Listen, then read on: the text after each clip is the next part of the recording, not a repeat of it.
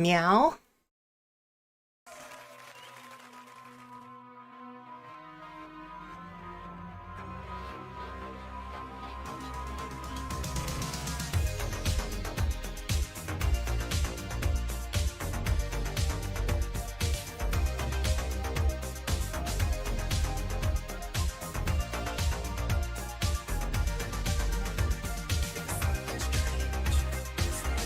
Hi, chat.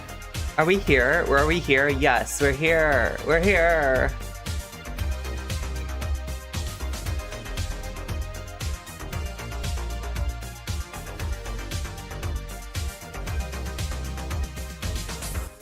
Welcome to my new location.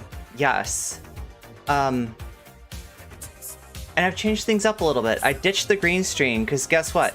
The green screen was like sucking me dry, chat. The green screen was sucking me dry.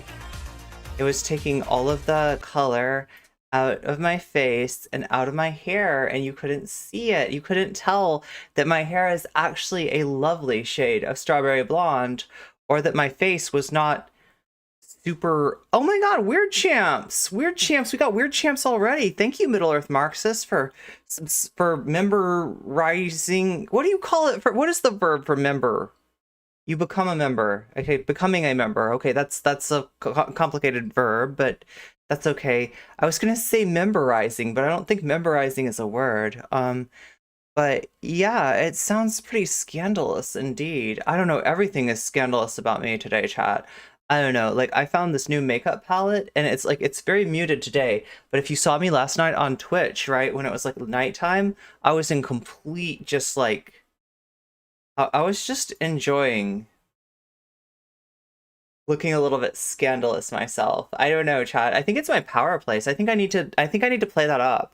Chat, would you still respect me if I hoed it up a little bit? Is it okay for me to hoe it up? Just a little bit. Not too much. But anyway, chat, we got a lot going on today. I can do it. I can do it. I can hoe it up. I can hoe it down. Hoe down. They'll do the well, I am Southern, so I guess hoe down are in my something DNA. Hopefully not DNA, but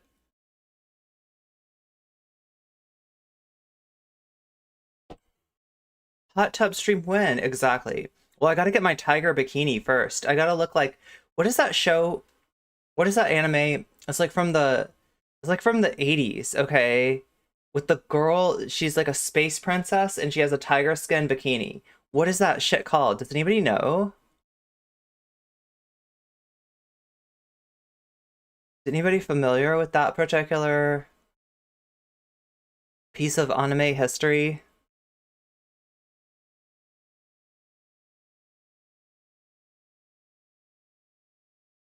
Buck Rogers. No, it's like an anime. Okay, it's like an anime. The girl's got like it's like a tiger skin, like bikini, and she's a space princess. Oh my God, Chatosaurus, welcome, welcome to Weird Champs. Thank you for becoming a member. That's right, not memberizing, but becoming a member. Becoming a sponsor. There we go. The thing tells me what to say. I repeat the thing. That's what I should do. Just get an OnlyFans and take the Amaranth route. I mean, I don't know. It sounds like fun. By Rumiko. Yes, Urasai. Urasai Yatsura. Yes, that is exactly the one I was thinking of. Yeah, I want to, like, wait. Do I want to be the space princess? Or do I want to be the girl next door? I remember, all I remember that is that like there's a dude that's like not very good, but like the space princess and the girl next door are competing over him to see. Oh, Saint Seiya? Saint Seiya? Like Saint Seiya? Wait, are you talking about the new one? Oh yeah, I love the... Okay, there's a new Saint Seiya that's like girls. It's like called Santia. They're like the Santia. They're like Lamu. Yeah, yeah, I think that's her name, right? The invader girl. I don't know, chat. I'm just like Noko. I'm just all-purpose cultural cat girl Noko right now. But what am I trying to do? I'm trying to switch my trying to switch my chat here. There we go. Chat is switched. Is it? Yes, it's switched. So yeah, we got some Vaush today. We got some Vaush to deal with. Vaush got defended by Tim Pool. In fact, I should put that in. Yeah, Nuku. Noko. Vaush got defended by Tim Pool today. It was kind of wild.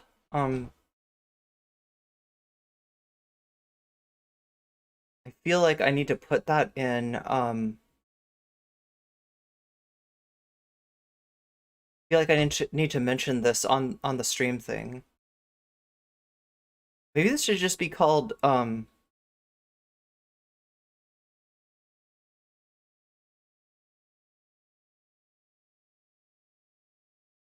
Tim Pool, because that's kind of the story of the day. Defends Vaush.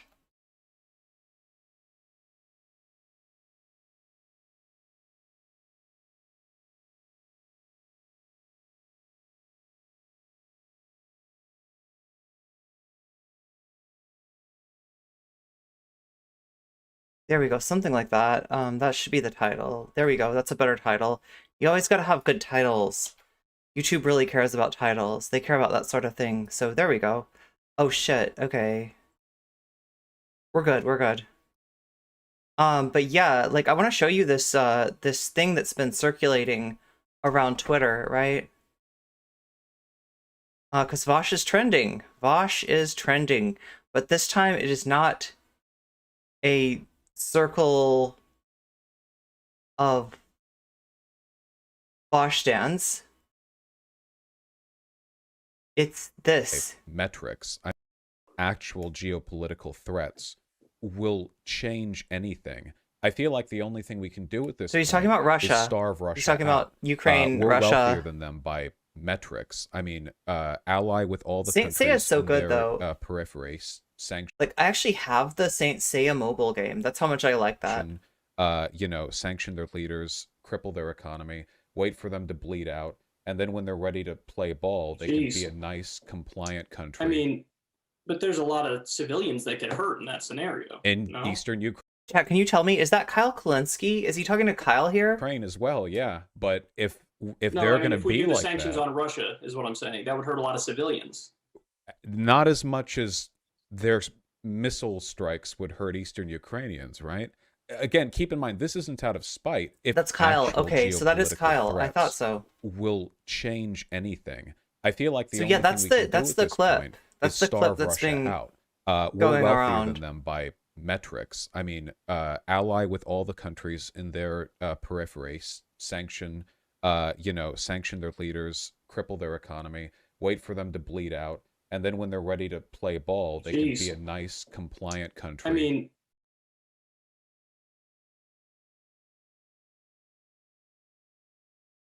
I mean, look, I'm no fan of Putin. I'm no fan of Russia. But from what I've looked at with the Ukraine situation, it is not as clear cut as like we are defending Ukraine against Russian aggression. That is not exactly what's going on there, right? And Vaush is taking so much ownership. Do you hear the word we? We, not the United States government, not the State Department, not like, well, I think this is like, you know, how the strategy is going. I don't know. Maybe there's more context, because there's always more context with Vaush, right? I'm sure the Vaushites will come in here and show us the you know, show us the context of this, how I'm totally wrong about this clip. At 10 can Kyle, Russia has a smaller economy than Texas. The idea that they're a real threat is a neocon delusion. Well, I mean, I think the only threat is driving them into a place where they feel backed into the corner and decide to, like, you know, play Dr. Strangelove, or you know what I mean? Somebody decides to play Dr. Strangelove, right? That's the threat, really. Like, right? Russia's only a threat when, you know, you're literally surrounding them with troops, which we're doing. Right? And like, I don't know, like I said, no fan of Putin, no fan of, you know, I mean, you can't really call Russia an empire though, can you? I mean, they've got, you know, they're sussy bakas, but not exactly an imperial sussy baka.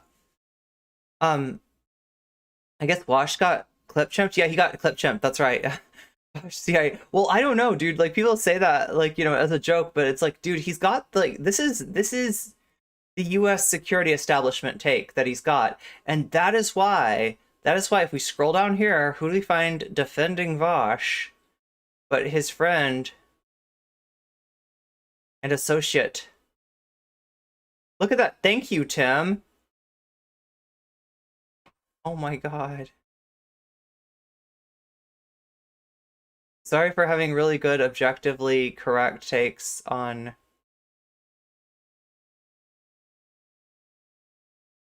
everything one can possibly have an opinion on. I didn't mean to. And like, do you see the underlying assumption here? You either gotta bomb people or you gotta sanction them. It's not like, are you gonna do imperialism today? It's like, what kind of imperialism are you gonna do? Yeah. Um.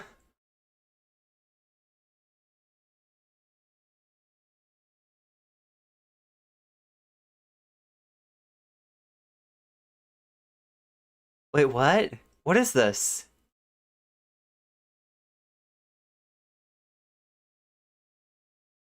Which timeline is this exactly?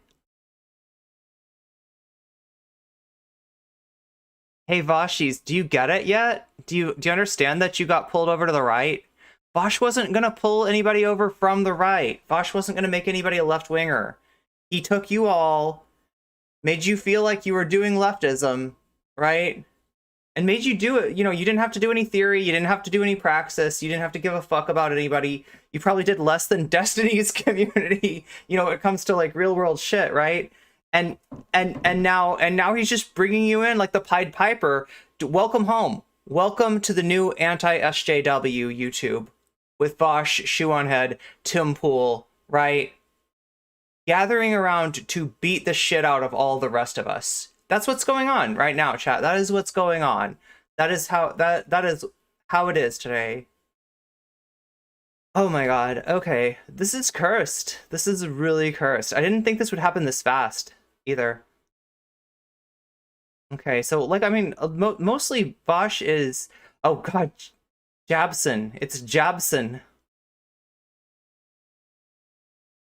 No, what the fuck? What is this? Oh my God.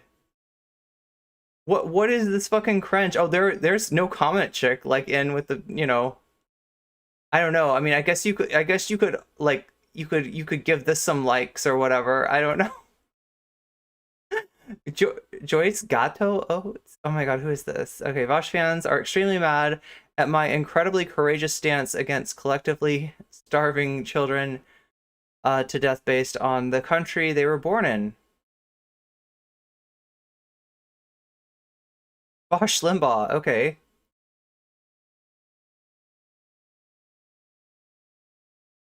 Yeah, who is this?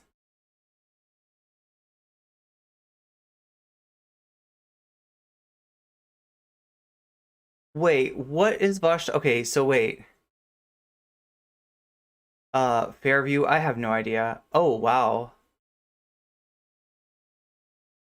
Wait, what the fuck is this? Hey, what if I showed my dong for money? I've seen your dong. No one's gonna pay to see that thing. Just go kick the neighbor's ass like all the other insecure dads. Comedy Central welcomes you to Fairview. Oh, hell yeah! No. No. Well, I mean, he doesn't like that. Okay, I mean, like, I don't know what that is, but it looks pretty cursed. Society if Vaush became president and the worldwide market socialist republic. Oh my God. Um, wow. Okay. I haven't even seen this near auto. You know, chat, I haven't played this. This is supposedly like everybody keeps on telling me to play this game. The only problem is like some really toxic people have told me to play it too. I don't know. Should I play it or should I not? I almost like there's certain people when they want me to play a game, it almost makes me like not want to play the game. But anyway, yeah, that's what's going on Twitter right now, and it's pretty fucking weird.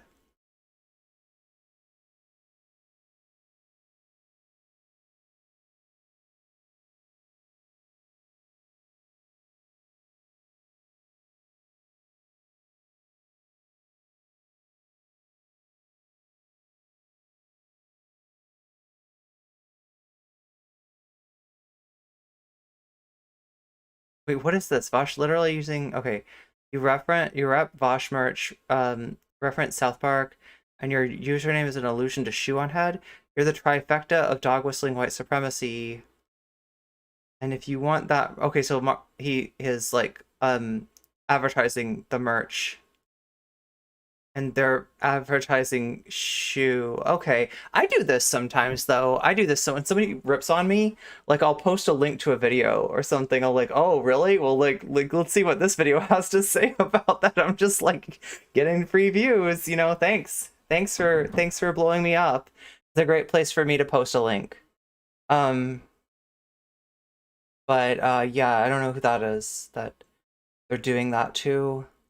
I don't even know if they have any. It doesn't really work unless they have like, you know, a lot of people.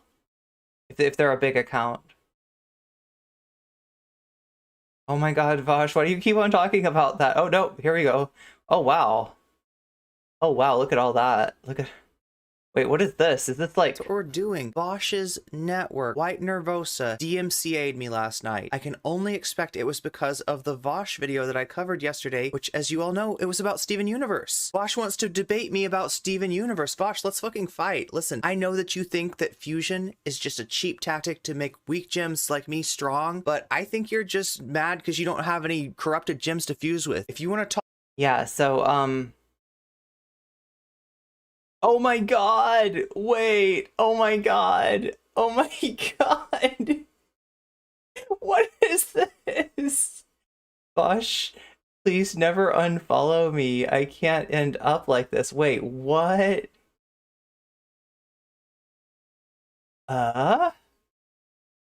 Wait, what the fuck is this? Oh, is this like a Destiny account? I don't understand. Does anybody understand the reference? Vaush, please never unfollow me. I can't end up like... They don't want to end up down here. Wait. Are they somebody in here?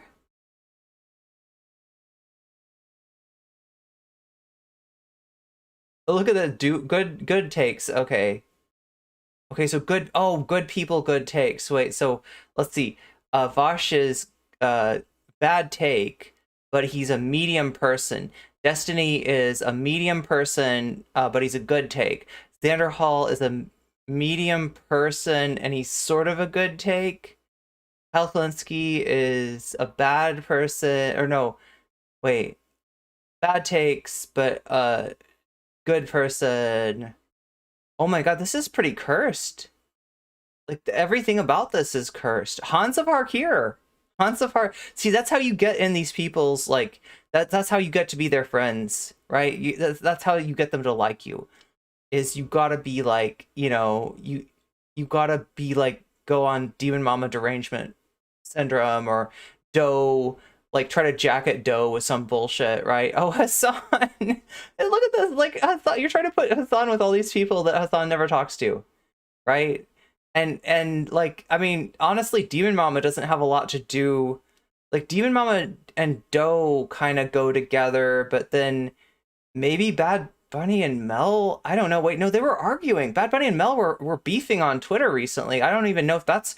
There's so much wrong. It's just like everybody that I don't like is down here, I guess. And bad takes and bad people. Like, and all I gotta know, chat, like, right? Should we do this? Oh no, chat. Am I tempted to do this? I'm kind of tempted to do this. Fucking saved. Fucking saved.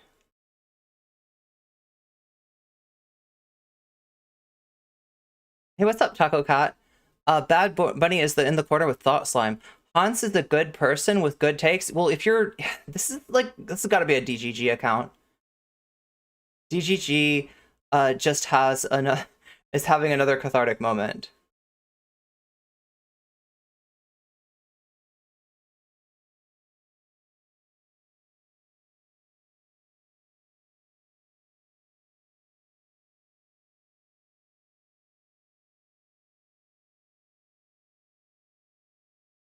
This is a Destiny thing. If you look at some of Destiny's worst takes, they seem to be specifically to spite Hassan, to spite the left, right? Some of Destiny's worst takes come from that impetus. And I think you're seeing Vaush sort of turn it. It's like he's just following his leader, right? He was never really that different than Destiny. They kiss up to Shoe on Head, Chris Raygun. They need audience to make the money. The reason I never bought that was, well, I thought that the point of being a leftist was that we're not like, I know, right? Well, see, that's the thing, is there, it's not just like, they would make the argument, all right, that their right-wingedness is superficial, that it is cosmetic. It is just to fool the rubes, right? That they're pulling the wool over the SJW's eyes to de-radicalize them, when in reality it was kind of like the other way around. They were taking a community that had some leftist in it, and every single time Vaush does some shit like the Professor Flowers debate, more and more people get their stomach turned, more and more people leave, more and more of the actual leftists that somehow got mixed up in there like realize that this is not the place for them. But he also gets more right-wingers, and the community becomes overall more toxic, more right-wing. But yeah, so this is going to be Bad Empanada going over Sam Seder versus Jabson Hankle. He starts off saying that he's not a fan of Jabson, but Sam Seder says something kind of stupid, right? And he's going to disagree with Sam Seder's take on the increase in the budget of the State Department, which to somebody who's like if you're just thinking on a very surface level and you're like, I want the United States to negotiate, not to go to war with, like I want them to use the State Department, not the Defense Department. That might sound good. Like, yeah, more diplomacy, right? But when you find out what some of that State Department money gets used for, you kind of question it a little bit. And like, I don't know, like, I feel like I was a little bit embarrassed. I had some reservations about what Sam was saying here too. Overall, obviously, Jabson Hankle is a creepy ass Nazgul, and even though Sam's like a lib, he's a fairly he's tangential, I guess, to the left, right? But yeah, this maybe wasn't his finest moment, and I didn't think that, like, this is the thing. People were telling me this was just like Sam just like fucking dropped the elbow on Jabson. I didn't think so. I thought it was very, very mixed, and there were some parts of the debate that I really didn't like how they went, right, for Sam. So we'll see what Bad Empanada pulls out of here. Review. Let's do Sam Seder. Vaush laughing like a maniac. Wait, when? Hinkle debate. I mean, Sam Seder is stupid with bad politics. Jabson Hankle. Not a fan of the majority report, huh? Reason I never. Yeah. Isn't Shu still an anti-SJW and anti-feminist, basically? But people, like, it's the thing. This is the thing. Vaush claims not to be like the gatekeeper for the left, but that he's become that, right? It's like, and what he does is basically he'll have somebody like Aristocracy on, who he likes, who is very obviously a right winger, and just kind of put his arm around her, not really talk hardcore about the political issues that he knows would make his audience hate Eris, right? They won't actually like bring up Palestinian issues, right, when he talks to Eris, because he knows that's like a non-starter, right? But he'll just basically kind of bring a right winger into the left. And the idea of this is, chat, he feels like he's under attack. He feels like, because he's literally a right winger that's kind of planted himself like some kind of a parasite egg on the left, right? Like some kind of alien egg that got like laid into the wall and like into somebody's like corpse, and they're like, kill me now, like the marine, space marines, you know what I'm talking about? And that, like, yeah, like that's that's what Vaush is. Vaush is the alien egg inside the space marine. and like yeah, he's become the gatekeeper. He's become, not really the gatekeeper, it'd be the opposite of the gatekeeper. What is somebody who I don't know, like lets somebody in? He's not somebody keeping people out unless it's Kraut, right? But he's pretty much like, letting right wingers in, and it's so that he doesn't have to feel so lonely, so that he'll have people to back him up. He wants Shu, involved in lefty shit. Shu wants to grift on the left, and he wants Shu there to like back him up. He wants Tim Pool there to back him up. But I don't know what he's gonna do now. It feels like, with Tim Pool in that thread, and thanks Tim Pool, you know what I mean? It's kind of like, this is mask off. This is mask off for Vaush. I should trust Sam Seder more. Like, look, I mean, overall, like Jackson Pollock. He's not a splatter paint artist. Damn it. Jabson Hankle. That's the guy's name. I can never say his name right. Jabson Hankle. Overall, Jabson Hankle is an absolute ghoul. Sam is all right. For a lib, Sam is all right, right? You know, Sam for a lib, Sam is not bad, right? I don't think this debate was the best example of that, though. I feel like Sam didn't know exactly who he was debating, and he ended up talking about some stuff that, you know, he maybe should have looked into a little bit more, right? Some people in my Discord have been looking into the State Department's budget, right, and what it goes to, and you know how much of that really is what we'd call diplomacy and peace, and how much of that is actually coercion and subterfuge, right? Cool. He's also stupid with bad politics. But Sam Seder thinks he's very smart. A tunnel digger, there we go. Hinkle thinks he's smart, but he's just like, you can't take him I serious. beat you to it. Wait, you said it first. You said it first, Phoenix. The Keymaster, there you go, yes. Seriously. While Sam Seder like Trust is tries earned. very hard to be like a generic like real like media guy. Why would he even bring Wait, he goes, wait, which one? He goes full mask off and wait, which one? In this one we're about to watch with Bad Empanada? Or are you talking about the one with the Russia take with Kyle Kalinske? Jabson Hankle on his show in the first place? Doesn't make any sense. But let's see. Let's check out what happened in the debate. Weeks I'm a debate ago, I reviewer. think it was. Boy. No. Stop interrupting. Chest buster. Jackson, you listed off a bunch of votes that you presume I'm against. No. I have a problem with the State Department getting more funding. No, we don't. What the fuck? You don't Okay, there's a reacts to Vaush in the same have a clip. problem Okay. with the State Department getting more funding? You don't give Nice. a shit about what the State Department does? Like, honestly, like, losing to Jabson Hankle is embarrassing as fuck. Even, like, Jabson Hankle is above you. Like, he gave you more credit than you deserve in assuming that you would be against, like, the US fucking doing global genocide and installing fascist dictators. Somebody just Grey Knight just posted that there's a new Urusei Yatsura coming. And shit. Amazing. You don't have a problem with that? With the State Department getting funding? No. A 12% increase. I mean, a 12% increase, 11% increase. I want to see someone ask Vaush that same question. He'd probably have the same reaction as fucking Sam Seder. 13% increase. You don't have a problem with the State Department, who is, you know, leading coups across this world, who is launching hybrid warfare through the National Endowment for Democracy in countries all across this world, like Venezuela, like you just mentioned, that you said you had a problem with warmongering and sanctions on Venezuela. You don't have a problem with the 12% increase to the State Department when they could be getting concessions for progressive policies in return? What concession? Any concession. Well, Do you know how closely that State Wait, you don't think like liberalism includes progressive, right? Wait, CJ, I want to see your political compass, right? Department vote passed? Oh wait, that sounds very sexual. I didn't mean it that way. I mean the actual. I want to know what you're going off of. That. I don't actually need you to bust out your political compass or anything like that. But what I do need is like right, because like in my map, like I mean. Like, okay, so progressive, generally, the way that I use it, speaks to social issues, right? So a progressive is a liberal who's really strong in advocacy for marginalized groups, right? Because not every liberal is.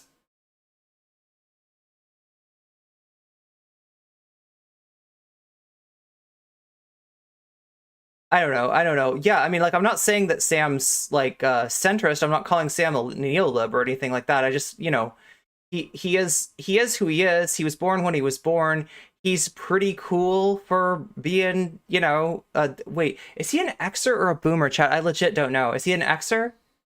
Whatever generation he is, he's a good example of that generation. He's not bad, right? But yeah, I mean, this is, you know, even though he associates with some people that are further left than him, he himself is, yeah, I mean, he's probably a sock dim at this point, right?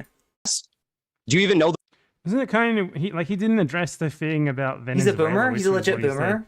Like, what does Sam He's a- Seder think the State Department is? How can you be against He's U.S. actually a interference boomer. in Venezuela, for example, and also be like, I want the State Department to get more funding? Does he not know He's Gen X. That's what I thought. who Yeah. directs the interference in Venezuela? Does he think it's like not the State Department? Because it is the State Department. Americans know fucking nothing. Americans, they don't even know anything about their own politics. They don't know anything about their own Liberals, everyone from moderate Republicans up to and not including socialists. government. Just fucking Yeah, I mean, kind of cuts off at SOCDEM, right? Sure. No, I'm not done. 12% increase Boomers are in their 60s at this point, and he's more like 50s or. in the State Oh, no, I'm Department and gonna sneeze. I'm USAID gonna funding sneeze, that they all chat. I voted can't for. sneeze. The Legislative Appropriations Act, Combating International Oh. Islamophobia Act, all False of these alarm. things, the False alarm. Infrastructure Act, increasing government funding, all of these things, Sam, I'm done, but let me just finish. I let you talk for so long and I don't interrupt. He's just got big dad energy. That's why he feels like a boomer, maybe. Oh, it's your mom's birthday. Happy birthday to your mom. I just expect a little bit of respect in return. All of these things were passed by a margin of roughly 6 to 10 votes in the House. These are all things that the progressives could have banded together, or in some cases banded together to stop and get concessions in return. Jackson. Sam, please stop interrupting me. No. Stop It's interrupting me. Jabson. Jackson, you It's listed pronounced off a bunch of Jabson. votes that you presume I'm against. Sam Seder mask off. Like, imagine getting dominated by Jabson Hankle. Sam just like assumes that he's correct by default, and he just like honestly, he's not even engaging here at all. Like they go with the narrative. Sam Seder and other like libs in the US go with the narrative like oh, the squad can't do anything, the poor Democrats can't do anything, they're being blocked by like one fucking person in the Wait, there's a golden cube art installation? Senate or in Congress or something who's usually also a Democrat. Is it falling on the bull? Yeah, they can do something. Jabson Hankle Is it like falling on the Wall Street bull? is a And fucking like breaking its back? complete moron, and he's still right there. They could band together to block these votes on, giving No, wait, maybe it's an NFT. Is it an actual art installation or is it a digital the art? US more funding for imperialism, but they don't. Why? Because most of them support imperialism. It's in the park and just Minecraft IRL. Whoa. I have issues. What I want is somebody to build what is it called in Minecraft? The thing that lets you like mine faster? What is that thing called? You put a bunch of diamond blocks and like a beacon. Yeah, I want a real life Minecraft beacon. Look up the cube. It's the bull is in Wall Street. It's the yeah, but in my mind all of New York is compressed into like a tiny With votes that they have taken at times. They are the I'm West Coast. You got to remember, CJ. I've never even been to NYC. most progressive members of the Democratic Party, and until there's It's an NFT too. That doesn't really mean much. more progressive people who are more progressive than them, they're the best we have. I don't get attached to politicians like you seem to have felt like you're.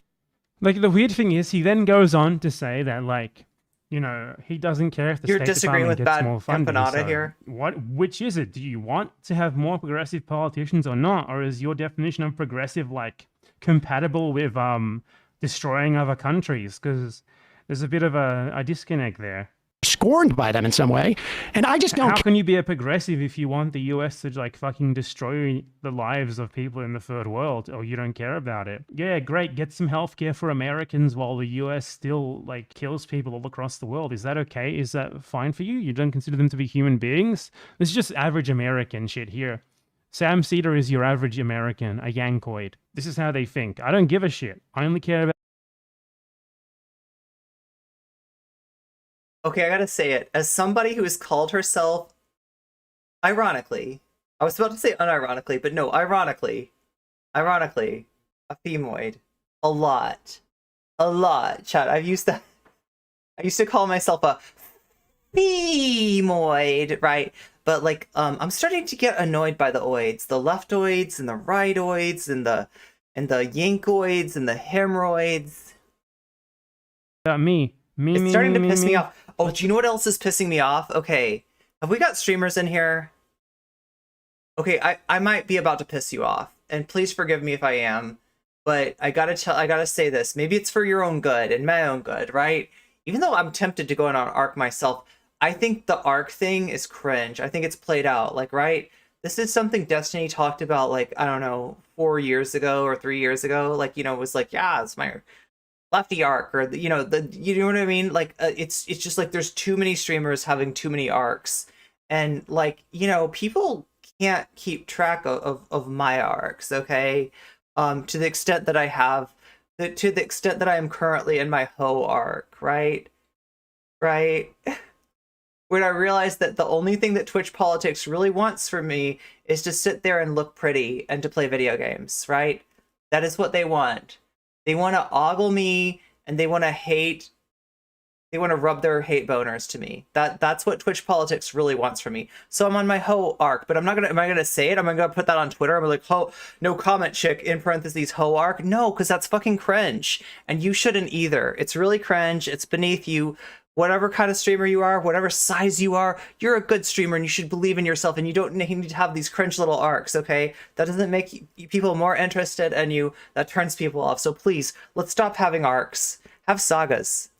Have sagas instead. Gringoids, there we go. Destroy the rest of the world. I don't give a shit. Vocaloids. Oh, Vocaloids are good, though. Just nuke it all, as long as the USA is Vocaloids. fine. Unbelievable. Care. I don't think politicians have principles.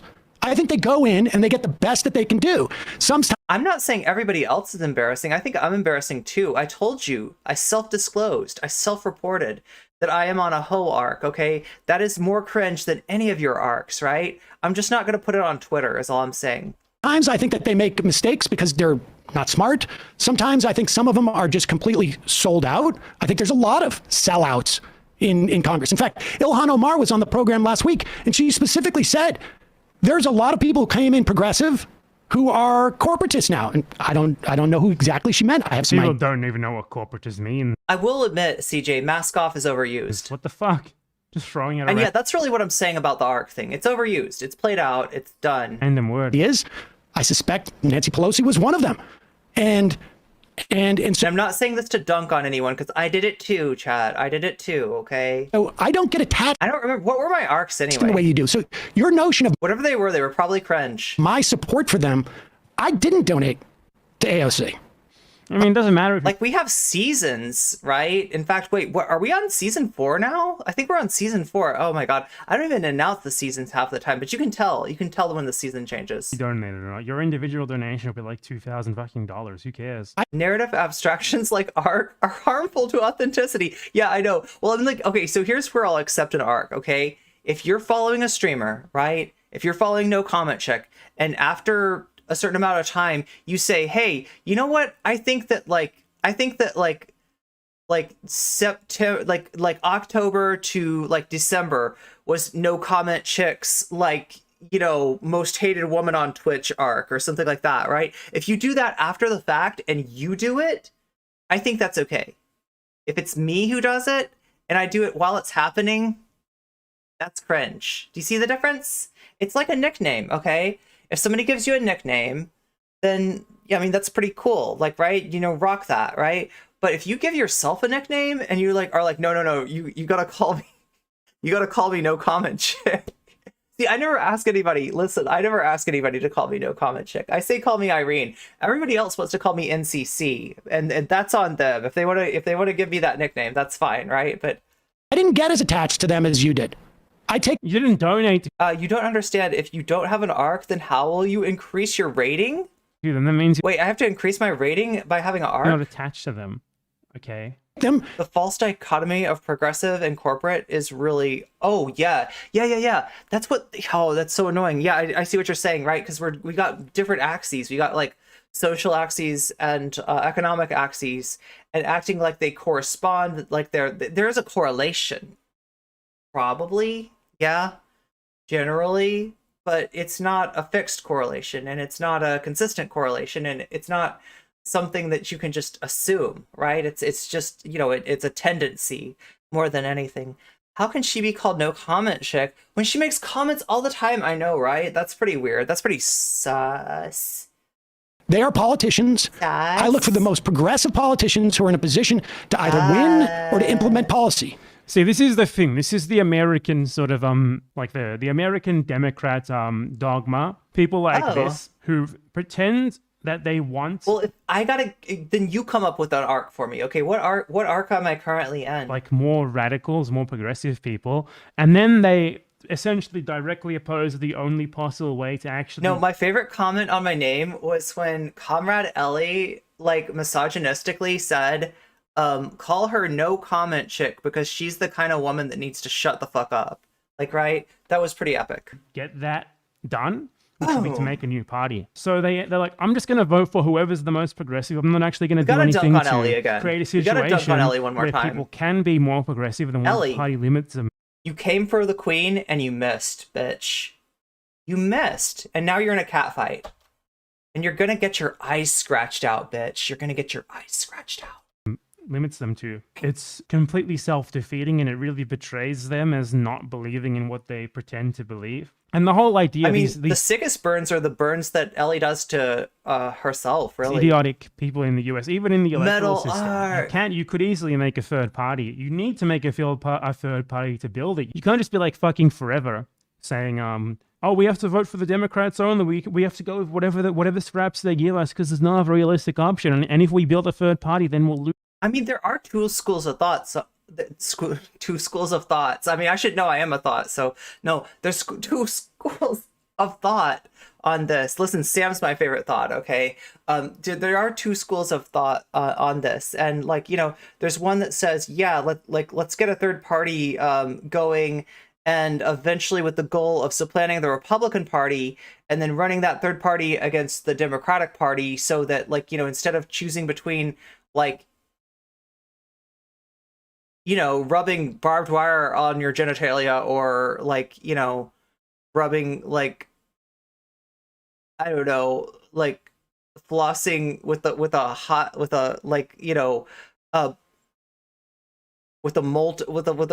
red hot like chain between your legs, right? Like there's like really bad and pretty bad, right? You're choosing between the chain flossing and then I don't know what the third party would be.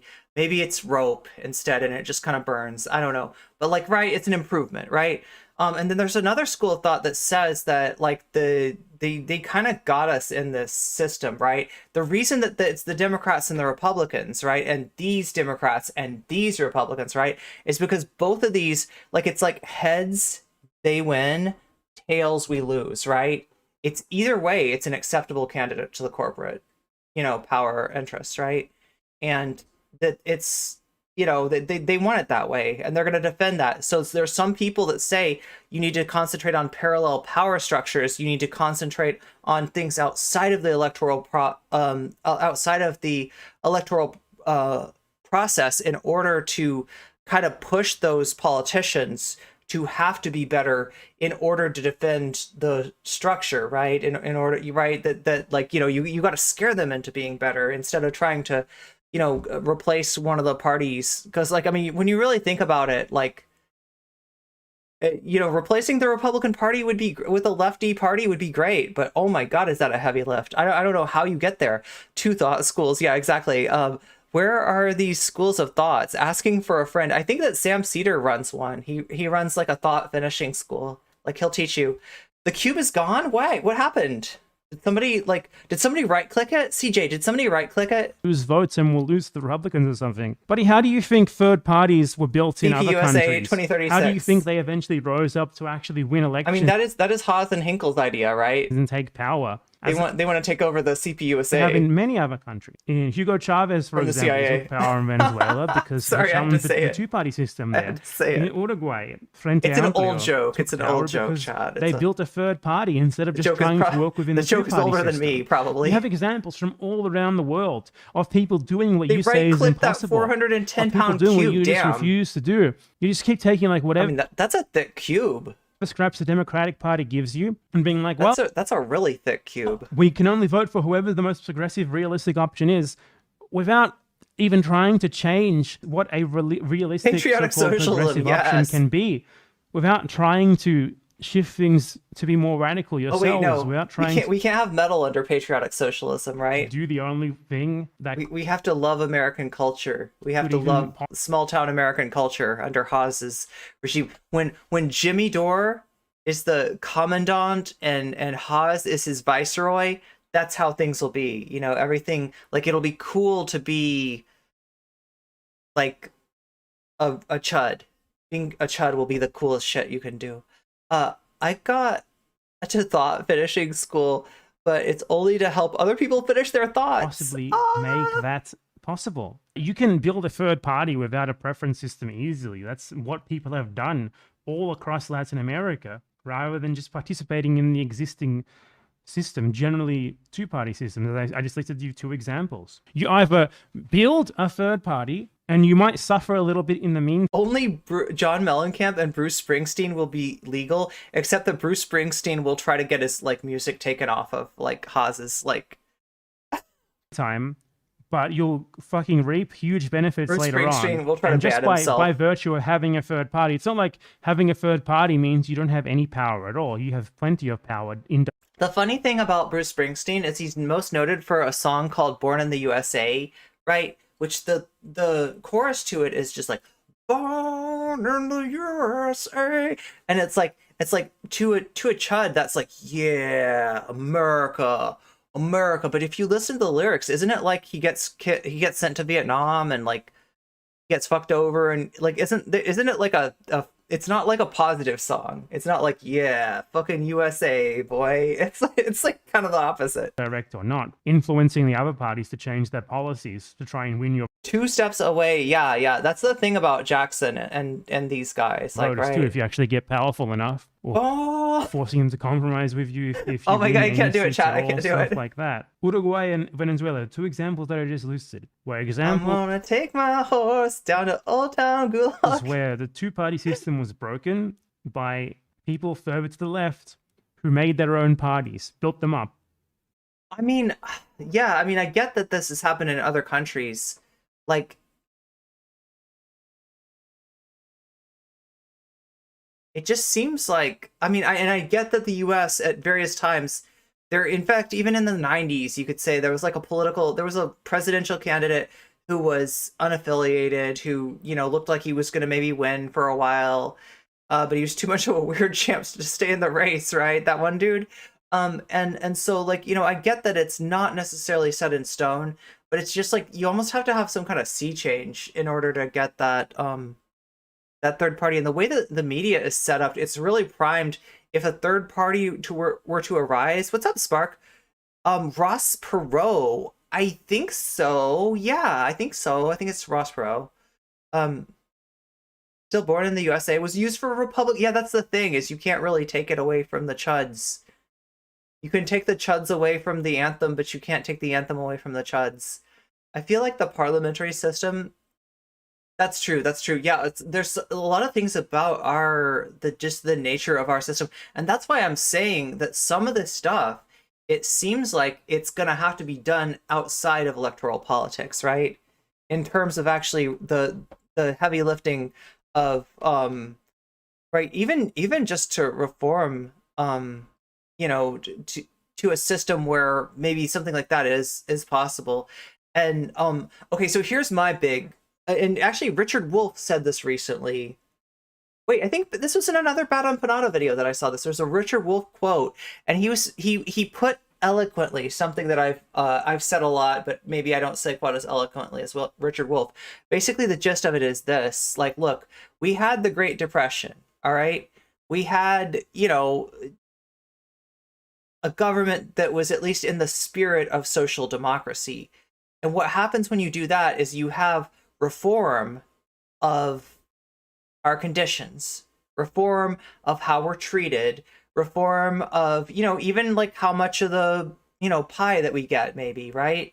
But what you don't have is reform of the power differential. And that's what it would take, right? So, because when you don't reform the power differential and you say, okay, we're going to make things easier for you, we're going to make things nicer for you. And how much of that was just to win the Cold War? How much of that was because we were in like there was a, major world government that we were in competition with that was going to attack us on things like you don't treat your workers right. So we're going to treat our workers better until we can get away with treating them worse. And that's always what happens, is you have a reform that goes on It might even be a vigorous. I would say that the New Deal is a pretty vigorous reform of the United States system, right? But what you left in place was that power. And as soon as the 70s rolled around, they absolutely just rolled over a lot of those reforms. In fact, Barack Obama, right, was ready to roll over on Social Security and make a grand bargain with the Republicans, right? So yeah, you lose that shit, right? And it's, kind of amazing that Social Security has had the longevity that it has, considering how many people have trained a target on it and then took over. These are pretty good, Geek Prime. Yeah, Americans have a completely. I'm just I'm in my new place. I'm feeling better because I'm not in front of a green screen, which it was sucking out all of my color, Chad. It was like turning me into a vampire. Was I looking like a vampire? Was I looking like whiter than I actually am? And yeah, you didn't get to see my beautiful strawberry colored hair, right? So now I've got that all fixed, and things are good. I was sick for a few days, though. I got really sick. Oh, my God. Essentially a partisan... I don't think I had COVID. I think I just had an earache and a cold. But it was a really bad earache. Some other countries did, but those other countries do not have an electoral college. Oh, yeah. So there is... there's a movement to kind of surreptitiously abolish the electoral college. And how it would work is this. I don't remember how many. Maybe it's like 20 states at this point have signed a pledge that when they can get a majority of the elector states to support this, that they will cast their electoral votes not for who wins their state, but who wins the popular vote. So that would undermine the electoral college, and that's legal. That's legal. That could happen, right? It is a little bit of a heavy lift, and there's definitely going to be the Republicans don't want anything to do with that, right? Because if they have to elect a president by popular vote, they're pretty much lost.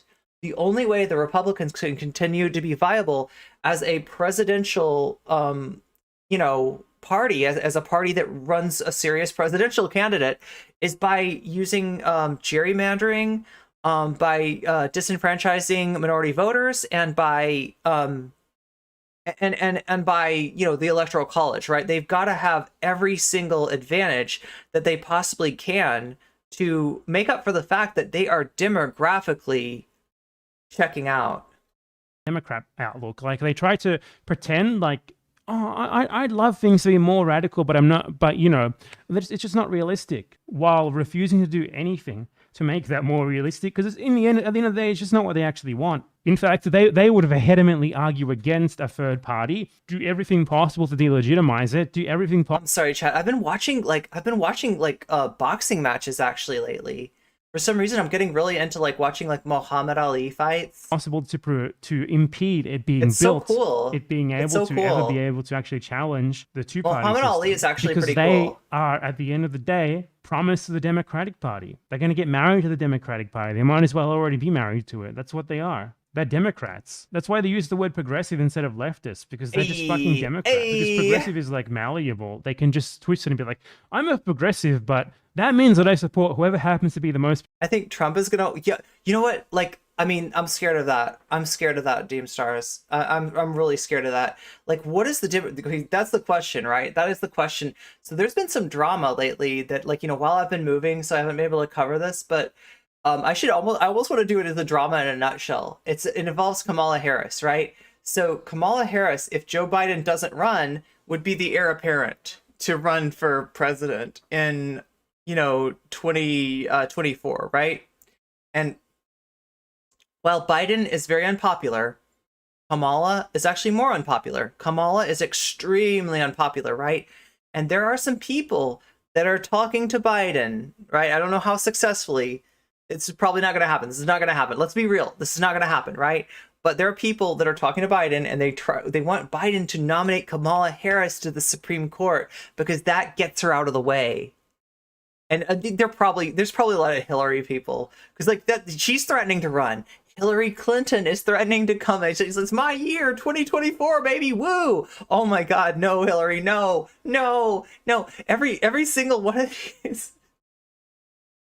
I mean, I don't know, Chad. I don't know who's gonna run. I really Canelo Alvarez, P for a P, pound for pound #1 in the world. Is he boxing right now? Is he like a current modern current boxer? I used to box. I'm like I'm usually on the Black and Brown boxing panels. There's boxing panels? Whoa, that's cool. I think Republican Party in itself is a pretty good excuse for putting an end to the Electoral College. It's going to be Hillary. Yeah, Hillary's talking about getting in. Like her people are talking about. That'd be hilarious. Yeah, I think it'd be funny too. But like, I think from what I understand, Kamala would feel massively insulted if she was to get the nomination. It wouldn't be like a because we love you, because you're great, because we want you on the Supreme Court. You're too good to be president. No, it would be a clear signal of like, Kamala, you're too unpopular to run. Here's a consolation prize. We're gonna give you a home version of the game to play at home, right? We're so sorry that you didn't win Celebrity Jeopardy, but here's a consolation prize, right? And she's not gonna like that. She's not gonna like that. Biden. Oh no. Let's not. Roblox, Hillary, Trump, 2020. Oh my God. Yes, they make a. Oh my God. Wait, who do they run against then? It's like Bernie and the Ghost of Debs. There we go. Progressive. The thing is though, like I keep on thinking like I don't really know that much about Debs, so maybe I shouldn't talk about him. I have a feeling like with anybody that like any politician that old, there's always like one thing that you didn't know about them that's like really cringe, right? There's always one thing. Right now in the Democratic Party, not actually the most progressive, because there's Bernie and Michael Parente. There's people outside of the Democratic Party who are more progressive. Just like whatever right now, whatever they offer me, it's just being partisan, supporting a shitty right-wing party in a two-party system rather than doing anything to challenge the system and actually make your country and the world better. Because he doesn't care about the State Department. He doesn't care that the State Department destroys other countries, so why would he give a shit about anything like that? His politics extend to like, I want healthcare. No, what about Trump Kanye?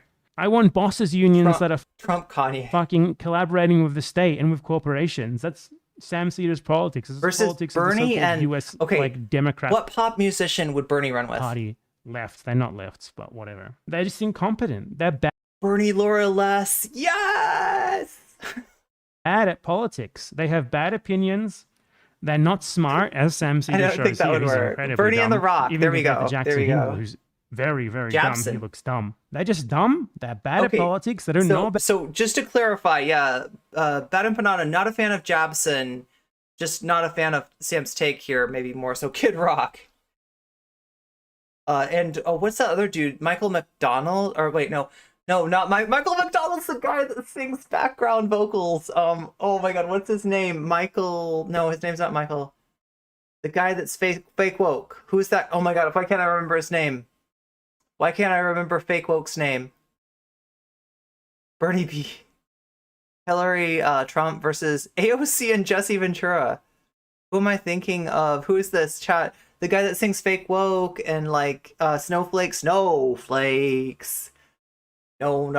we don't need no snow. Who's this guy? I can't remember his name. About politics, they're just Clapton is racist. I didn't know that. Incompetent. They think they know better than everyone else. He's doing what he accuses his detractors of doing, making claims about a person. Well, here's the thing. Like, so we're talking about the State Department's budget, and I haven't got any real clear facts from anybody on this, right? Like, Sam's not giving, like, what would be nice is if somebody said, let's take a look at the State Department's budget, right?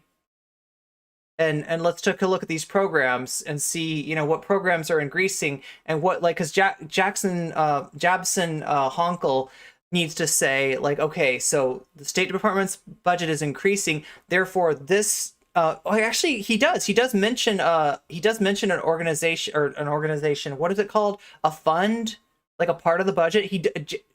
Hinkle does actually mention a part of the budget, right?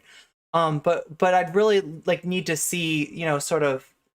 Yeah, some some sort of proof on somebody's part, and yeah, it's not really coming from Hinkle, it's not really coming from Sam, and it's not coming from BE either. So you're kind of right about that, Grey Knight. Else, they don't care if everyone else is killed by the USA. They don't care if their countries are destroyed by the USA. Tom McDonald. Yes, it's Tom McDonald. I was wanting to say Michael McDonald, but I think that's the guy that like plays electric piano and sings background vocals. So of course they're not going to look He was like in the Family Guy or something. towards Wasn't them he? for examples of people who are better than them. It's he's one of those people that would be like a gag for the Family Guy. Actually doing politics, who have done the things that they dare to say Wait, are look at impossible. whose chat? My chat? Fuck 'em. Actually failed. Joe Biden has failed. The Senate has failed. The Senate leadership has failed. I think Pelosi failed. I think it was a mistake for them to vote for the bipartisan infrastructure bill. The Progressive Caucus has failed. In fact, I think that, one of the things that I am... Okay, so last he's just name like wrong? basically conceding here that Hinkle is right. Great. Okay, this is nothing. But at least I got to use Sam Seder as an example of a fucking moronic piece of shit yankoid who's very stupid while also being very smug and very confident baselessly. That someone like this has 1 million subscribers is an absolute incredible denouncement of everything to do with US politics, everything to do with the so-called left of US politics. Sam Seder deserves to have about as many subscribers as Jabson Hankle, 336. That's my take. Mr. Girl should do a diss track aimed at Tom. Wait, hold on. It looks like Vaush What do you think is going on reviewed here? This debate. Of course Isn't he it did. crazy? What did he respond to the thing about the State Department? Here it is. You presume I'm against. No. I have a problem with the State Department getting more funding. No, you don't. You don't have a problem with Is that. Sam The State Canadian? Department getting No, funding? Sam's from New York. No. A 12% increase.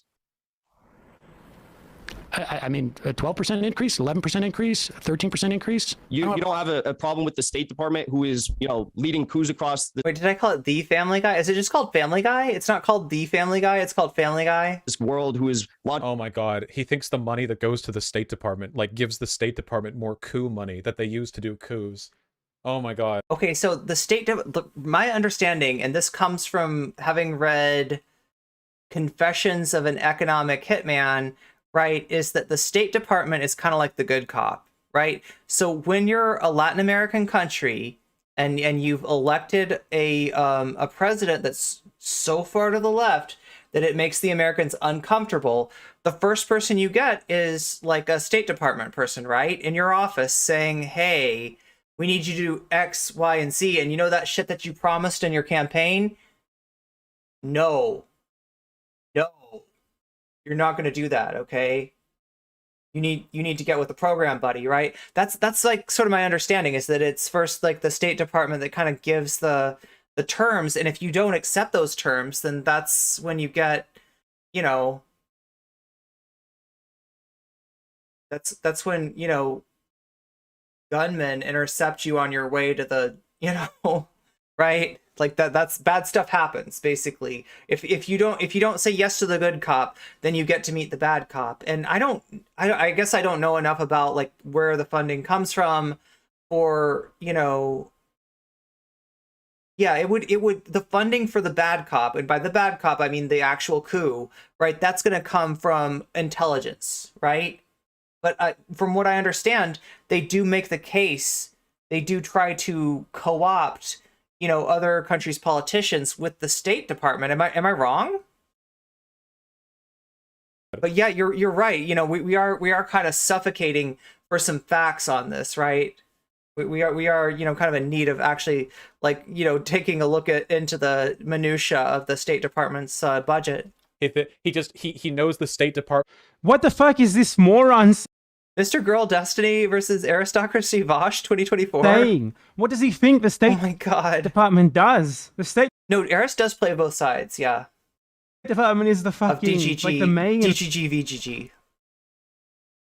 overt imperialist arm of the US government. Everything aside from like direct The US does already have third parties. Bad Empanada clearly doesn't understand that. Otherwise, his argument is just brain dead stupid. They have other parties, but they're so weak that if the other parties have a reasonably strong presidential candidate, they're usually shamed out of they're usually shamed into endorsing a Democratic candidate by the end of the election, right?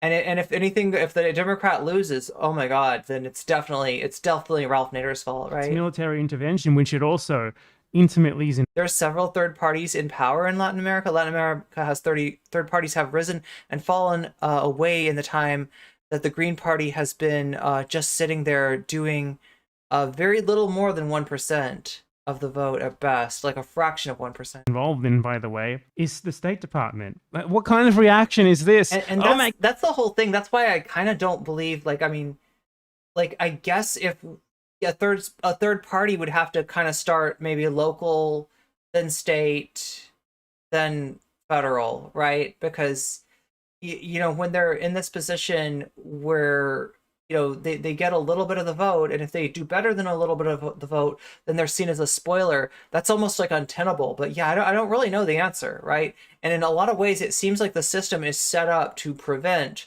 because they got a great deal here. Like, right, so ever since the 1980s, when the Democrats ran a couple of candidates that, you know, were maybe to the left of anybody that would be run now, and they got their asses kicked by corporate money, they decided we're just going to take whatever the Republicans are doing and we're going to go 1 degree to the right, or sorry, 1 degree to the left, right? We're going to be Republicans light. And then sometimes, you know, maybe the Republican Party is a little too extreme for the corporate interests. They might park their money with us instead, right? That's the game that they've been playing. Dukakis, and who's the other Jimmy Carter, although, yeah, the Jimmy Carter thing was a weird, I mean, that had a lot to do with Iran-Contra, honestly, the Jimmy Carter election. But then there was the other guy, Walter Mondale. God, he thinks the State Department uses money to do coups. Yeah, it does. It actually does. It does. The State Department is the department of the US government that is currently sanctioning like 6 or 7 different countries right now, trying to... So they do sanctions, they apply pressure like that, but like as far as coups, am I wrong about this? I thought the coups were done through the intelligence. To starve their people, literally trying to murder them, for example. Yeah, it's bad for it to have more money so that it can do that more efficiently. True. Unbelievable, this fucking guy. What is this shit? It is bad because he accuses everyone he dislikes of, like, being on its payroll. So he's like, oh, yes, the coup money. The coup allow... Yeah. Coup budget. Holy shit, this guy is a fucking moron. Just look at this. Someone who is actively wrong. Just straight up wrong. Just laughing at his own, like, self-righteousness while being wrong. Oh my fucking god, dude. Oh my fucking god, dude. Oh, it's so funny. This is definitely me. Laughing when the State Department tells the US Treasury to implement sanctions on Venezuela. US Department of State. Venezuela-related sanctions. Guys, check out the sanctions on fucking Venezuela, currently starving the Venezuelan people. The Secretary of State, who is the head of the... This isn't just the general State Department money. It's specifically money for USAID's budget. Basically disaster relief. The State Department is the one who impulsed and authorized most of these sanctions. This is definitely me. When Venezuelan children are made to starve thanks to the actions of the US State Department, when it gets more money to be able to do that more... So Grey Knight's pointing out that it's not the State Department budget writ large. It's a portion of the sanctions on Venezuela. Yeah, we've had sanctions on Venezuela, and I think they've increased under... like with Maduro, like the... Effectively. You know what I do? I laugh. Oh my god. He thinks the money that goes to the State Department, like, gives the State Department more coup money that they use to do coups. Oh my god. He knows the State Department is bad. Starving brown children. Dislikes of being on its payroll. So he's like, oh yes, this guy is actually a devil. He's really like a fucking demon. Look at this fucking ghoul. This ghoulish motherfucker. When was the last coup attempt on Venezuela? It was under Trump, right? Like, it was under Trump that they had kind of a ridiculous coup attempt, right? It was the coup was interrupted by fishermen. Fishermen captured the I think are we talking about BE? It's a year ago. A year ago? Wait, so it was under Biden. Look at this fucking ghoul. This is definitely me. when the American State Department It did not recognizes work, yeah. Janine Áñez as the righteous president of Bolivia right before she murdered 24 indigenous people in the streets. The coup money. The coup allow the annual coup budget. The US State Department providing diplomatic support to fascist coup mongers murdering indigenous people in the street? What does Vaush think about that?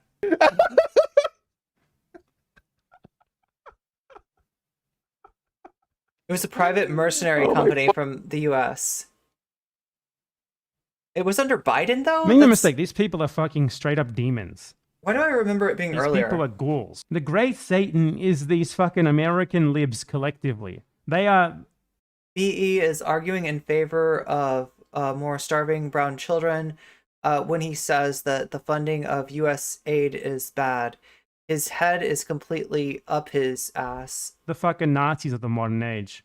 Just based on the damage that they do, the pure disdain for human life.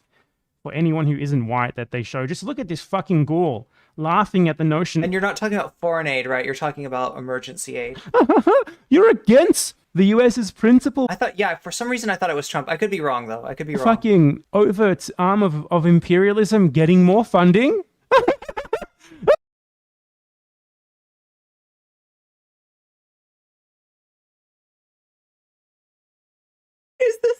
Is Bad Empanada imitating someone else's laugh? I have trouble believing that this is like, listen, I feel like I'm a little bit cringe when I laugh hard. I'm embarrassed.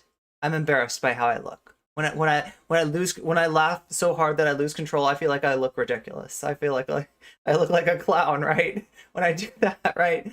But so I'm not trying to dunk on anybody for the way that they laugh, but is this legitimately? Is this this is not a parodic laugh? This is Bad Empanada's laugh. US aid is a Trojan horse. Bad Empanada is the Joker confirmed, and Germa. Actual Satans. Not even little Eichmanns. They're... Okay, listen, if you want to do the infrared thing, from what I understand, you don't just clip your mic, right? Because if you clip your mic, I've done it a few times, chat, and you know what it sounds like when I clip my mic, right? You can't hear anything. Because whatever that sound is that went above the threshold, it's gone. It's gone, right? It's out, it's erased, right? So yeah, but there is a way to do it, right? And I can't remember how it is. Oh my god, I don't know audio well enough to know this, but I think there's a way that there's maybe it's certain mics, right, that do this, where they'll take when you clip, they basically take two signals, right? And there's one signal that's up here, right?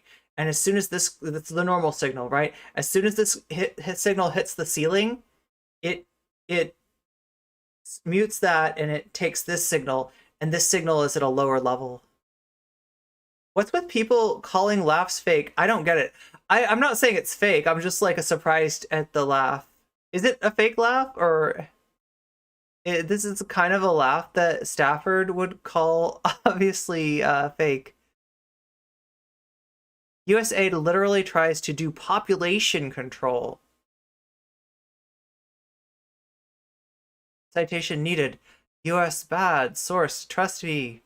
And as a Satan, I disavow Vaush, right? Yeah, me too. Me too. I mean, I don't have my devil hoodie with me, but I've definitely been called Satan before. Well, he's mocking Vaush's. Okay. So okay. So it is a parodic laugh. Big Eichmanns.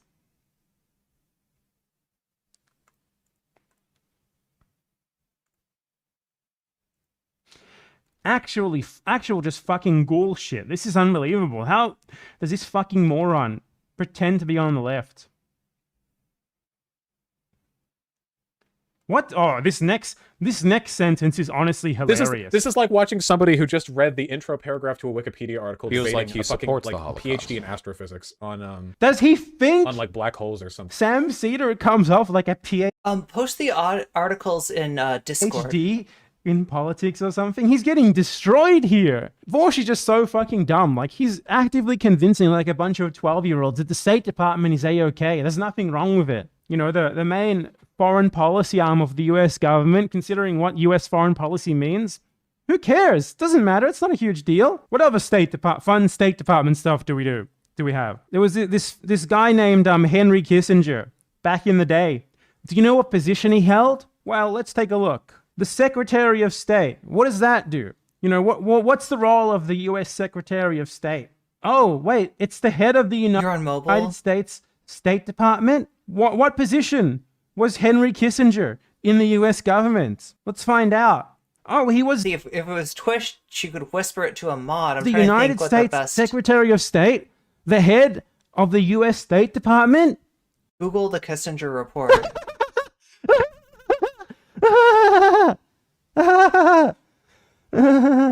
Oh, you think it's bad that the State Department gets more money so that the US can spend it on murdering people around the world?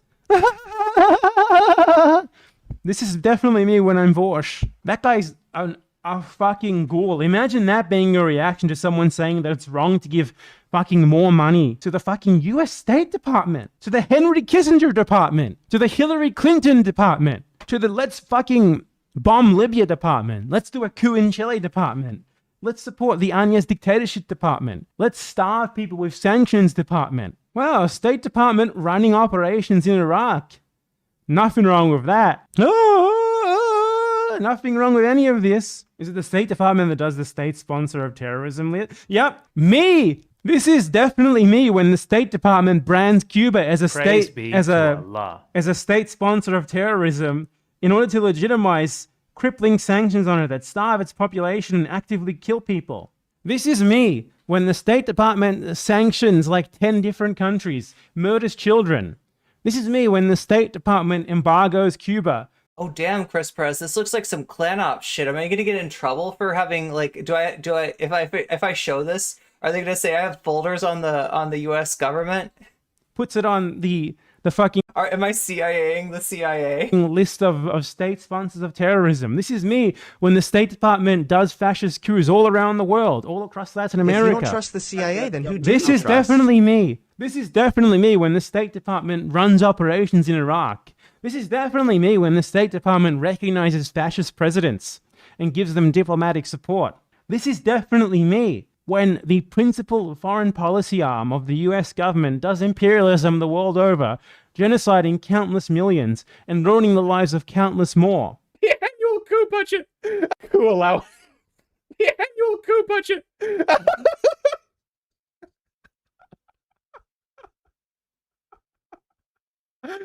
Oh my fucking god. It's so funny.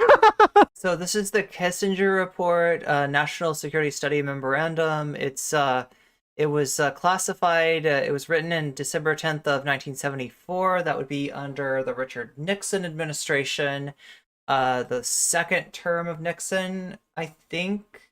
Look, are we close to Watergate? No, wait, am I wrong? I'm totally wrong there, aren't I? Carter 76 to 80. Ford, oh my god. Was it Nixon or Ford in 74? I actually don't. I think it was Ford, wasn't it? Like Nixon didn't get too far into his second term before before he had to resign. It was declassified in 1989. And yeah, it's centered around implications of worldwide population growth for U.S. Secretary Overseas and Interests. Global genocide, mass murder all across the world, installing fascist dictators, destroying the left everywhere it possibly can. I'm getting from Wikipedia that that's Maduro still controlling Venezuela, even though most people are behind Guaido, including the U.S., but they might have rescinded that. Hilarious. Gosh, is a lunatic. The coup money. The coup allowance. Doing population control with specific goal of protecting U.S. access. Okay, yeah, that is, and that is U.S. aid that they've. Oh, the annual coup budget.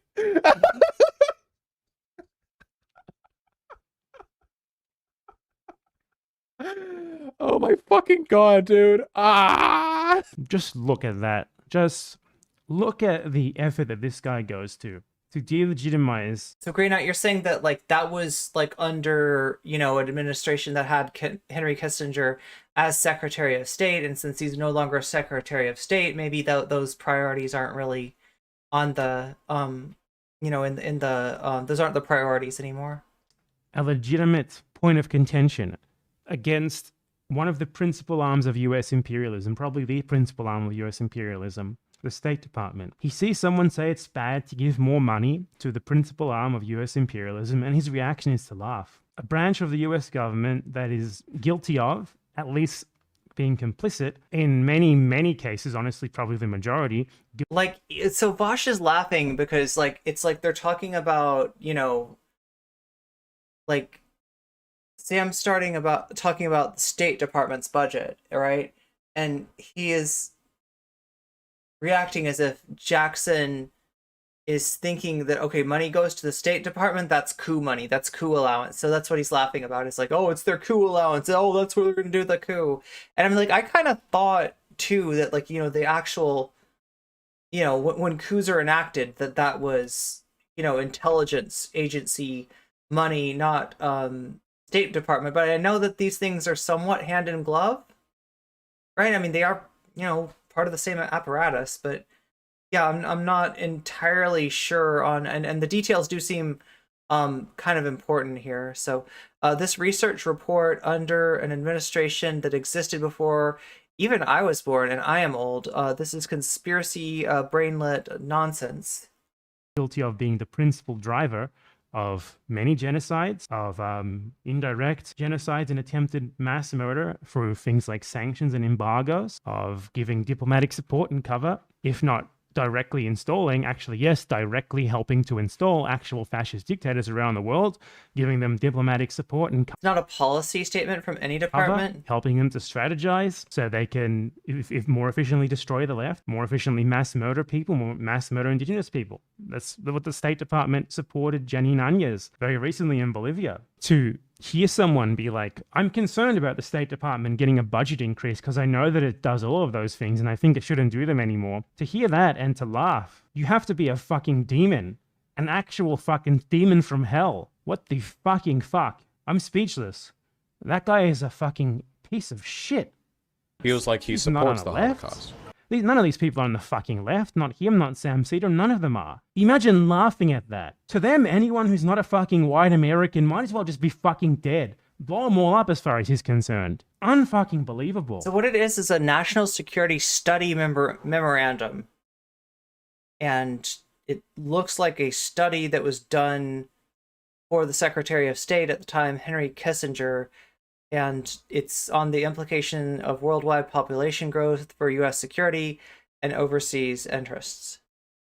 What a piece of shit. What a turd. You know what else the State Department did? When Janine Áñez, the ex-fascist dictator of Bolivia who was brought into power by an actual fascist coup, she's in jail right now awaiting trial for her monstrous crimes, including sending the military to murder more than 20 indigenous protesters and then framing them as terrorists. You want an example of what the State Department budget goes to? I'll show you. Attempts to delegitimize the very proceedings against this fucking genocidal fascist who I just talked about. This is under Biden, by the way. It's bipartisan. Everything to do with US imperialism is bipartisan. We are deeply concerned with growing signs of anti-democratic behavior and the politicization of the legal system in Bolivia in light of the recent arrest and pre-trial imprisonment of former interim government officials. I didn't call it the dictatorship. They just call it the interim government. This is just a small sample. I just mentioned so much worse shit that they do, but this is just a small little example of what they're doing right now, trying to delegitimize the most righteous judicial branch process ever against someone who's guilty of massacring tons of indigenous people, an actual fascist who stole power in a coup. And he thinks that's funny. He thinks it's funny that you don't like that. He thinks it's funny that you think they shouldn't have more money to do things like that. Not to mention the fucking sanctions all across the world right fucking now. You know what happens when the US sends someone to meet a fascist dictator to organize how to oppress their people the best, how to make sure the left never rises in their country ever again the best? Do you know who they send? Someone from the State Department. Did you know that? It's absolutely unspeakable. to have a reaction like that when someone says it's wrong to give the US State Department a 12% budget increase. Make no mistake, you cannot have that sort of reaction to that and be anything but a reactionary. That's what he is. He's a reactionary, Yankoid nationalist, a borderline fascist. Honestly, really a fascist given his attitude towards anyone outside of the USA or Europe. Fucking disgusting. Sam Seder was already disgusting, just saying I don't care to it. Vaush actively laughed at it. What the fuck? Fucking demon from hell. Absolute fucking demon. Demonic shit. I wasn't prepared for that at all. The only possible response to the State Department getting more money is that's bad. Doesn't matter if someone you don't like brings it up, that's bad. It shouldn't have more money. Because we all know what the State Department does. And if you're going to lie about what it does to your audience of fucking 12-year-olds, you're actively breeding the next generation of Yankee imperialists. You're actively breeding the next generation of Henry fucking Kissingers. At that point, you're not a little Eichmann. You're a big Eichmann. You're a big Kissinger. You're a Kissinger yourself. Shills for the fucking American State Department. Make the economy scream. You know, like the new Vaush court. Make the economy scream. Wait, Fucking... oh yeah, that's right. I forgot that BE got Haas banned. Is Haas still banned or is Haas back?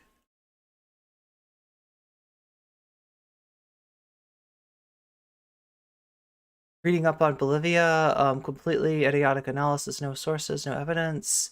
I'm sorry, Vaush may be problematic, but Empanada is in fact bad, insufferable, bad faith, and narcissistic. BE is based. He got Haas banned, corrected your sentence. This is way too much hyperbole. Wait, for real? I generally like Bad Empanada, but this is embarrassing. First Google result is the Guardian article. Why? How come? Oh my god. When you said Guardian, like the first thing I thought of was like the... Wait, what is it called? Like High Spice Guardians or... Anyway,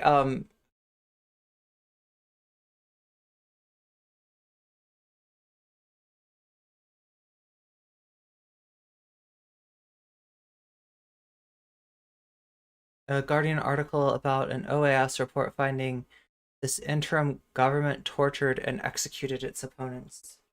YouTube Kissinger. What a joke. They have audiences of fucking 14-year-olds and they're just turning them into like the next generation of fucking fascists. The next generation of mass murdering fascists who are essentially trained from birth to see brown people as subhuman and that anything that the US does to them is righteous. What can we do with that? This is, you know, the US is unsalvageable. These people are unsalvageable. The US so-called left has nothing to offer to the rest of the world. They are actively harming us. White rights, of course. That's the average US leftist. That's basically how they think. They just want white rights. They want the white right to healthcare. Nothing more.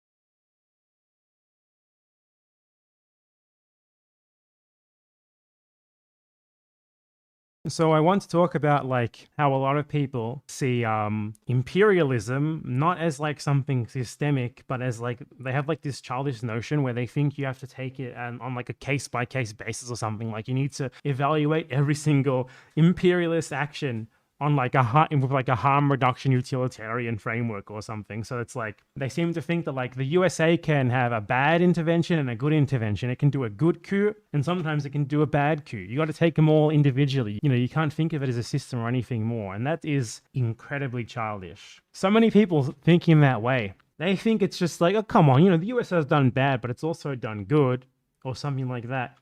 Like, they don't seem to realize that, and this doesn't just go for the US, it goes for Russia, China, any other empire that has ever existed. Like, they don't do things because they want to do good. They do things because it serves a broader purpose, a broader systemic purpose for them. So there's no such thing as the USA doing a good imperialism, doing a good intervention, doing a good coup, doing a good election rigging or something. Each and every one of those things shouldn't be happening. Ideally, they wouldn't be happening. Same goes for any other imperialist power. Russia, I wouldn't even call an imperialist power, honestly. They're more like irredentists, though that doesn't make them morally better. It's just that they're not as powerful as they would like to be. But like, you can look at like China.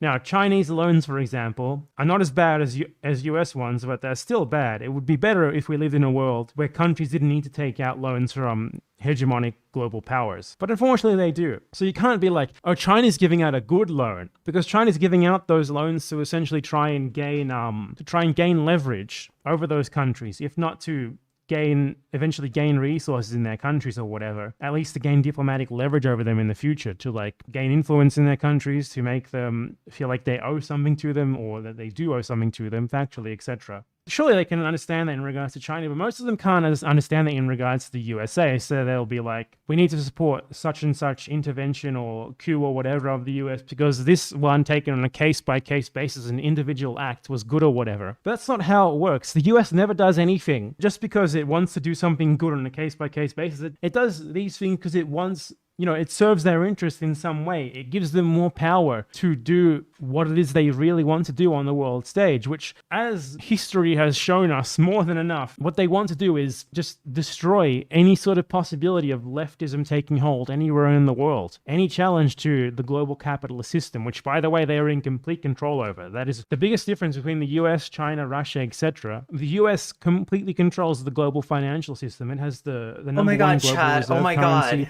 Every country in the world has to bank within the US. Countries have to bank in the US. Most corporations have to bank in the US, have to interact with US markets. Wait. The US is uniquely positioned Oh my God, that's and will not the continue to right be button as to the press. world's number one hegemonic imperialist Wait, the power. Whoopi Goldberg and if you take a look at anything that it does, you're like, yeah, that is okay. So I know we can't watch The View. Is this did it happen on Twitter or did it happen on The View? Right, because like I can look at Whoopi's tweets, but YouTube's a little bit weird about showing. She said that the Holocaust wasn't about race. Yeah, I never saw that. Was it on The View, or was it on television, or was it on Twitter? The View. Oh my God, fuck. If this was on Twitch, there's a little bit more. They just mute you if they don't like what you post. I agree with whether I agree with Bad Empanada or not, the level of self-righteousness, dogmatic zealotry, abrasiveness, hyperbole, it's just too much for me. It's an ignorant statement. Who said that? It's worse than I thought. It happened on The View. Maybe I can just find the transcript or something like that. I'll look for. Oh my God, I'm putting on the wrong video again. There we go. it's good on an individual basis. It's okay on a good individual basis. You just look at this thing in isolation and it's good. You can't look at it in isolation. It's part of a broader system. You can't look at like the fucking, the Nazi annexation of Austria and be like, well, technically most of the people in Austria wanted to join the Nazis. Therefore it's okay. They wanted to be part of Germany. Therefore it's okay. No, that's not how it fucking works, man. Because that was a huge part of the broader Nazi goals of conquering Eastern Europe and genociding everyone who lived there and genociding all the Jews. You can't take these things in fucking isolation. The US protecting Ukraine or whatever, for one, it's more than likely not going to need to because an invasion of Ukraine isn't going to happen, as the Ukrainian president has said, or at least probably isn't going to happen. Knock on wood. I sure hope it doesn't happen. But that's a matter for the Ukrainians, lamentably. Or at least for the Ukrainians and smaller regional allies to help them in their struggle against Russian irredentism. It's not a matter for the USA on the other side of the fucking world trying to advance its geopolitical interests in a cynical fucking game against another imperial power being Russia. You can't take that on an individual basis because it's doing that because it's going to give it more leverage, more global leverage, more global power, more influence in order to carry out what it wants to do. What does it want to do? Vietnam's, Iraq's, Afghanistan's, it wants to do Chile coups, it wants to do Yemen wars, it wants to do Libya interventions. It's all part of a game. It's all part of a game in not like a fucking very serious sense. It's all part of a geopolitical game. It's all part of its broader geopolitical goals, which are essentially to do anything possible to uphold the most brutal forms of global capitalism, especially for the interests of US corporations, because they benefit the most from that, obviously due to the US's stranglehold in the global financial system. What that means, usually, as we've seen from history, it means that they want to do all the things that I just listed. They want to do those wars whenever they need to in order to protect the system, in order to protect the interests of their local capitalist class or their allies' capitalist class, to prevent any sort of...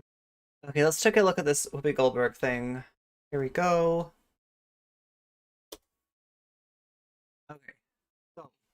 Whoopi Goldberg has been suspended by ABC's The View. The daytime panel co-host will be off the program for 2 weeks after making controversial comments Monday about the Jewish people and the Holocaust in response to a local school board banning the graphic novel Mouse. Mouse is a novel by situationist Art Spiegelman, which I mean, this is going to sound weird if you haven't heard of it before, but it is a graphic novel. It is a comic, and Spiegelman is talking to his dad.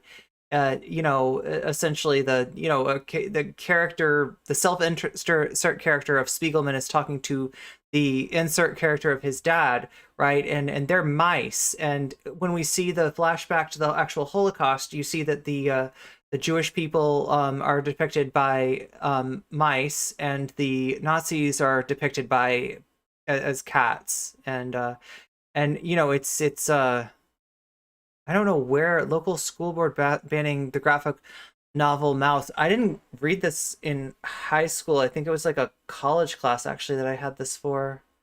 But it looks like, yeah, I don't, it's not, isn't it like this? Wasn't there like a state or something that banned it? Anyway, ABC News President Kim Godwin. Oh my God, Godwin. Okay, never mind. Let's not make a joke about that. Anyway, announced the decision in a note to staff Tuesday night. Effectively, immediately, I am suspending Whoopi Goldberg for 2 weeks for her wrong and hurtful comments. Godwin says, while Whoopi has apologized, I've asked her to take time off to reflect and learn about the impact of her comments. The entire ABC News organization stands in solidarity with our Jewish colleagues, friends, families, and communities. These decisions are never easy, but necessary, she added in a memo. Just last week, I noted that the culture of ABC News is one of kind. What is that? Is one that is driven, kind, inclusive, respectful, and transparent. Whoopi's comments do not align with those values. Goldberg apologized on the program early Tuesday in a segment that also included an interview with ADL CEO Jonathan Greenblatt. Yesterday on the show, I misspoke. Quote, Goldberg said at the open of the talk show, the Holocaust is indeed about race because Hitler and the Nazis considered the Jews to be inferior. Now words matter. Mine are no exception. I regret my comments and I stand corrected. I also stand with the Jewish people. The controversy erupted on Monday's show when Goldberg said during a segment about Mouse, let's be truthful about it because the Holocaust isn't about race. It's not about race. It's not about race. It's about man's inhumanity to man. Co-host Anna Navarro responded to Goldberg saying, but it's about white supremacists going after Jews. But these are two white groups of people, Goldberg replied. The minute you turn it into race, it goes down this alley. Let's talk about it for what it is. It's how people treat each other. Oh my God. It doesn't matter if you're black or white. It's each other. Goldberg made similar comments on CBS's late show Monday evening, but also released an apology on her social media feed saying, I'm sorry for the hurt I have caused. Read Godwin's memo below. From Godwin Kim, good evening, ABC News. I want to follow up with you regarding Whoopi Goldberg's comments on The View yesterday that were misinformed, upsetting, and hurtful. I have made the decision to suspend Whoopi from The View for 2 weeks, effective immediately. These decisions are never easy but necessary. Just last week, I noted the culture of the ABC News is one that is driven, kind, inclusive, respectful, and transparent. Whoopi's comments do not align with those values. It is important that Whoopi had a chance to address her comments on the show today, where she made them and have an educational conversation with Jonathan Greenblatt of the ADL. I appreciate their conversation and his acknowledgement of Whoopi's efforts. As he tweeted, deeply appreciate Whoopi Goldberg for inviting me on The View today to have an important discussion on the importance of educating about the Holocaust. Whoopi has been a longtime ally of the Jewish community and ADL, and her apology is very much welcome. Whoopi has shown through her actions over many years that she understands the horrors of the Holocaust. She started today's show with that recognition, but words matter, and we must be cognizant of the impact our words have. I'll be issuing the below statement shortly. Effective immediately, I am suspending Whoopi Goldberg for 2 weeks for her wrongful and hurtful comments. While Whoopi has apologized, I've asked her to take time and reflect and learn about the impact of her comments. The entire ABC News organization stands in solidarity with our Jewish colleagues, friends, family, and communities.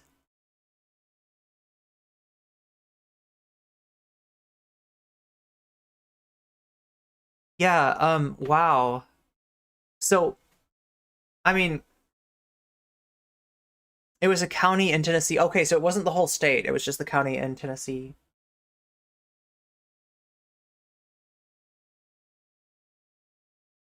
Meow. Are Israeli Jews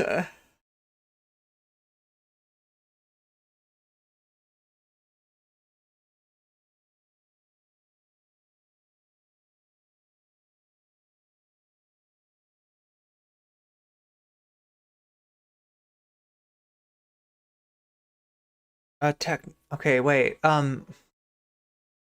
So without watching the clip, right, which, you know, could be difficult to do on YouTube, I'm getting, and just from what I know about Whoopi Goldberg, am I understanding this correctly in that, like, Whoopi was doing one of those things where she's acting like talking about race is divisive? Is that kind of the concept that this was given in? Race is a BS concept anyway, but what she's saying is it's like not about race, it's about inhumanity, that, like, you know, this could, what was her point, right? What was she going towards there?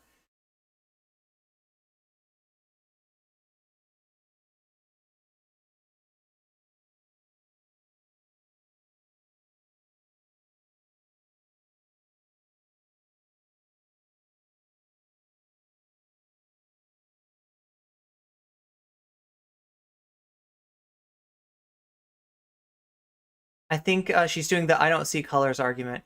Yeah. That there is a certain part of American polite society that seems to think that that finds it efficacious, and it's especially with wealthy people, I noticed, right? That they seem to find it efficacious to kind of like sweep discussions of race under the rug. And yeah, I just like that's a weird time. That's a really weird time to enact that.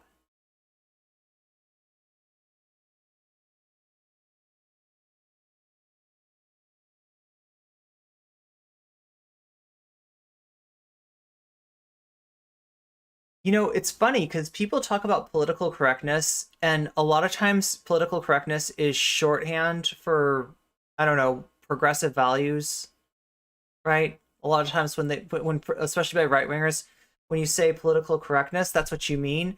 But the real idea behind the concept is supposed to be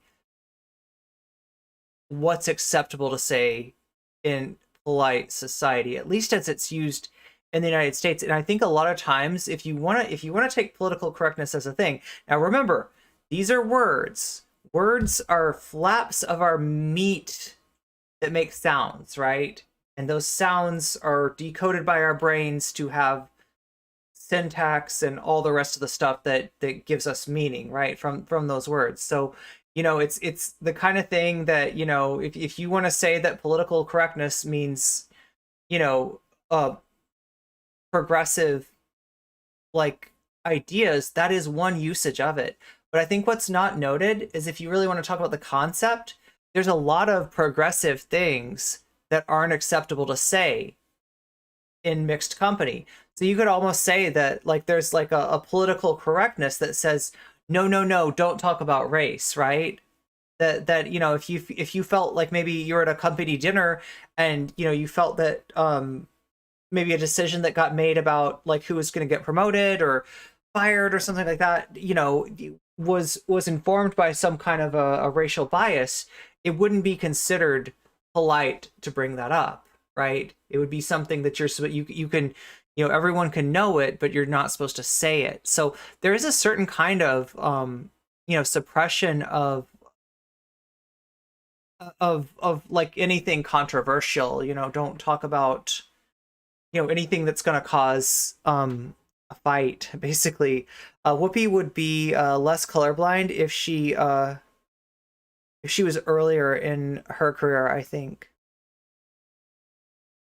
There's a few things that this isn't like, doesn't she, like, there's been a few things that she's done like that were kind of head scratchers, right? I remember there was something else a few years ago.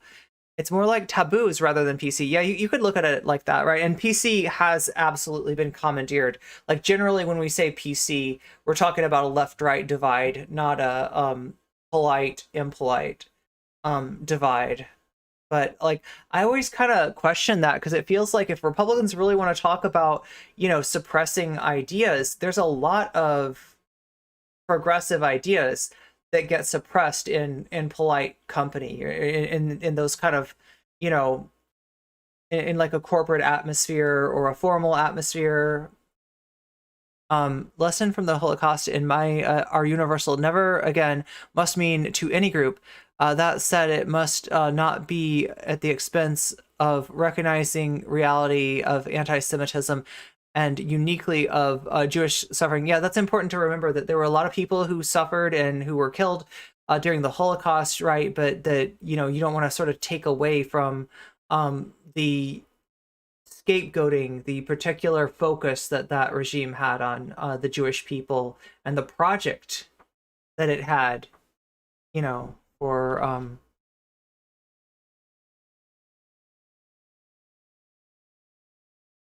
a word that YouTube's algorithm really doesn't want me to say. That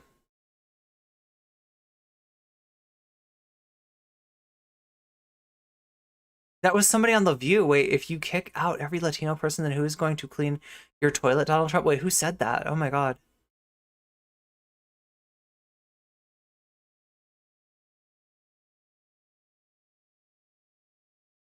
She dated Ted Danson, and he roasted her in blackface. Yo, was this like in the 90s? The 90s were wild. Okay, if you look, like, I know this because my ex was an Adam Sandler fan, and we got to watch all the Adam Sandler movies, including the movies from like the 80s and 90s, right? And there's so much, like, I swear to God, if you watching the 90s Adam Sandler stuff, every other joke was like a gay joke. Every other joke was like, the joke was 'cause he's gay. And that was like funny by in and of itself. Like the 90s, you could just have, like, you know, the Simpsons character, right, that had an Indian accent. Like, the joke was that he had an Indian accent. That was the joke. That was the, you know what I mean? That was the entire, that was in and of itself a joke. The accent was a joke, right? My ear out. Like, yell. It blew my ear out again. It hurts now. I don't know. I hope I didn't like disrupt my tympanic membrane or something. Yeah, I'm sorry, chat. Like, I really hope that this is the last I have to say about this, okay? I really hope that this is the last I have to say about this, because it is not an easy time. Like everything, just going back to that situation, like, hurts. Question than the experience of homelessness for other people, particularly people that are actually homeless. It's not about the dude anymore. It's about people that are trying to use the dude to get at me, right? That's what this really is about. It's particularly people. It's about people who hate my guts and are looking for any reason to justify that, hanging their hat on the idea that this guy did nothing wrong. That are homeless with serious problems. Earlier, I said, yeah, anybody can make an app. I didn't say it's easy to be poor. I didn't say there aren't any barriers. I didn't say it's like... Well, was it... Hang on, one sec. Was it easy to be a king 300 years ago? I mean, it is...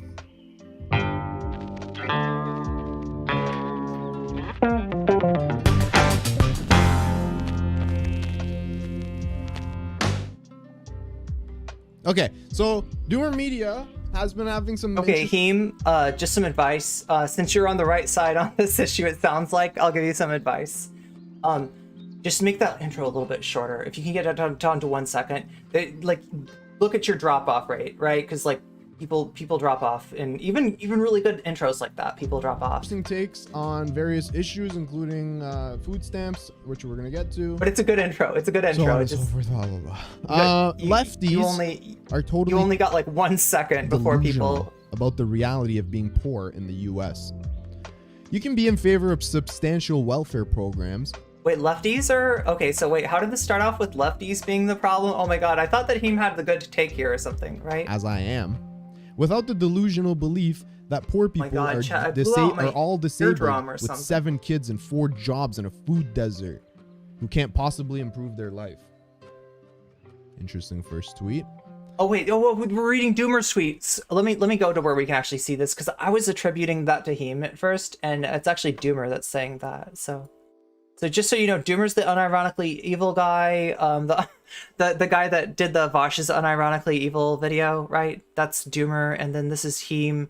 Heemed is the guy that tricked Professor Flowers into doing a stream with him, and then proceeded to break their agreement on what they'd talk about during that stream.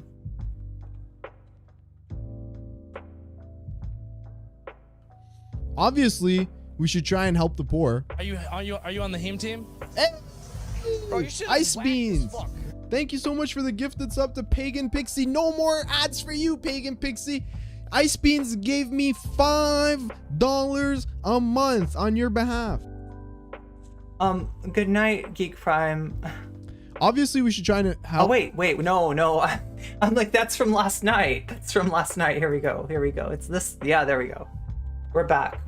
We should try and help poor people, but the same lefties decrying paternalism of the poor will look you dead in the face and tell you it's unreasonable to expect poor people to look up how to cook healthy food. Next, he says, so yeah, obviously we should try and help poor people, but the same lefties, The reality is that massive potential for social mobility exists. We already have huge social spending, and a homeless person in the US has more opportunities in a life than a king would have 300 years ago. This is the one that I saw that I was like, pump the brakes, bro. All right. So you can see the ratio here. And I in response to this, I said, Doomer be like, the homeless man today can sleep on any subway station vent he wants, while the kings of the past only had the option to rule one measly kingdom. It's all about opportunities. And then my tweet got 825. Listen, Doomer, I didn't mean to wreck you like this, bro. This was never my intention, okay, to get 800 likes to your 70. And after I tweeted this, it like took off. Like all this used to honestly, if I knew like any bigger streamers that weren't complete trash on Twitch politics, I'd probably be editing videos for them. Like when I see people like make like just, you know, really easy to fix retention mistakes, I always want to help. Only have like 5 or 10. But I mean, like, you know, it's your show, it's your you know, intro, it's, you know, it's whatever you want. Quote tweets when I got to it, and now literally everyone's like, I'm proud of the ratio. Yeah, hey, like just shitting on him. Brain dead take. Yeah, so Doomer just got fucking killed, right? It was a lot like Sansoy, right? You know, and Sansoy had an explanation. Sansoy said that there was like like Sansoy basically, you know, tried to make me feel bad for the QRT that I did based on the fact that his tweet was unclear, that it was a subtweet. It wasn't referencing what it was a subtweet to. If you did look in the replies, you could see that he was claiming it was a subtweet, but I mean, there was just never any documentation. And I want to say something about Sansoy, okay? He came on my stream, he came on Spice Night to talk about it, and I had a really nice, good faith conversation with him, right? I was trying to, you know, show the debate bros what that actually looks like. And there was a claim that was made, right, that I had called Sansoy a Nazi, okay? Not only do I not remember, aka I don't think that ever happened. I can't imagine. I didn't think that he was a Nazi, and I don't think I would have said that somebody that I don't think is a Nazi is a Nazi. When I asked Sansoy to send me that clip, because he said he had a clip. He said people had sent him clips, right? Bullshit. You didn't respond, Sansoy, because there is no clip, because I never called you that. I probably said something like you're moving to the right, which you are, which all of Twitch politics is, which shouldn't be a spicy take. And you ship a Theseus that in like a disingenuous little debate shitlord into that I called you a Nazi because you wanted people to feel fucking sorry for you. I don't feel sorry for you and your dumbass subtweeting without, you know, any reference to what the fuck you're subtweeting. As far as I'm concerned, that was a take meister. You wanted people to come down at you and you wanted to be able to, you were farming drama. I'll admit it. You were fucking farming drama. And that's what you did when you made up that thing about that I called you a Nazi. Okay. You had flamenco on. That's a pretty bad move, but I don't assume that everybody that platforms a fucking race realist is a race realist themselves, right? And I never saw anything to indicate that with you. I wouldn't have said that about you. Yeah, he said he had clips. Well, I asked him, I said, send me the clips, because listen, if I actually said Sansoy, you know, anything like that, I'd said neo-Nazi, right?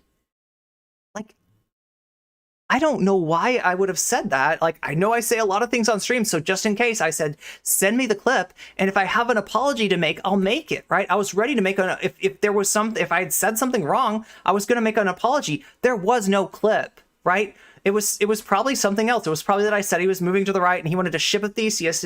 He wanted to be disingenuous and change that into me saying something that I didn't, right? And he said that in front of my audience and I didn't really question. I was just being good faith. Okay, if you say you heard something like that, then maybe you heard something like that. He didn't send me shit. He didn't say shit to me, all right?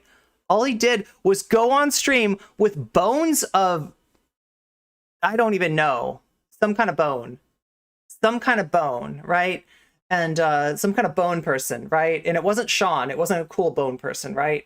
It was the other skull person. And do a cope stream. Do a literal cope stream right after that. That's even bad form for a debate, bro, right? So as far as I'm concerned, Sansoy isn't worth... This is the dumbest tweet. His word isn't worth much at all. Ever. He's getting roasted. You can't clip gaslighting, exactly. You're getting roasted. Oh, finally, he says treating people like they have no agency or potential for upward mobility. Like, seriously, like I'm so sick of this whole sphere of things. This is driving me nuts. Like, you know, people lying about me in DMs, people lying to my face. I'm sick of it, okay? I'm sick of the lies. I'm sick of the disingenuous bullshit. Excuse to exaggerate the ills of society is fucking disgusting, and your virtue signaling losers aren't helping anyone by acting like poor people are obviously stuck in their circumstance. And then he's complaining about how nobody will talk to him. Da da da da. So, oh, and then like, chat, there's every chance that if I had actually said that, that stream would have been something that he would have put, like, he would have played that right then and there. He didn't have anything because it never happened. Destruction. What did he say? Where's his response? Oh, we can debate this on stream if you want. 6 likes. I'm like, would you like to debate your hyperbolic wording? 82 likes. Okay, so far, like, I'm not super impressed with the Twitter flexing, but okay. I mean, I'm not a big fan of Doomer either. It's not even hyperbolic. It's true. Poor people in the US have things pretty good compared to basically any other group in the world or in history aside from rich people in the US today. And then I'm like, easiest 10K views of my career. Hit me up tomorrow. All right. There you go. That's the preamble. Let's hear from the man himself, Mr. Media. Mr. Doomer. Hey, what's up, buddy? It's What's up, Doomer. buddy? How are you? It's Pretty Doomer good. Media. Good. Let me just adjust your volume. Say He wasn't a fan of my dating show? What a loser. He's lucky to get on a dating show. the rain in Spain falls mainly. Considering there's like 0 glitter in his beard. Hello. The rain in Spain falls mainly on the plain. All right, I think you're okay. All right, how's it going, buddy? Have you recovered like from that ratio? My fair doomer. I'm sorry, I didn't mean to. I honestly didn't think it would take off like that. Okay, chat. You gotta answer me though. Was I as insufferable as Heemed? When I said, like, I was legitimately sorry, like, if I had, you know, I said I was sorry if I had misinterpreted what Sansol meant by the tweet. I was just being really good faith. I was just being really kind, and I said I was sorry, but I get that it could have sounded like, I'm sorry if you got QRT'd into oblivion, my dude, right? And that's not actually what I was trying to say. I was trying to actually be nice. I was trying to actually be sympathetic, right? I don't think that's how Sansoy took it, but... Hold on a second. It's really staticky for some reason. Imagine a literalist beard. Discord thing. Yeah, it's like it's robot-y, but it can't. Like it has to be Discord. I mean, because that I was listening goes to your without stream a saying. second ago, and it's perfectly fine. Yeah, I have some. Wait, one second. Like, goes without saying, but I appreciate you for saying it. One sec. Let me check and make sure I'm on the right input. He's trying oh my to, god, why is this space so toxic, chat?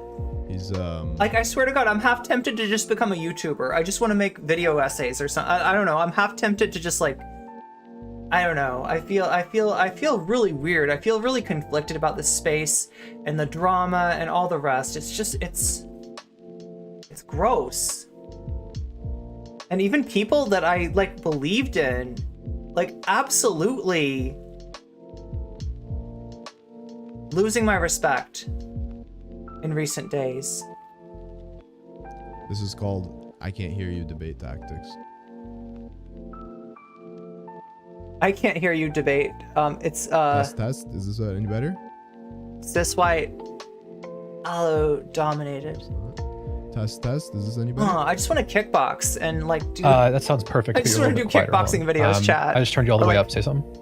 Or just like boxing a match analysis. I don't know. 1, 2, 3. All right, you sound perfect. I'm just gonna 200% your volume. We're good. All right, yeah, it's a bit. The drama and interpersonal bullshit has soured me so much, and I hate fucking doing this to you. I hate putting you through this stuff. Like, I'm like, wait, isn't there something better I can be showing you?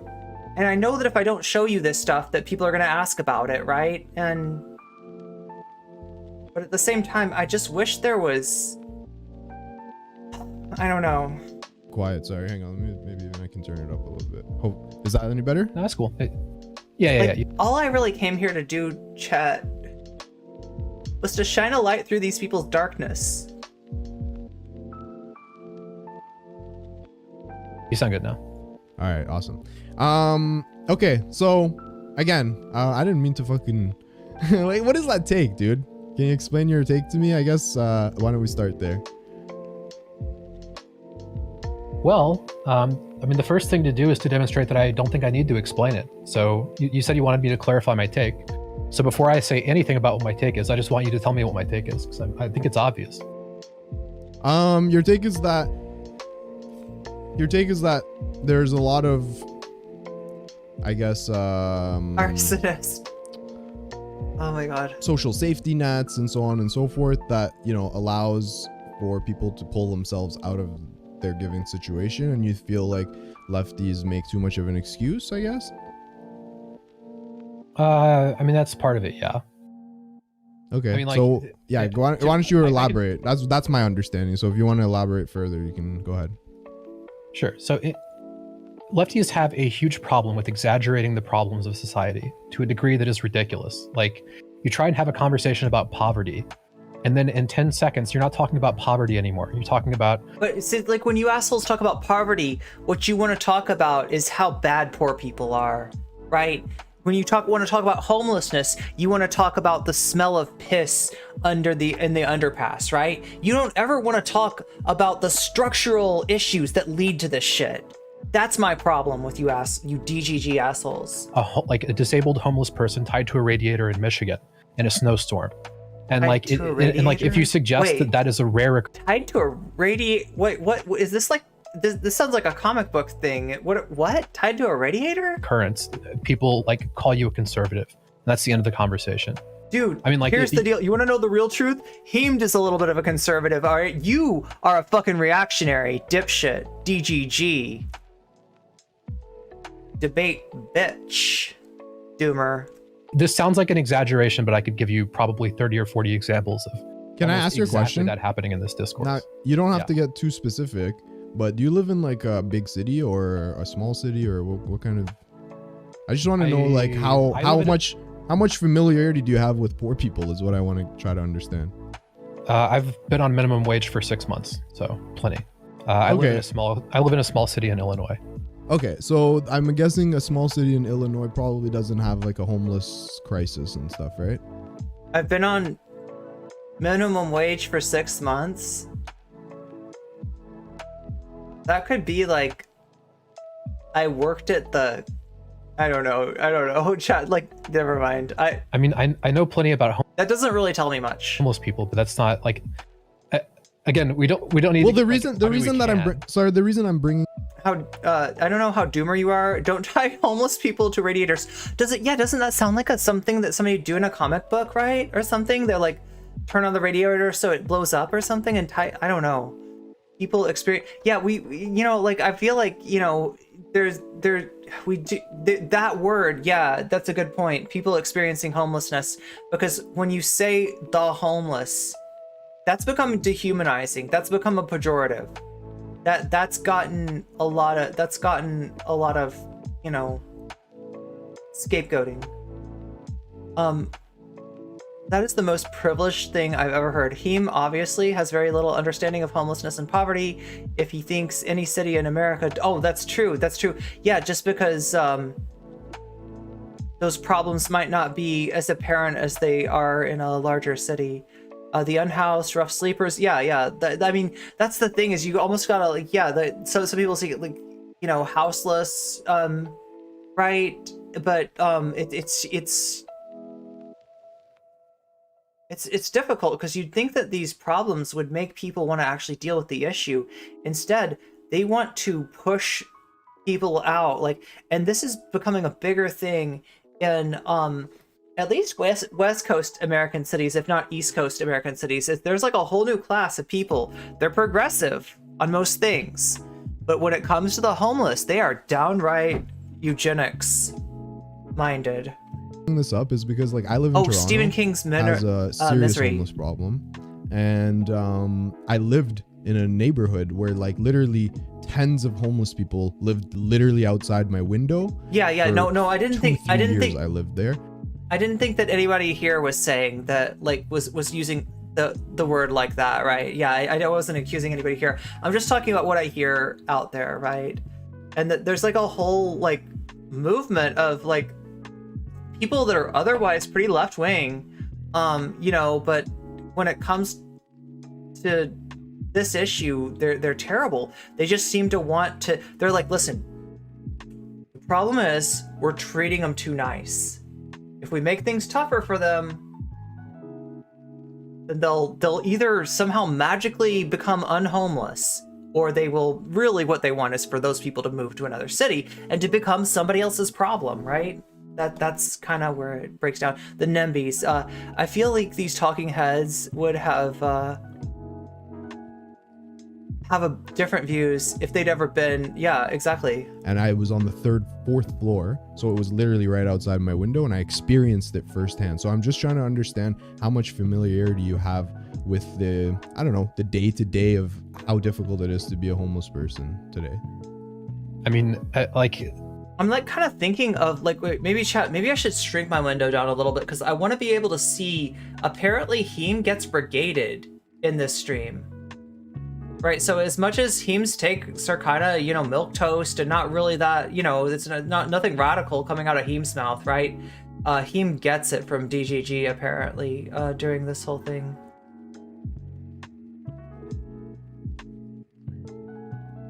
Even though he's ostensibly kind of like aligned with them,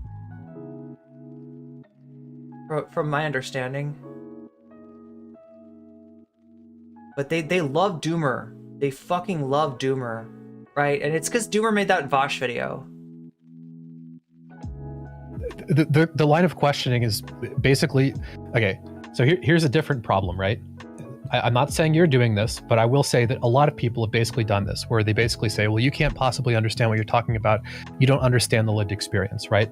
And then I can give you a bunch of anecdotes. Unhoused because someone says they're not homeless, the street is their home, or they live in their car. Oh yeah, yeah. To demonstrate that I do. Yeah, there's like that question of like, how homeless were you though? And no one cares about that. Like no one actually Well, I'm gives a listening shit. Experiencing it secondhand, yeah. I'm listening to your anecdotes right now, so that's why I'm asking.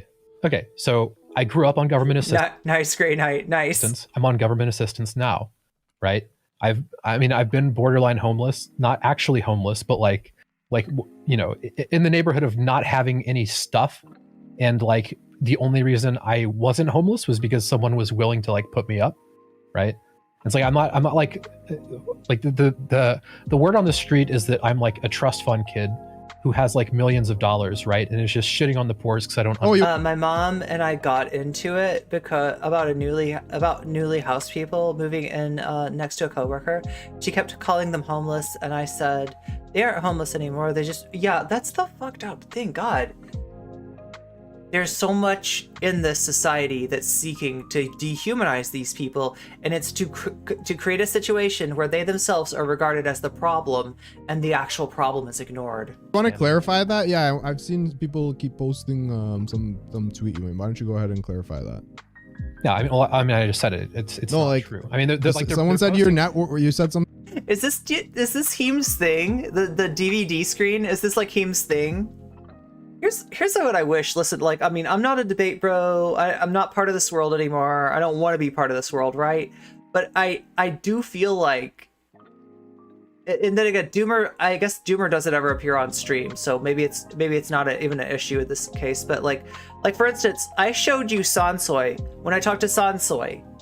I put his face on screen because I didn't want to be talking to some inhuman, concept, right? I wanted to, put a face to that.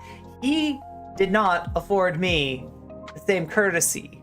He showed me as a box with I don't even know if my icon was on there. It was just a Discord box. Somehow he got rid of my face, like, right? Because it's gotta be, you can't be like, you can't be mean to Irene Geller, but you could be a dick to NCC, and people love that over there.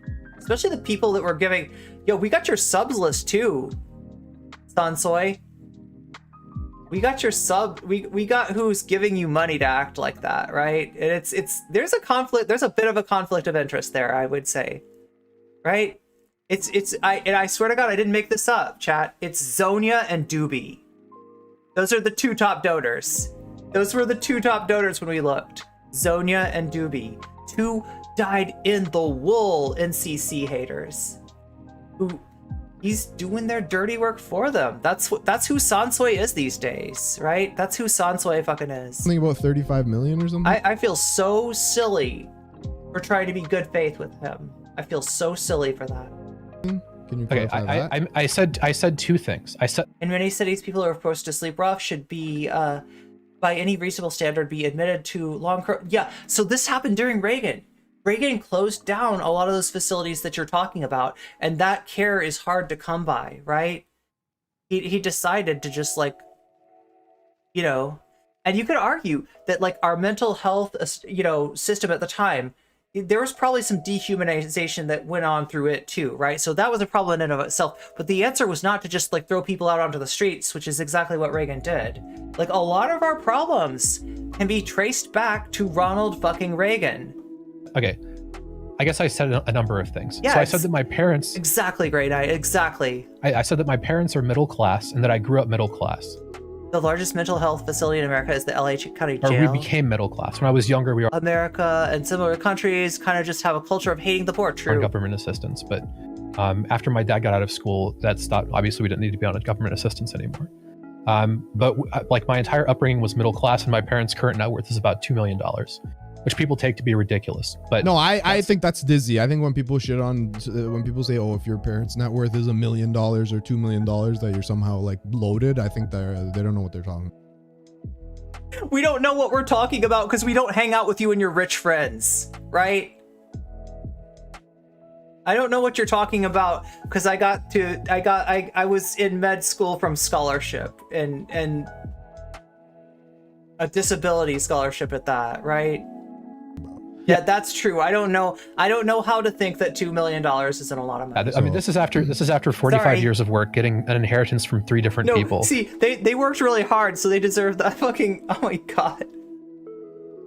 And I mean, there are 65. I'm sorry. I'm not. I wouldn't listen. I wouldn't try to bring up. I don't know what happened. Did you bring up your parents' income? Did somebody look up your parents' income? Right. I feel like that's invasive. I'm not trying to get into who your parents are. I'm not trying to call you. And I don't think that being from a wealthy family makes you a bad person. I think that you can be from a wealthy family and you can acknowledge your privilege, and you can try to leverage that privilege to help people out, right? I'm not buying into any kind of essentialization of people at certain income levels, right? But I do know that privilege tends to insulate you, and with insulation comes shit takes. It's a correlation, though. I will specify that it's not a one-to-one. It is a tendency, right? And there's people who defy that tendency, and kudos to them, right? Doomer brought up his parents being millionaires to say he's middle. I mean, I don't know, Chad. I don't know how. I can't imagine that much money, but if he says so, I don't know. Right? This isn't even. I mean, if you just straight up Google what is middle class, 2 million is upper middle class. The absolute worst you could say is that California. they are barely into the threshold of upper middle class. Right. No, I agree with that take. So can you tell me where the 35 million thing came from? California is expensive. So the context of the tweet was that we were talking about California's basically really expensive. lifestyles, not actual class struggles and shit. We're talking about how people actually live. And I made a comment that my ex-fiance's family has a lot of money, approximately $35 million. And they didn't have any cultural markers of being upper class, aside from the house that they had, aside from the fact that they had a big house. That was basically it. They didn't, if you were to look at their lifestyle, you would not be able to guess their net worth. Listen, if I had been in a conversation with either of you, I would have never brought this stuff up, all right? I'm not trying to go for dunks on people based on who their parents are and stuff like that. I'm not trying to insinuate that everybody with a bad take, that it comes from privileges, because there's people that really should know better that have these shitty takes, right? That they feel like they pulled themselves up from poverty and they want to pull out the letter behind them, right? There are shitty people exist in every space, right? But I feel like this isn't really, I don't know, isn't really making the case here. Oh my god, chat. I need to relax. The point that I was really getting at was that it's not as simple as someone has a lot of money so that they're spending all of their time on a yacht owning businesses, all of your time on a yacht, shitting on people. There's plenty of people that have a good amount of money. Listen, I prefer the billionaires that only go on their yacht during alternate weekends. Okay, those are the really good billionaires that I trust, and I want to have put them in charge of our homeless policy. And you could barely tell. That was the only point that I was getting at. And when I said, I agree. Listen, those takes that I agree with. Okay, I agree that you could have a house that's worth $1 million, but that doesn't mean you're not working. First of all, thank you so much for the primer, Chase. I appreciate you. It doesn't mean that what do you call it? That you have you can stop working, for example, right? I consider working class somebody who has to continue working in order to maintain their lifestyle. Okay, billionaires with restraint. Yeah, exactly. They leave their yachts sitting in the marina every other weekend. So they're down to earth. And I think that's kind of what real salt of the earth people are getting at, yeah. Well, no, I mean, I had an image in my head of what upper class was. Oh, he's saying his mommy and daddy are to best. And I didn't think they were upper class despite having a lot of money. But in the thread, the very next thing that happens is Know Nothing, it tells me what upper class actually means. And usually when people say upper class, what they mean is 2x the median wage. In which case my ex-fiance's family is obviously upper class, right? And I conceded that immediately. So I would say if your net worth is conversation. Okay, go ahead. First of all, what happened? How do you let go of a girl whose net worth is 35 million? Her family, bro. You lock that shit down, son. Have you heard of borderline personality disorder? Yeah, I've heard of I've heard of people with a diagnosis that subjects them to discrimination, you know, even by mental health professionals. Yeah, I have heard of this. Yeah. I unfortunately have. Yeah, that's Yeah. no joke. Sorry about that. Yeah, it's not fun. But yeah. And okay, more seriously, okay.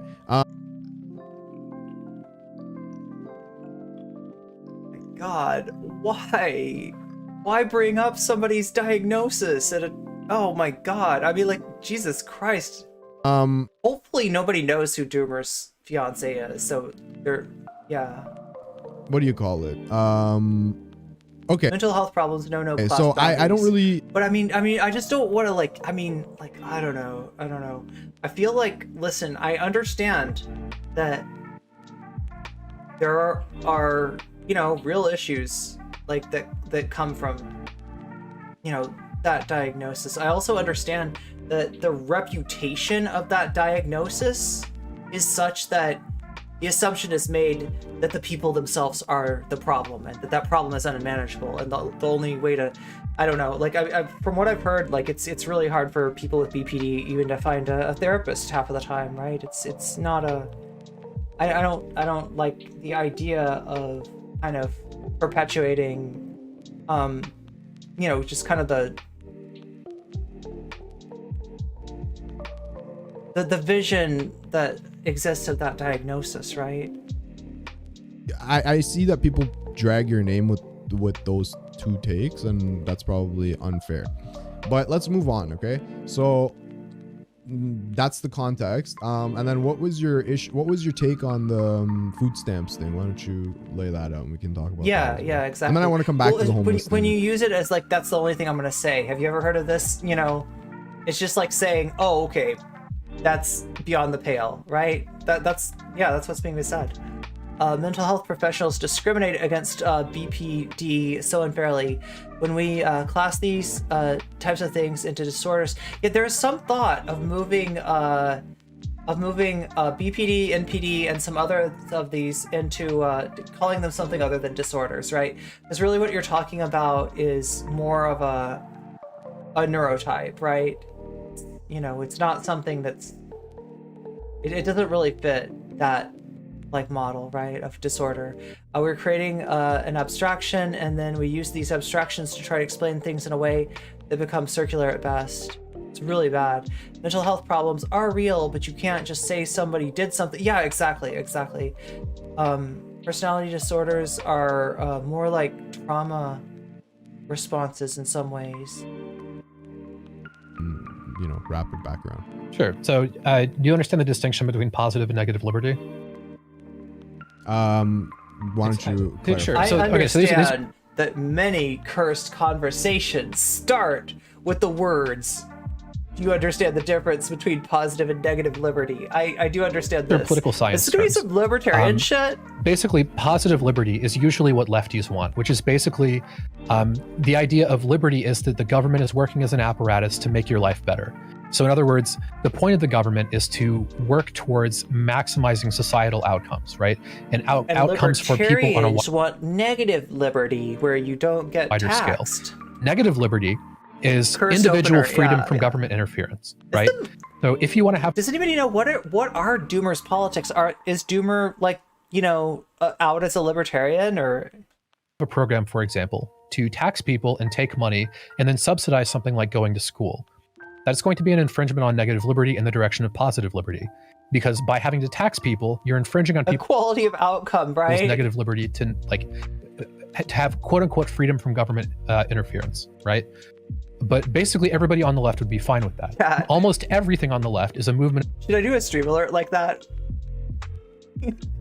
in the direction of positive liberty, which is basically that we want to take the resources of society and allocate them to solve societal problems. I mean, economically, sure. I would say, like, socially not, right? Like, if we want to legalize marijuana or same-sex marriage or so on and so forth. Lab. Well, I mean, if you wanted to, like, if you saw drug overdoses as being a problem and you wanted to use government resources to fix them, that would also be positive liberty, right? You would need to raise taxes to have those programs. I mean, I'm talking about legalization, right? In terms of legalization, yeah, it would be a negative liberty issue where everybody would agree. But I mean, I get literally everybody agrees basically. Like I think it's like 70% of Republicans or something are in favor of like decriminalizing the majority of drugs. I mean, the drug war is not popular. But yeah, so I mean that's an issue of negative liberty. Everyone agrees. Point being that most initiatives that lefties have are movements towards positive liberty, which is basically you want to raise taxes, you want to have a government apparatus, and you want to use the government apparatus to make society better, right?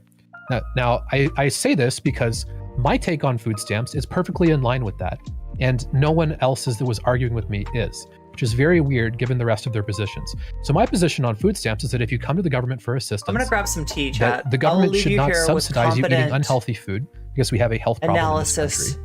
And the government should be trying to maximize From the one other outcomes. person. So again, and I would be in favor of massively Besides expanding myself, food that- stamps. that did It's nothing wrong. It's not that I don't want poor people to have food, which is how a lot of people like to frame this. That's not the take. The take is that if you come to the government for assistance, the government should be giving you healthy food. Be right because that's in the best interest of you and everyone, right? And the specific argument was usually around whether or not you can use food stamps to buy McDonald's. I was arguing against that. Now, my argument, again, is perfectly in line with positive liberty, perfectly in line with the usual left-wing positions on basically every issue. The people arguing against me were almost exclusively making a negative liberty argument where the only thing that matters is a poor person's right to eat McDonald's. And that sounds like a straw man, but it isn't. That's basically what people were arguing. And they would argue it in very contentious ways, saying like, you just want to take away the few things in life that poor people enjoy. Is how a lot of people would frame it. Okay. Not my position, right? Okay, so let me ask you a question. All right. So if given the choice between eating a healthy meal and a McDonald's meal for, let's say a fucking poor parent wants to give their poor child, it's either going to be McDonald's or a healthy meal. Obviously, I would agree with you that the better thing is for them to eat the healthy meal. But I think what you're kind of missing here is that there's a large section of people who, if they're not eating that McDonald's that night, they will just go hungry. The alternative isn't that they're going to eat a healthy meal. The alternative is that they'll eat chips, or it'll be trash shits, or just bread and mayonnaise, and not a healthy meal. What percentage of people are we talking about? I don't know. I would say a considerable enough percentage that it warrants consideration in your scenario. I need a number because this is what always happens. Again, this is a homeless person disabled in Michigan locked up to a tree. Okay, I understand this person exists, but how prevalent is this? I think amongst people who, if you're trying to feed your kid McDonald's every day, there's bigger problem, or like often enough, whatever. If you're relying on McDonald's, that like that takes a certain kind of parenting or certain kind of mindset to even be in. Most people wouldn't even consider that. So I think if you're considering that already, that the alternative would probably be like, here's a bowl of cereal and shut the fuck up, or tonight we're skipping food. I don't think that the alternative is like kale and cooked spinach and stuff. I would say it's a considerable percentage. I don't know.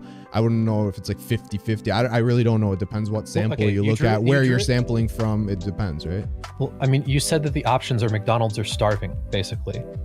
I mean, no, I'm saying if those are if there's let's say 10%, let's say even 10% of kids who are in this situation, now you've made it such that they can't get McDonald's. I think that many kids will go hungry. I mean, okay, the actual number is going to be basically 0, because I didn't say that you should stop them from buying anything. It's not like there isn't healthy food that doesn't require any time to prepare. There's plenty of food that doesn't. Well, the original take was hot foods, right? Yeah. Okay. That isn't the point. You said the distinction is going to be if people aren't allowed to buy McDonald's with EBT, kids will be starving. Hot food. I mean, like hot food, like whether it's a rotisserie chicken or a McDonald's, like something that's easily accessible. There's lots of things that are easily accessible. Like, you don't just starve. If you need food, you buy perishable food, you put it in your house, and then when you can't buy McDonald's, wait one sec. Sorry, you're telling me that people don't sleep hungry at night? I'm telling you that the choice between McDonald's and starving is going to apply to approximately 0 people. Why? Based off of what do you say that? If if you know that the money you use for food cannot be used on McDonald's, you will buy other food. There are people who are starving, but this isn't the reason that they are starving. Do you think when they buy? Okay, hang on. Any money? Sure. Okay. So Okay, let's if say you have that. money to go get food, go to the grocery store. Okay, hold buy on. bread, and you can buy sandwiches. Okay. There's all kinds of stuff that you can buy. Okay. So would you say that, let's say they bought bread and they just ate a mayonnaise sandwich, would that be preferable for you because they grocery shopped? We would need to get into the exact specifics of what we're allowing, okay? But the exact specifics. But look how many Okay, hold restrictions. on. Like, can they buy cereal? Can they like everything has refined sugars? Hold on.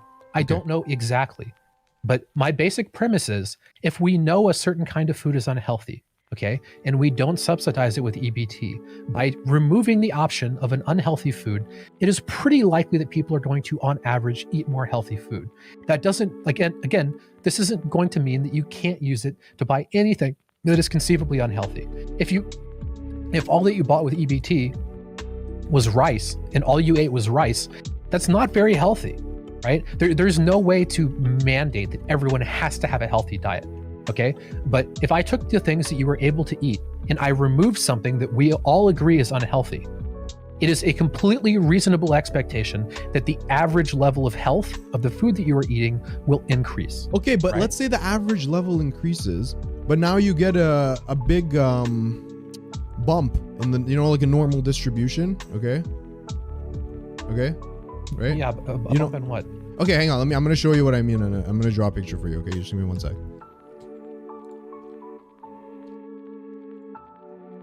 Okay, people in chat are saying the unhealthy food is much cheaper. That is not true. Healthy food is very cheap. Okay, can you pull up the stream?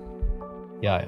I have it I'm up. gonna draw a picture. Okay, so on the first, I'm gonna draw what I think. Let's say, for example, it is right now on people on food stamps, and then I'm gonna draw you what it would be in your scenario and why I think it's an issue. Okay. Sure.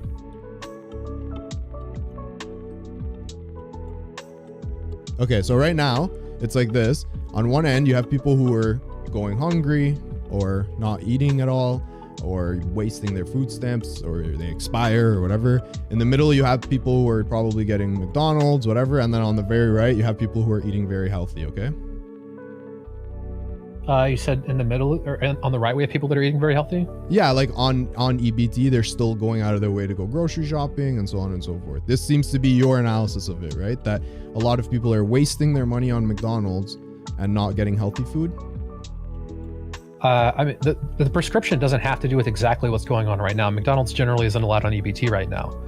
But the point is that it shouldn't be there. Okay. I mean, it doesn't really, like what is actually happening isn't super relevant. Okay, so what I'm saying is, would you be okay with this scenario? Okay, I'm going to draw another one. So in this scenario,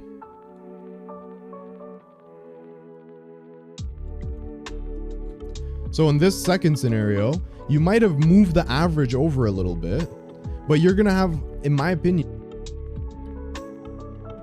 I love that they make it about McDonald's and not the hot deli. Yeah, that was what was in the tweet with the hot deli counter. This person does not deserve to speak on this. They are so clueless. No, it fucking won't. Everyone is different. It's absolutely not true. EBT doesn't allow hot food. It has nothing to do with it. Yeah, that's the thing. It's an arbitrary distinction. It deals on two things. It's like, basically the perception of the prestige of that food, right? Because whenever a poor person's eating something that somebody deems as being like a indulgence or a decadence in any way, they're like, they complain about it, right? And then also, yeah, the preparation, like whether it's like, heated and yeah, like, they were talking about like the sandwiches being better than McDonald's. I'm like, I'm not sure about that. Is a salami sandwich, is a bologna sandwich better than McDonald's? I don't know how different it is. Maybe the lettuce is a little bit fresher, maybe. But like, I mean, that means you have to keep the lettuce fresh too, right? That's another, I don't know. Removing an option that never existed outside. The other thing is he's like, I don't even care how, it's not about how it is now. And it's like, well, it does kind of suck that we're having this argument in like the absence of any sort of understanding about like the actual conditions, right? That doesn't speak well to the discourse. Healthy food is not cheap.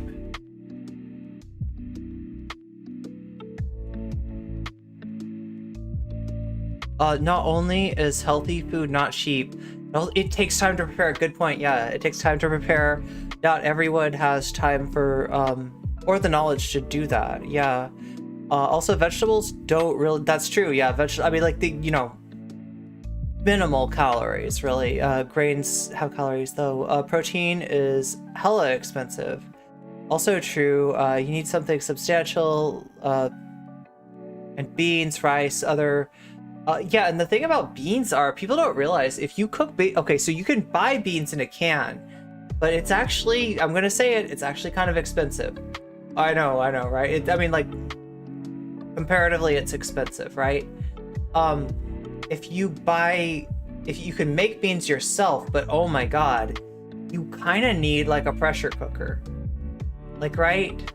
Kind of need a pressure cooker to cook beans, and you need to know how to cook them, because like. It's kind of like, it's really easy to cook beans, and when you're done, you start to eat them, and it's like crunch, crunch, crunch. You didn't cook them. You didn't cook them good enough. They're crunchy, and like you could eat them, but you are going to fart up a storm. You are going to fart up a legit like storm, like, right? Because you can't digest like dry beans. Like, it just doesn't, your body doesn't process. Stuff like that. Yeah, so hours of soaking. Yeah, it's this whole, I mean, it's possible. Also, you get tired of beans. Beans are cheap. And they do have, like, beans and rice, it contains all the essential proteins, but I'm just learning to do dried beans. Yeah, you need like an Instapot or a pressure cooker or something like that to really do beans. Lentils are so much easier. Lentils yes, if you can get the red lentils, the red split lentils, those are probably the easiest cooking lentils I've ever had to deal with. Still learning how to do dry pot. Yeah. A substantial increase in people who are not eating. We subsidize grain and sugar, which sticks to you faster. Or who are going hungry. Because the requirement that you've set is for them to go eat healthy and cook and so on and so forth. So while your average might have moved over to the right a little bit, there's now a big portion of people that are going to be impacted negatively because of it. Okay, if you typically ate fast food at a McDonald's and the McDonald's closed down, would you just starve? You're asking about, like, would I starve to death? No, I wouldn't starve to death. Yeah, you would find other food and wait, so one would sec. these people. Wait, I'm not talking about starving to death. I'm talking about skipping meals. Yeah, I mean, like, you don't have to, like... People are not just going to be skipping meals when they don't have to. They will find food. You get food at the grocery store, and you have food at home. Again, there's tons of food that does not take time to prepare. Okay, so let me ask you, do you think that... Like, yes, cereal, but cereal's actually kind of expensive, depending on what you get. That some poor... No, I don't even know the cheap cereal to buy. It's, let's say, a single mother family, whatever. Do you think cereal's actually expensive. I kind of like cereal, but it is actually kind of... Nuts are expensive. Yeah, they are. There's a non-zero number of that, sure. But that's not what we're talking about. Like, I think it's the argument that we're going to have millions of people going so many different types of because lentils. They can't buy McDonald's with food stamps. True. And I don't think this applies to a single person. And they all kind of taste differently. You don't think any kids would go hungry because... Yeah, they think they're talking like food deserts are a myth. They couldn't buy ready-made food, I guess. Okay, let's address something really quick in chat. This is how you know Doomer Media has never been poor. I am poor right now. Yes, we're still talking about the food stamps. Okay, that is a stupid argument. Stop fucking saying it, okay? It's really fucking annoying. Anyway, sorry, what were we talking about? I was asking you, like, okay, so... What I'm trying... Okay, so you want to know my solution, which is so much better than yours and also doesn't get you canceled? Okay? You should be able to use your food stamps for whatever you want. However, there should be incentives to buy healthy. And by incentives, I mean you get like a 2x multiplier on the value of your food stamps if you buy lettuce versus McDonald's. How easy is that versus what you're saying?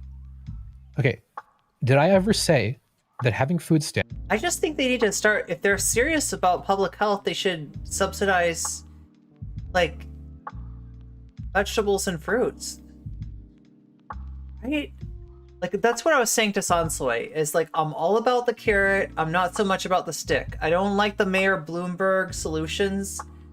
Although I do recognize like added sugar as a huge problem, the idea of trying to punitively tax soda pop out of existence, it seems a little fucked up. They've never seen how much cake there is at a food bank. Restricted from McDonald's was my ideal solution. I don't know. You went on a crusade about it. I didn't go on a crusade about it. I gave it. You went on a crusade. And Lefty Twitter lost their fucking. You went on a crusade about it, Doomer. Shit. Okay. Nobody spent the time to say, "Hey, what would?" You were motherfucking King Richard. I guess that's a crusade guide, right? King Richard is. Be your. I literally only know about this from the, oh my god, chat. I must have pressed a hotkey, I guess. I must have pressed a hotkey. I only know about this from the Robin Hood cartoon by Disney. You know what I'm saying, chat? King Richard is the lion. Wait. They're both lions. They're both lions. Do you like that movie, chat? Like, I know Disney sucks and everything, but I think that movie made me furry. I think that movie made everybody furry. Okay, let's be honest. That movie. Ideal world. Okay, my ideal world is not food stamps with restrictions. My argument is that food stamps with restrictions are better than food stamps without restrictions. What? Oh my god, I'm canceled. Richard the Lionheart cannibalized Arabs during his crusades? Maschi, thanks for the membership, but I think I might have to give you back the money because I'm canceled. Holy shit, I didn't realize this. The more you know, indeed, yeah. Oh my god. I didn't even know that. That was Richard. I think I've heard that the Crusaders did that. Thank you. Yeah, thank you, Maschi. I think I heard that the Crusaders did that, but I did not know that, like, Disney laid the groundwork. That's true. That's true. The poor need to back to bread lines for their canned mystery meat. No, we'll just end up with like bean sandwiches or something, or eat the rich. At least they were bread species appropriate. Oh my god. My music reminds you of lo-fi Ghibli hop. Wait, let's see what it is. I think it's the Blockbuster one. It's whichever one is free, Chad. I'm trying to do the copyright free music. Just like kind of chill myself out. Because like I got too worked up. Does it to me? I don't know, Chad. I don't. Lots of other things that I would like to happen. For about 6 months, but then I turned 7. Now, when you say restrictions, let's talk about the restrictions that you're in favor of. Use the worst. So what is the, like, are you going off of like a nutritional thing, or how do you, what's your, how are you weighing that? Before you answer that though, I'm getting mad pasties. I need to get my water bottle. Okay, give me 1 second. Sure. What? We gotta get a water bottle. Oh, I should take a water break too. Everybody, you should hydrate if you haven't in a long time. Wait, what is Heemed doing? Is that Doomer that's drinking the water? Hold on, I'll be right back. Oh man, he needs an editor.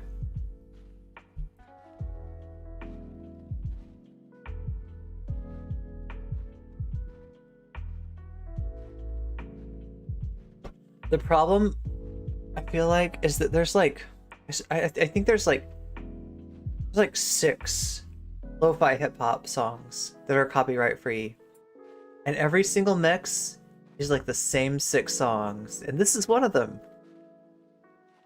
It reminds me of the old days of YouTube with, what's his name, Kevin MacLeod, Kevin, you know, that guy that like does all the music. The guy that does all the music. You know that guy. Okay, again, does all you the don't music. need to prepare every meal. There are lots of things that don't take time to prepare. You can have food that you can just go get and eat. Why no editing? Because he doesn't have a... I think he just likes you know, kind of, he doesn't have time to, editing takes a lot of time. Like to give you the kind of videos that I give you, which most of them are like, they're like VODs with a little bit of love and care added. You know what I mean? Like I cut out the boring parts, right? Most people don't give you that. Most people they'll just like, you know, segment, there you go. You know, right? And that works if you cover shorter stories, right? You do 25 minutes on a subject and you cut out a 25-minute video and there you go. That's what Xanderhall does. That's what you edit, so you know about that. You know the pain. You know the pain that I go through to get you these videos. And I'm getting faster, getting better, getting faster. I'm learning hotkeys. I'm using the cut page. I'm using the cut page, and it is indeed better. What I really need is one of those like speed editors, though. You know, those things just like you just like right through there and cut. It's so good, Chad. It's so like, yeah. But yeah, like I'm actually kind of enjoy editing. The alternative isn't. It does take a long time. It takes way too long. Buy McDonald's or The suffering have is poor real. people spending 4 hours a day cooking food. That is not how this works. Okay, you can meal prep once Who is a he week talking for to, 2 though? hours, and you will have food for the Meow. week. Who is he talking This is what I do. to? Okay. Okay, Whoa. I'm back. Okay. So yeah, you can go ahead and answer my question. Like, what kind of restrictions do you think that they should have these food stamps? I mean, I don't know the specifics. Like, again, we can move down the list. So, like, fast food for the most part is pretty obvious. Chat, I'm so tempted to start playing Minecraft. And do you see where his DVD is? That's where my Minecraft screen will go. I'm so tempted, chat. I'm so tempted. If there was a case where you have something at fast food that can be demonstrated to be But we healthy, won't see that. I'm not We won't see categorically that. against fast food. That's why it's a If there shit was like a take. salad or something and it was actually healthy, I would be fine with using EBT on like the salad. It isn't that I have like a Can I particular ask you? fixation on McDonald's. Okay, but what I'm the reason I'm trying to nail you down on this is because I want to show you that like unless you make it such that you can only buy. Every time the debate bro says this is the reason I'm trying to nail you down on this, like my mind just immediately goes sexual. Just right there. Right then and there, the shipping occurs. That's how quick it is, chat. That's what my libido is like. Buy vegetables and greens, you're not gonna get that outcome that you think you're gonna get. Like, should you be able to buy cereal with it? It depends potentially. Not with marshmallows. Unless it like no, somehow it'll be like no raisins, no marshmallows, no nuts, no like. I mean, like, no chocolate. Cereal is all sugar, right? And yeah, okay. Cereal is unhealthy, right? But like there are different reasons that food is unhealthy. So fast food is pernicious, particularly because it combines all of the things that make food like addictive into one thing. When people go to eat fast food, they typically overeat substantially. Like I would be interested to see the average caloric intake of someone eating a meal Sorry, at like Chad, I'm too McDonald's. silly. that's just because they're high calorie. It's Well, not necessarily just that it's high overeating. calorie. It's a combination of being like salty and No Fruit sweet and Loops, fatty yeah. all at the same time, and then like the food is served with soda. I mean, it's like every The cereal mascot can be an animal, but it can't be like an alien or a ghost or a monster or something that doesn't exist. It has to be an actual like animal, right? That's another rule. addictive hook that could Just let the like, people. Listen, I'm not arguing Let them eat grape that nuts. fast food is healthy. I'm just trying to say, let's Yum. say you ban. Okay, chat. Can I give you like here's my spicy take. I low-key love grape nuts. Grape nuts are like, especially in yogurt. Grape nuts and yogurt. I could eat that for the rest of my life, probably. But the thing is, you have to let the grape nuts sit in the yogurt for just the right amount of time. Like too quickly, and they're like a little too crunchy. It's kind of painful to eat. It's like eating gravel. That's not good, right? A little too late, and it's like, what's the point? It's soggy. Yeah, it's like a bread pudding or something. What am I eating, right? It's like yogurt bread pudding, even worse, right? But if you get it just right, oh my god, it is like divine. The yogurt seeping into the grape nuts, and like Count Chocula? Wait a minute. I'm trying to remember. I almost never got chocolatey cereal. I almost never got like the really, the cereal that was prized among kids. Like my parents were really good at keeping that out of our hands. So like whatever cereal that like we wanted, right? They were always like, nope, you're gonna get the Raisin Bran. You're gonna get the Rice Krispies. Not the Frosted Rice Krispies, not the oh my god, Cocoa Krispies. Krispies. Kicks. Wait. Is it like Corn Pops? Is it that one? It's like Corn Pops, but it's not Corn Pops. Is that Kicks? Cocoa Dino Bites. Yes. Cocoa Dino Bites are so good. Never got sugar cereal, but my mom did buy Kool-Aid. Kool-Aid is so good. Did you ever eat? Oh my god, girl, same. Yeah, did you ever? Okay, so here's the thing. Like, I remember sitting around in the summer with a container of Kool-Aid. You know how it comes in that plastic container? It's a whole bunch of Kool-Aid powder, and it was the sweetened kind. And you can just lick your finger and just like eat the Kool-Aid. You can eat the Kool-Aid if it's the sweetened kind, right? And oh my god. Yeah, I usually eat pretty healthy, but I secretly love junk food. I secretly love junk food. Like, and as a kid, oh my god, I was all over junk food. And I could never get enough. I was always jealous because other people's parents, I feel like everybody's parents would buy them junk food. And my parents were like, nah, we're gonna be like the whole grain parents. We're the whole grain family. Dunkaroos legitimately... Okay. I don't think I've ever eaten Dunkaroos. I must have, like... I know of them, but I don't think I ever ate them.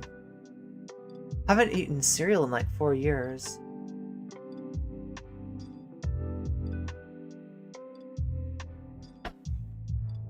Oh my god, Frosted Mini Wheats have sugar on half of them. Would Doomer only allow them to be half paid for with EBT? Possibly. McDonald's. Okay. I'm just trying to tell you that, like, the people who are so into eating McDonald's and they don't care about their health enough to, take into consideration the negative outcomes of eating McDonald's, those people will get the unhealthy choices at the grocery store. Wait, does Dunkaroos ever have a cereal? Because, like, I would totally eat Dunkaroos as a cereal. Like, I want, like, animal cracker cereal. Is that a thing? I just want animal... Oh, you know what's the best? Is that you... Okay, here's... If you really want a good cereal, you crush up some Oreos and just eat Oreos. That's your cereal. Oreos and milk. And some ice cream.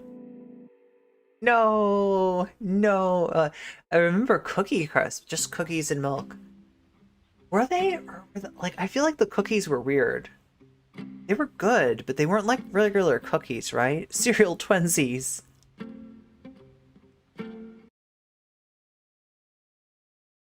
Oh, I stopped the wrong music.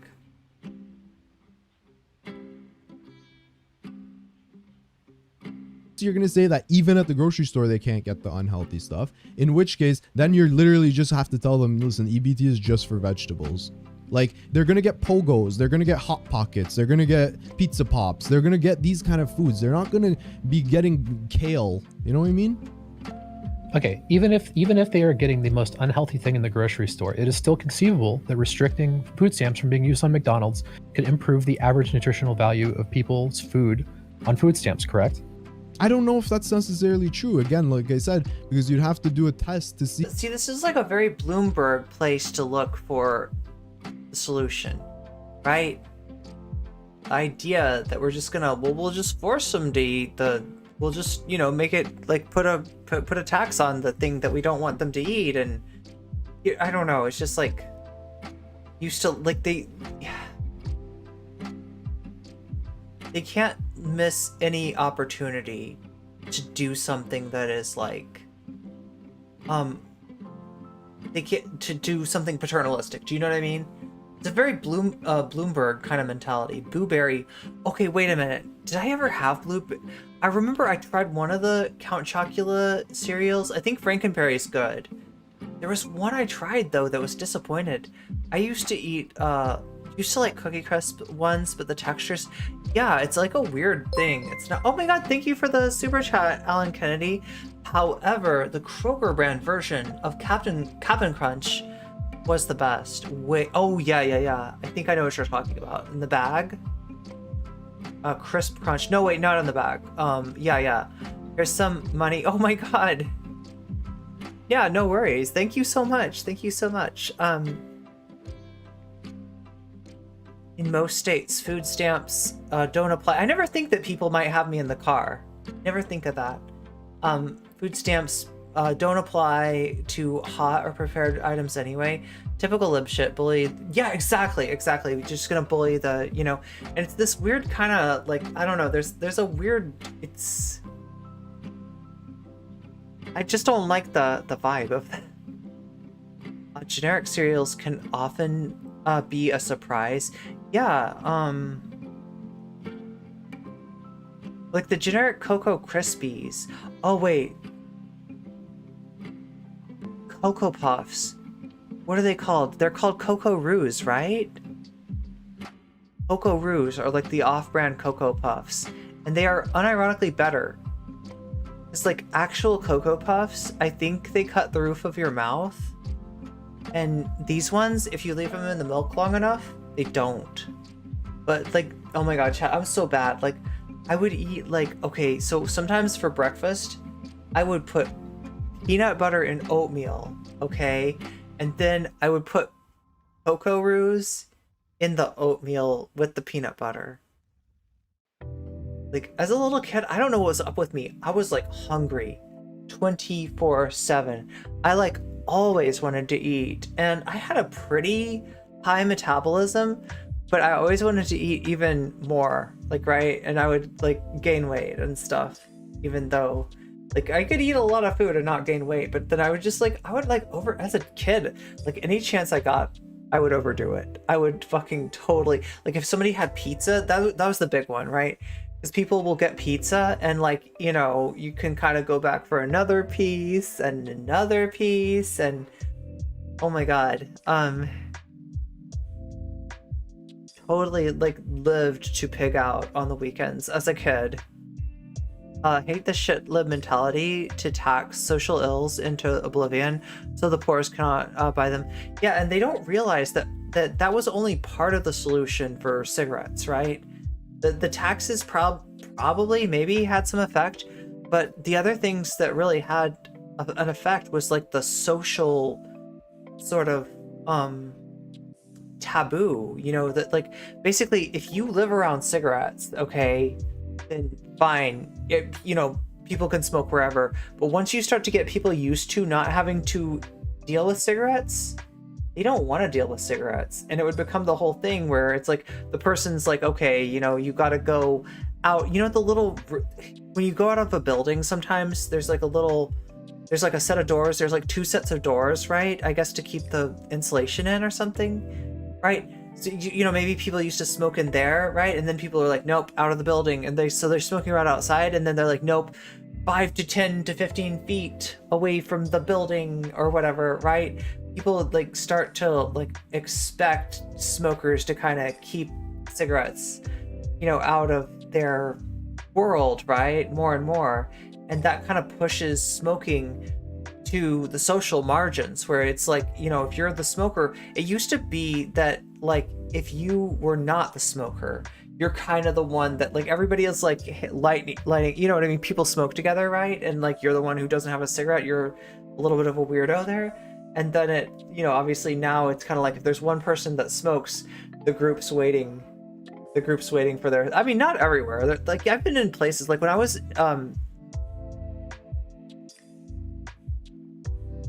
like studying, like I feel like a lot more people, when I was an undergrad, a lot more people smoked. Forcing poor people to cook their own food is essentially requiring people, who have more, people who basically, and a lot of their jobs are to deliver, things, or to, basically, so they're doing the service that they themselves cannot get, is the big, the irony on top of irony. Essentially, to cook their own food essentially require people who have marginal housing to maintain a kitchen, cookware, spices, etc. in order to eat. It's much more reasonable to just let EBT... Yeah, and how do you work, like, spices into your budget on EBT? Tricky. That's usually the kind of thing that gets, like, you want to buy this, this, and this, and this, but you add it up and you're like, I can only get this, this, and this. And so the spices they get left outside of the cart, right?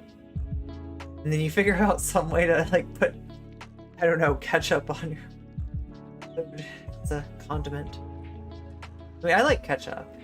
Don't be wrong. Vape probably saved my life, but not having to stand out in the cold is a huge bonus. True, yeah.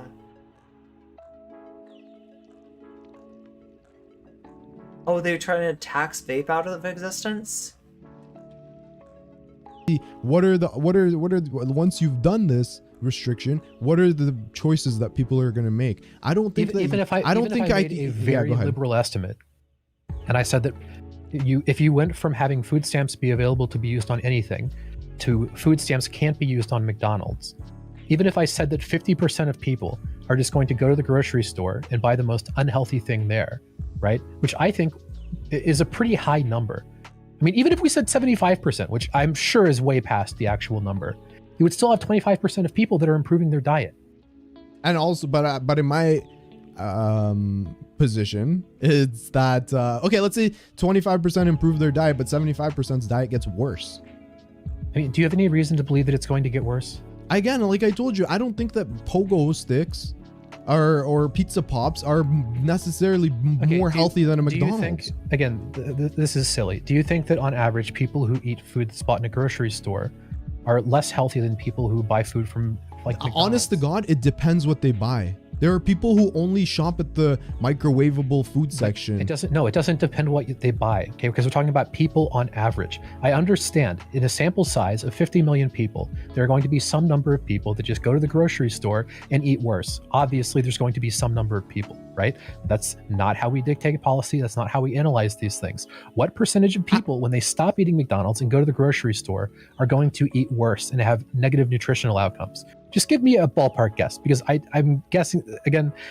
You're telling me that... Okay, hang on. Wait 1 sec. Okay. So just to clarify, you're asking me what percentage of people who rely on going to McDonald's and eating fast food off of their food stamps, if not allowed to do that, would eat unhealthy shit from the grocery store? The flavors for vapes seem specifically marketed to target children.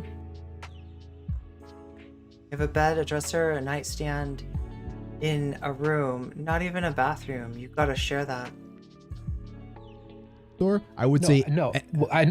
What percentage of them would have worse health outcomes? I would say, okay, I don't know about worse, but the same or worse. Okay, the same or worse. I would say fucking over 50%.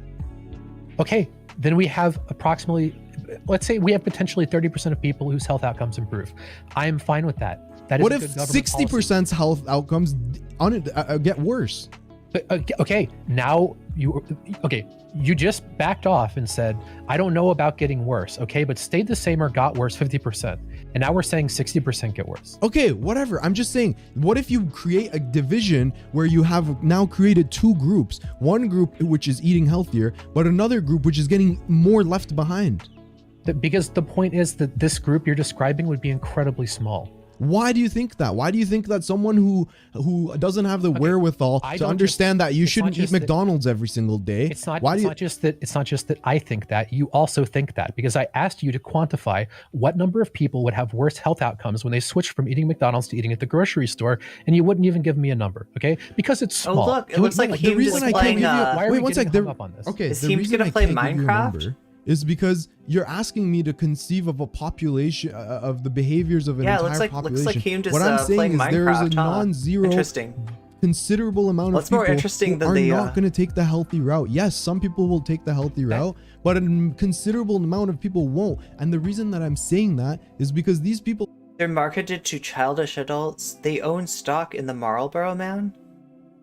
Minecraft versus Heemed. No, it's Heemed playing the Minecraft. See, he's playing the Minecraft shop. already don't care about their health. They're eating McDonald's multiple times a week. See, it's Heemed world.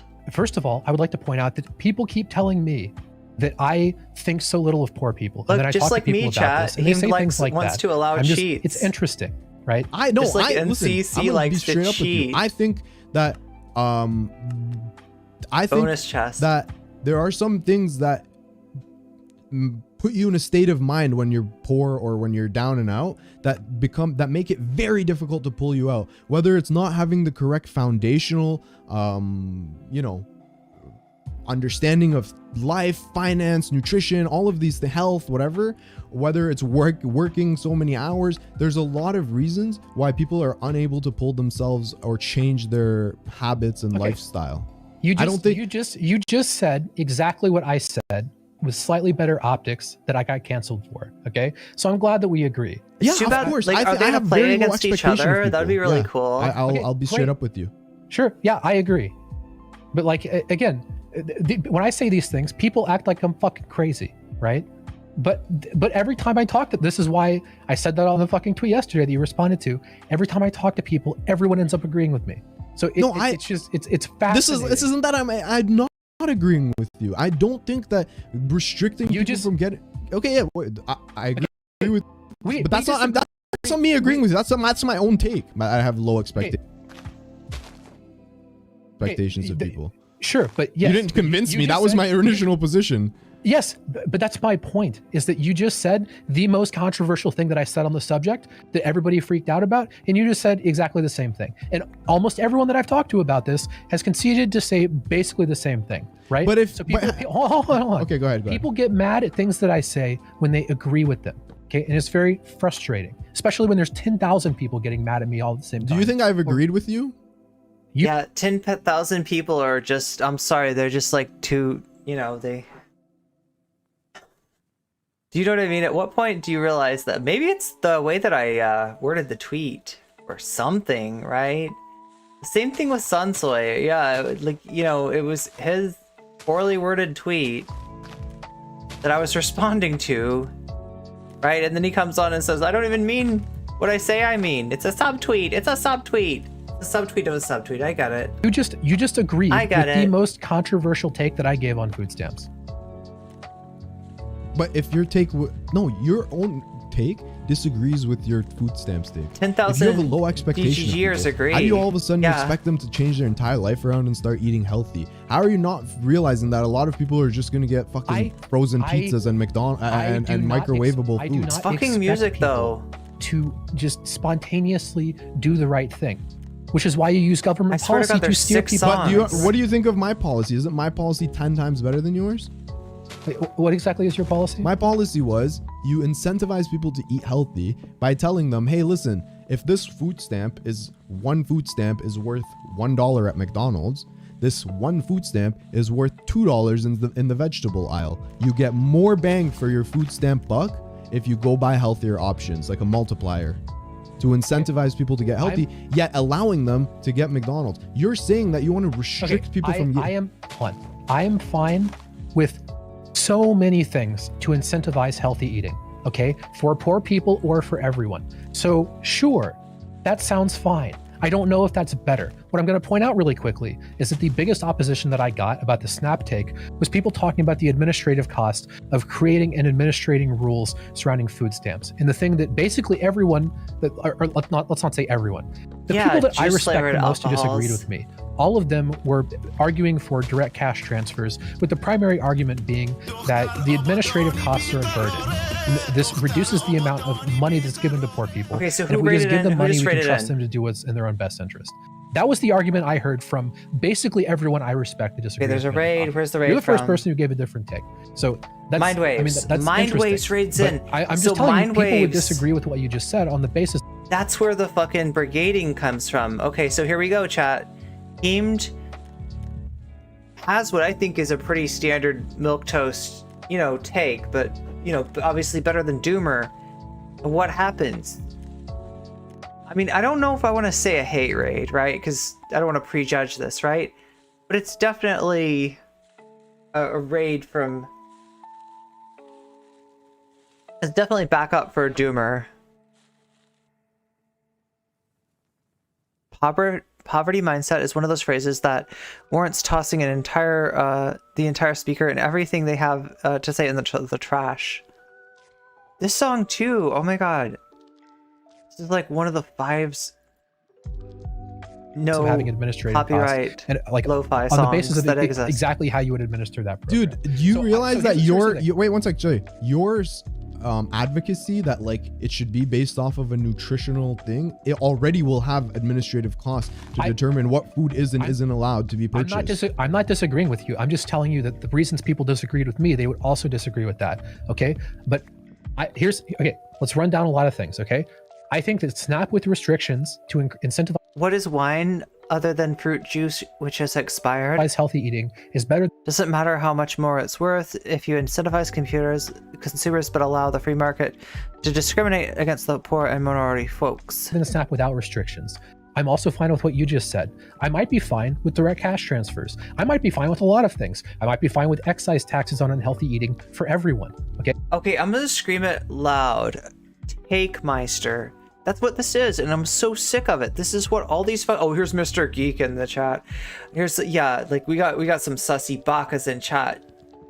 So you gotta take Meister. That's what this is.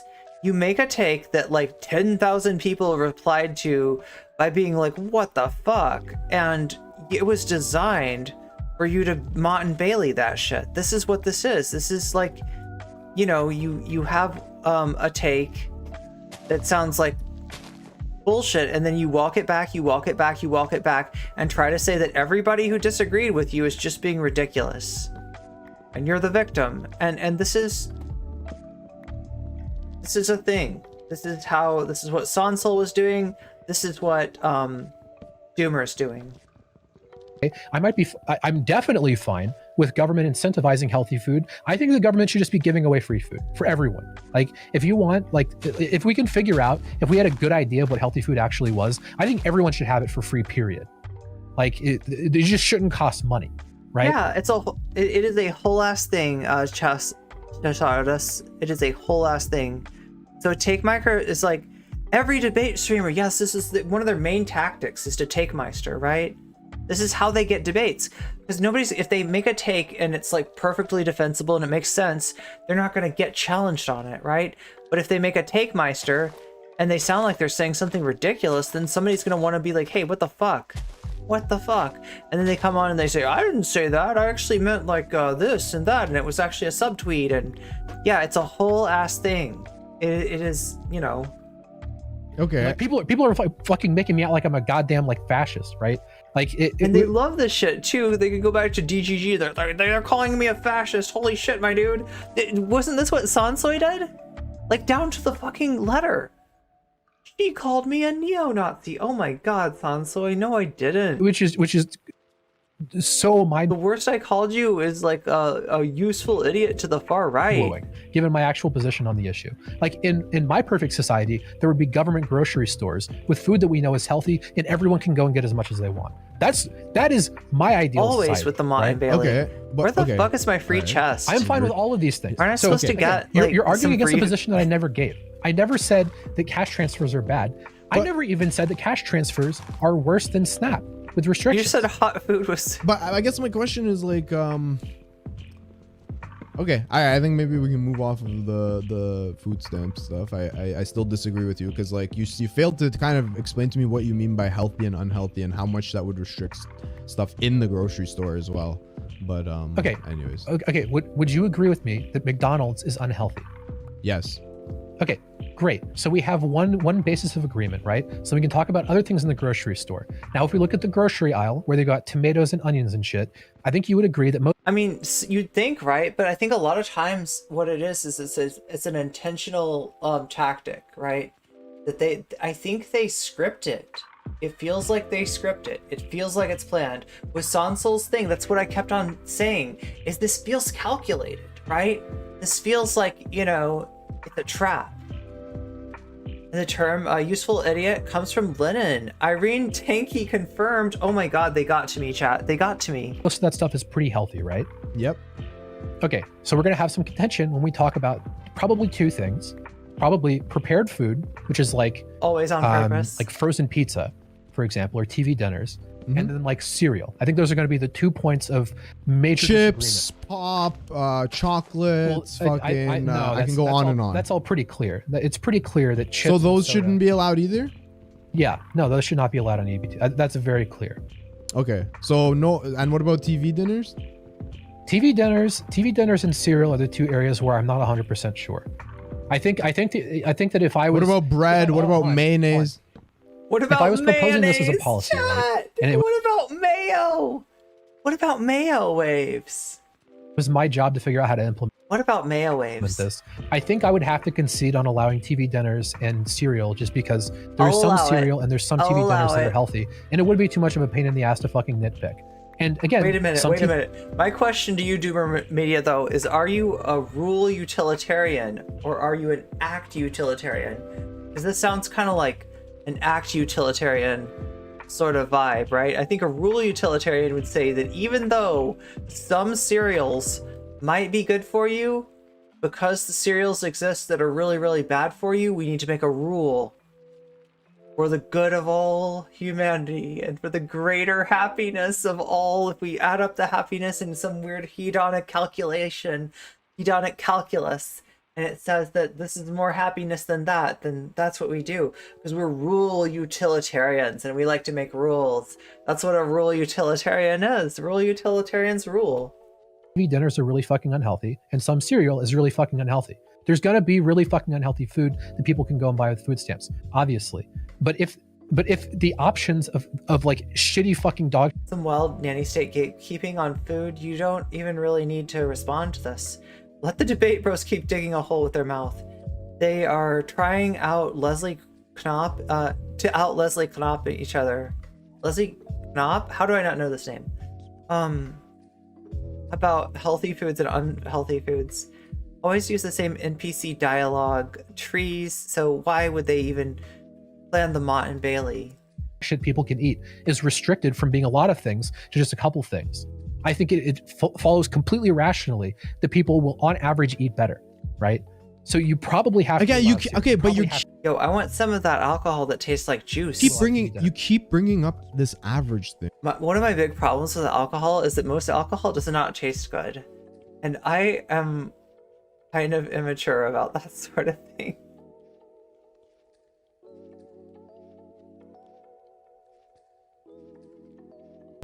But you're not addressing policy works. I get that, but you're not addressing what would happen if you have a growing population of people on the lower end that are actually getting unhealthier and unhealthier. No, I have addressed that. Okay, I want you to stake out a number of what you think that number is going to be. Because I think the number is very close to zero, less than 5%. I guess that's not worth considering when you're making a policy decision. So you think that less than 5% of less than 5% of people will have worse health outcomes under this type of system than they would if we allowed them to spend EBT on McDonald's. And that would include like kids who I think would miss meals. Yes. Because their parents were, I don't know, too busy to cook, or they're just eating fucking canned chili or something like that. The distinction isn't between your options are McDonald's or coming home and spending an hour cooking. There's plenty of food that does not take time to prepare. Okay, people don't just starve for no reason.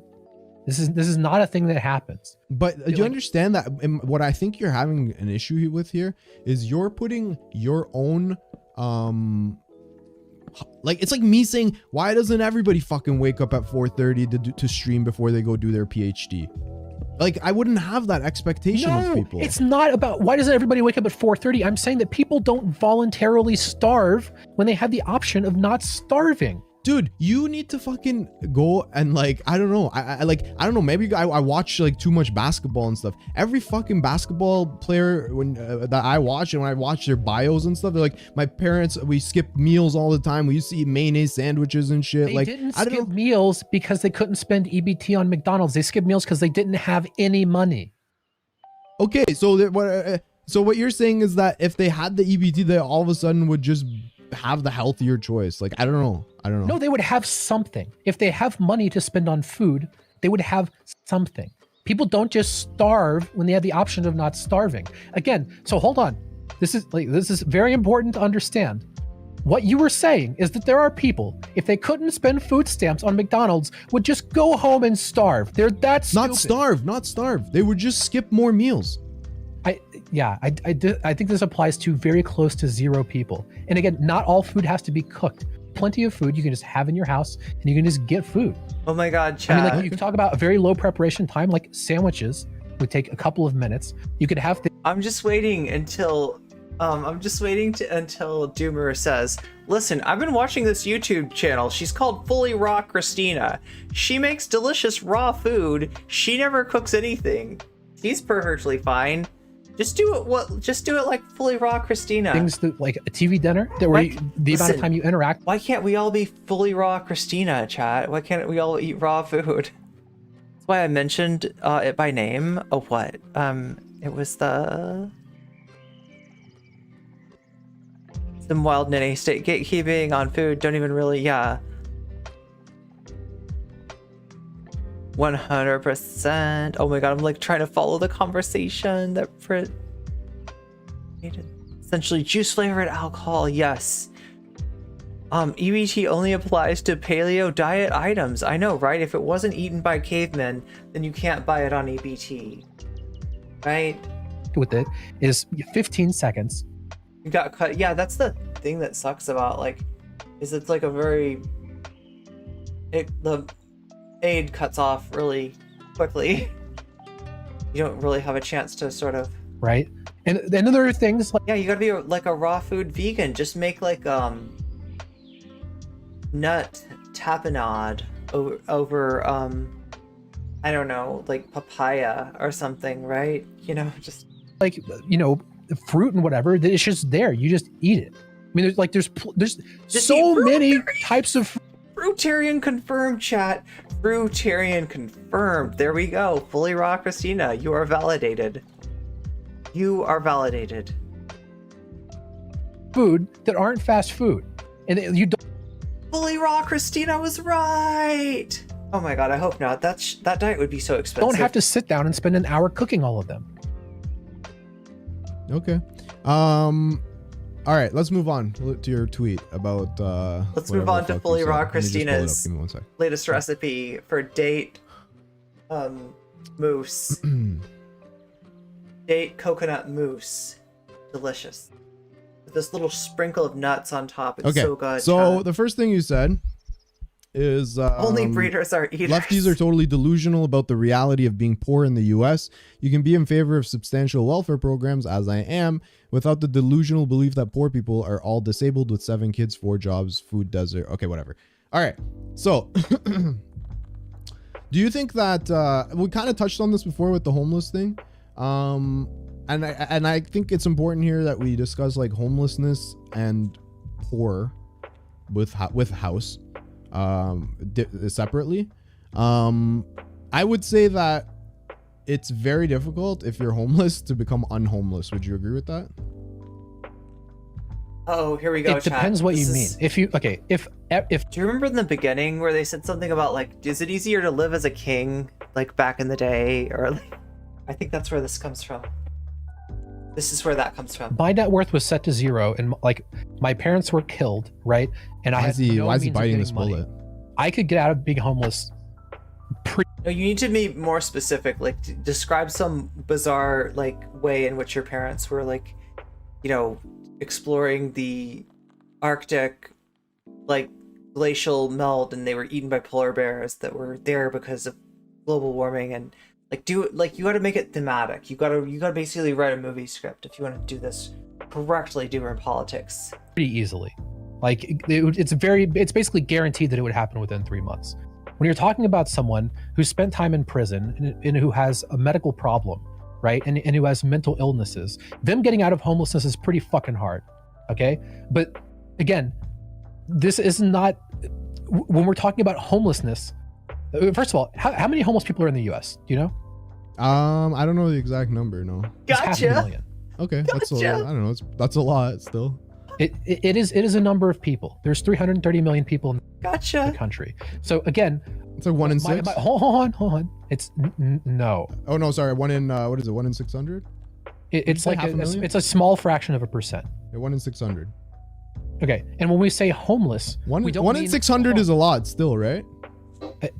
When we say homeless, we don't mean people that are sleeping outside and getting rained on. Okay, there are 1.2 million, like basically. EBT thresholds are impossibly low in my state.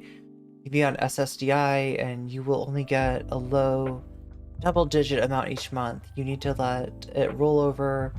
You can actually buy a cart's worth. Houses for homeless people.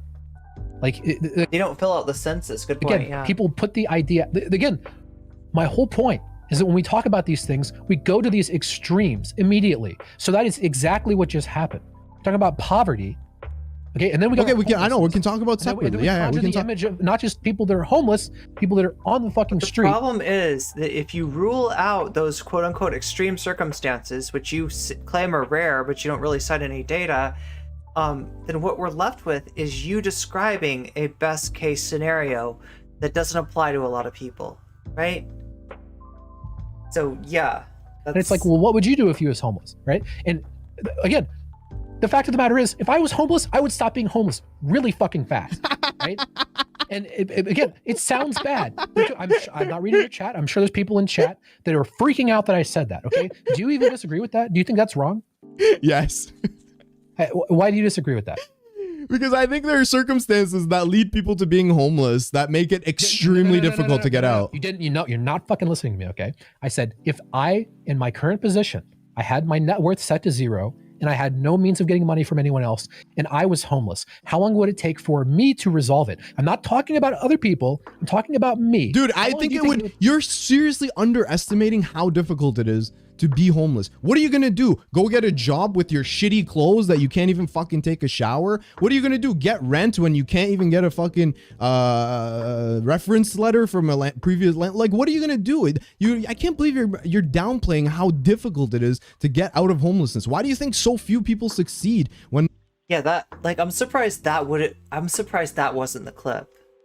Like, if I was editing, I mean, I don't know, I haven't seen the rest of this, but there's a strong chance that I would lead with that clip. They become homeless. I'm glad you went on that rant, because I know exactly what I would do, because I have been involved in fixing these problems. Okay, you go to a homeless shelter. I'm gonna go through. Yeah, you just go to a homeless shelter. It's a really nice place, and they take care of you super well there, and they make sure that you like you can take a nice bubble bath at night, and you can sleep in as late as you want, and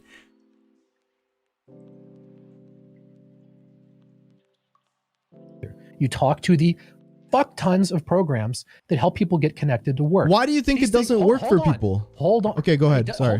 Go ahead. It doesn't work for people because I feel like Doomer seems to think that there are really programs that exist with not just that are meant to like gesture at wanting to do something about the program, but that actually have been looked at and have been codified in such a way as to systematically deal with the problem. As to say, okay, we get the person that comes in, we get them cleaned up, we put them in because like a big part of getting back on your feet when you're in a fucked up situation is being kind of okay, anxiety, like how to describe it, like you can't get your shit together in the midst of chaos. And from everything that I've heard about these places, chaotic is like a best case scenario. There's a lot of these places that'll push people out. That'll like be like, you gotta follow this rule, this rule, this rule. If you don't pass every single one of these, you gotta take a drug test, you gotta do all these things. And what happens is it's just like there's more and more people that like cannot get help from those places, right? That they get bounced. It's almost like they're trying to.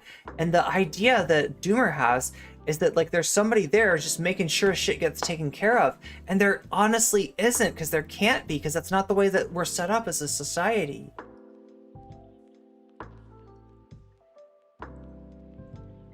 That safety net that guys like this seem to think exist just isn't there. And, you know, to the extent that it is, it's not what they think it is. Yeah, they're really strict guidelines too, that like, you know, you have to, you know, be in by a certain time, and then, like, can't like really, you know, stay there. You got to figure out something to do during the day, and it's like, it's not exactly the ideal place to get back on your feet. Number is about to be much higher. A lot of people aren't homeless. You definitely won't get assaulted in your sleep at a shelter either. Just because they don't have money. They're homeless because they are fucked up, okay? That's my take. That's my take. That there are circumstances that lead you to become homeless that make it almost impossible to pull yourself out. Hold on. Easy peasy. Okay? That's what I said at the beginning of all of this. Oh, right. Now, Good point, Chasaros. The homeless shelters famously take on everyone. Talking about right now. Everyone is super friendly. Yeah. Now is if my net worth was set to 0, how long would it take me to stop being homeless? I don't know, dude. Have you ever, okay, how long do you think it would take you? How long did you say? Like probably 3 months. Okay, and you're telling me that in 3 months of living on the streets that you wouldn't fucking suffer from mental illness, you wouldn't suffer from any other shit that would exacerbate the problem? No. In 3 months, you would be the same Doomer media. You would be the same. I am saying that the resources exist to help people get out of homelessness. Yeah, they do exist, but why do you... You won't be forced to leave first thing in the morning to quote unquote get a job at a shelter either. That it doesn't fucking work for most people. I already said that. A lot of people are... 92,091 people are homeless in the state of New York alone. Because you're underestimating. No. They take your money, so you can't spend it on stuff they disagree with. Said that because a lot of people don't have problems that are not easily addressed by having a government program. Okay, my whole point is that our society is pretty fucking good, but there are certain things that it's very difficult for society to do anything about. Okay, but other societies do this. I mean, they might not be perfect, and there's probably problems there too. And like, yeah, but like compared to us, there are better ways. It's not like I love this like weird, you know, like this assumption that because like we're not doing something correctly that nobody else has figured out how to do it. If someone is out of prison, right? They have medical problems and they have mental problems. It is very difficult for society to address that. It is incredibly fucking hard. Okay. And what I'm hold on. No, stop. This is immediately where we go. I'm talking about how unrealistic it is. People have this perception of poverty, and we immediately go to this. This is exactly what I said was going to happen. We immediately go to this extreme fucking position, right? It's not that extreme. It is extreme. And I mentioned that there are lots of resources to help with these things. And you're like, well, it doesn't help some people. Yeah, of course, it doesn't help some people. It does help some people. But you would concede that the vast majority of people who end up becoming homeless never become homeful again. I mean, do you have any stats on that? Do I really need to pull up stats? You're going to tell me that homeless people... Oh, okay, if you want me to pull up stats, I will pull up stats. Give me one sec.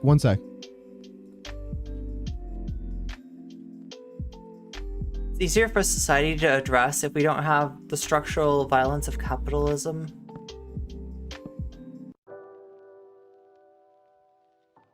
It's just like, you know what's upsetting to me? And maybe someone from chat can pull it up.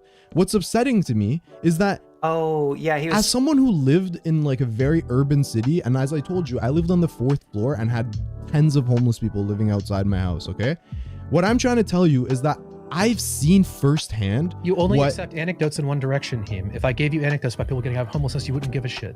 No, of course I would. I would agree. I'm just saying that, well, we have to pull up the stats, okay? I'm still waiting. Maybe if somebody can pull up the stats for me, that'd be great. What I'm telling you is I've seen firsthand, and like maybe if you haven't seen it firsthand, it doesn't really stick with you. But I've seen firsthand a kid who was like 20 years old show up on the block that I used to live on, okay? And within the first day he seemed kind of normal. Second day he seemed kind of like dirty but normal. And bro, within like 2 weeks, the dude was like done.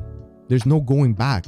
I think you're underestimating how difficult it would be to live on the streets for 3 months and not suffer any sort of like mental health things from that, and to be able to pull yourself out. I'm not. No, again, we have done exactly what I said would happen. We went from a conversation about poverty, which could be broadly said to affect about 30%. We can go talk about poverty after. Okay, but you keep saying that I'm mixing poverty and homelessness. I'm not. I specifically. Imagine it's being so awful that you make Heemed seem cool. Specifically separated them. We go from talking about. We're talking about my. Okay. The reality is that massive potential for social mobility exists. We already have huge social spending, and a homeless person in the U.S. has more opportunities in life than a king would have had 300 years ago. Well, we're still going to get to that. There's the king. Hold on. No, we're talking about it now. And then my follow-up tweet said that even if you take the idea of a poor person in the United States, the group that you need to compare them to is rich people in the United States to get the idea that basically all lefties put forward. The reality is that when you compare poor people in the United States to poor people basically anywhere else, they're doing pretty good. You just compare them to people in the past, they're doing pretty fucking good.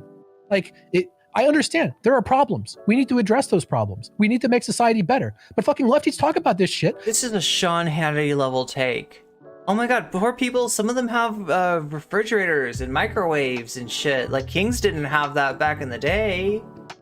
You got a microwave. A king can't microwave anything. He's just gotta wait for the servants to cook it for him. Like, every single fucking person is a fucking okay, hang on. And we're a fucking radiator in a fucking warehouse, and we get to see the sun 2 times every year. Like, it's fucking insane. I don't think. What is the radiator thing? Where did this come from? So I'm gonna tell you what. I'm gonna tell you why. Again, my tweet isn't about homeless people, but you immediately go to homeless people, and not just homeless people. Dude, I'm trying to go one problems that they can't get out of homelessness. We're talking about 200,000 people in the fucking country of 330 million people. Fox News level argument. This is immediately where we go. Do you think America has high social mobility? Okay. Where does America rank in the world's population in terms of social spending? They just need to, they just need to collect more taxes from their vassals. What do you mean by social spending? Does the military count? No, the military does not count. It means social programs. You're about to Minecraft yourself. No. Okay, go ahead. I mean, you have to calculate it. I can give you a graph. The United States is 92nd percentile in social spending, meaning that a poor person in the United States is getting more chat. Wrong. I gotta change that. Like, YouTube is my main streaming content now. I don't want to give you the wrong idea. Wrong. The best stuff I always say for you, YouTube. You're like so good. Wrong. Doesn't mean that just because there's 92%, 92nd percentile in just social spending doesn't mean you're not that a medieval money peasant. Is allocated in the best, most efficient way. It doesn't have to be allocated in the best, most efficient way. Of course, it's not out. Plenty of countries where homelessness is negligible. What if 90% of that money goes towards administrative costs? Most efficient way in any country. We can't, what are you talking about? Wait, what do you mean? Hang on, I'm sorry. Okay, one sec. Some country has to be allocating it in the most efficient way, right? No, that is not how this works. If you put the order in terms of how efficient the money that is being spent on social programs, what kind of outcome does it have? You would be able to rank from first to last. You disagree with that? Yes, but that doesn't mean it's the best. It means it's. The U.S. is one of the worst places to go to be homeless, and it's just like the fact that it's partially because so many people think like Doomer, right? It's a lot of what contributes to that is people with just like busted conceptions of what's going on.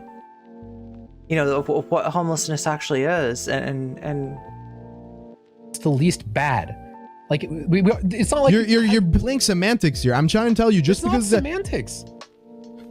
Okay, go on. Oh, thank you. Why do you think that Americans have less social mobility than, let's say, Canadians or people in Sweden, Denmark, or whatever else? I don't think that social mobility is notably bad in the United States at all. Oh my God! Everybody has the potential. There aren't. This is a busted ass take. Serious institutional barriers that exist to fuck people. No. America's like legitimately, like, there's data on this, right? Like, what was the data that Heemed was looking for to pull up? I know that there's data on this, right? The United States is not a socially mobile country, and people over, and there are lots of apparatuses to try and help people. Why do you think that your most telling the most telling feature of someone in terms of how they're going to turn out in life is bootstraps, bean dad, milkshake duck? Bootstraps, bean dad, milkshake duck. Bootstraps, bean dad, milkshake duck. We got a bootstraps, bean dad, milkshake duck. they're the zip code they were born in, because there's a high social mobility here? And son. Okay, the fact that people don't get out of poverty does not mean that the potential for social mobility doesn't exist. Okay? What about the fact that, wait one sec, what about the fact that in other countries, what about the fact that other countries, people do pull themselves out from poverty more often? Dude knows nothing about the critiques of capitalism. He's certainly not left. Neither of them are left, yeah? Than they do in the United States. Yes, it isn't number one. My point was never that the United States is It's not just number, it's not just not number one. Things here are pretty fucking good, okay? Yeah, it's supposed to be the best country in the world. What do you mean? You're gonna compare it to fucking Iran? Of course. I didn't say that we are number one. I said that things are pretty fucking good. If you're 92nd in social spending, is delusionally bad. Okay, if you're 92nd in 92nd percentile in social spending, where do you think you should rank in social mobility? How are you measuring social mobility? The ability to get out from one. I don't know. You'd have to go look at the World Economic Forum. But let me just tell you. America is 100%. The likelihood. Whether or not the people likelihood. actually do, that's going to be a much fucking lower number. The ability to get out is. Dude, I have the ability to win the lottery every single day. Oh my god. I'm responding to what you just said. Okay, everybody in our society has the ability to vastly improve their station in life. That's the fucking point. That's the point I'm making. Things are pretty fucking good. So why do you think that America is ranked 27th behind Lithuania, South Korea, Portugal, New Zealand in terms of outcomes?